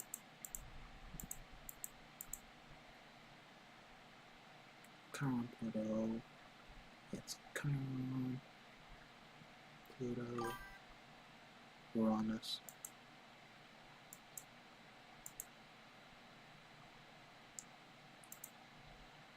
So, as we see here in this symmetrical pattern, it is very much close to various degrees of being exact, just each point is literally a degree away from each other in some form of way.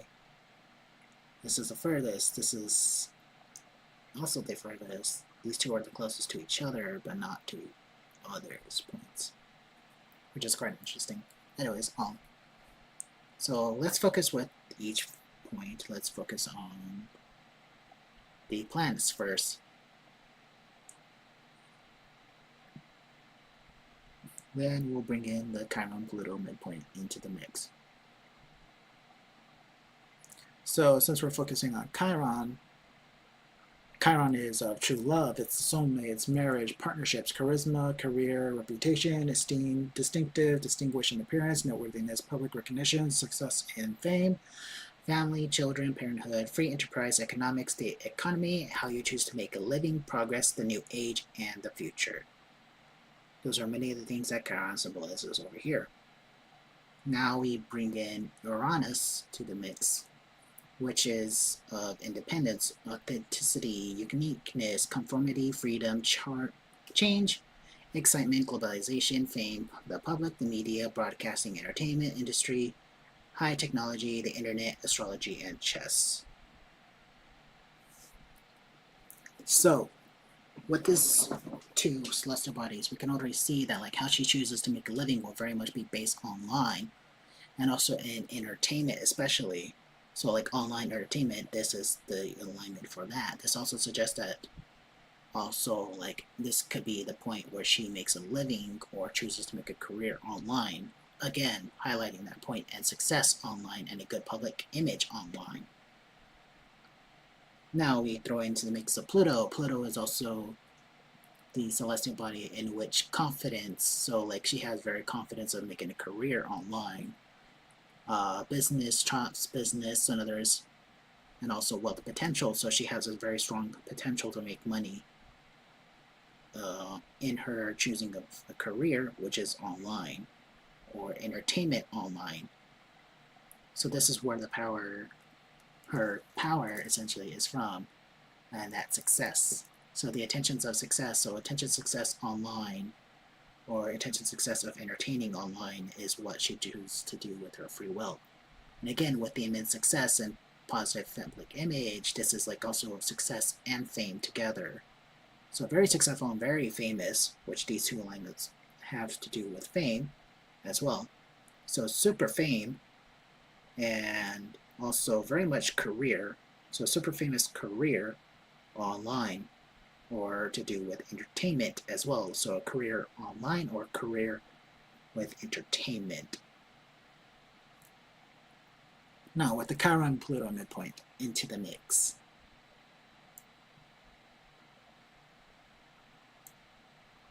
So, Chiron Pluto, this is the combined power and success, prosperous and powerful partnerships or marriage, noteworthy influence, compelling family ties and emotional relationships, notable success, highly profitable career. So, a highly profitable career online or to do with entertainment, online entertainment especially. So, power for marriage or family, a person of power and vision. So, she's very much like a person who has very much powerful visions and what to do for her entertainment online. Or, let's see, apart from marriage or an unstoppable love affair. Mighty and financially strong, but no influences on happiness, extraordinary profit making power. So, profit making power, especially with entertainment online, that she chooses to do as a career.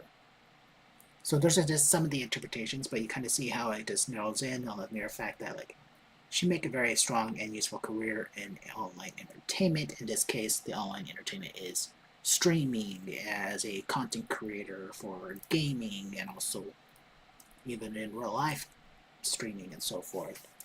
But that's what this pattern can strongly suggest and leans towards. So those are all the charts that we'll be reading on for today. I hope you enjoyed this stream overall, and I hope to see all of you soon, and hope you all have a wonderful day. Till then, see you soon.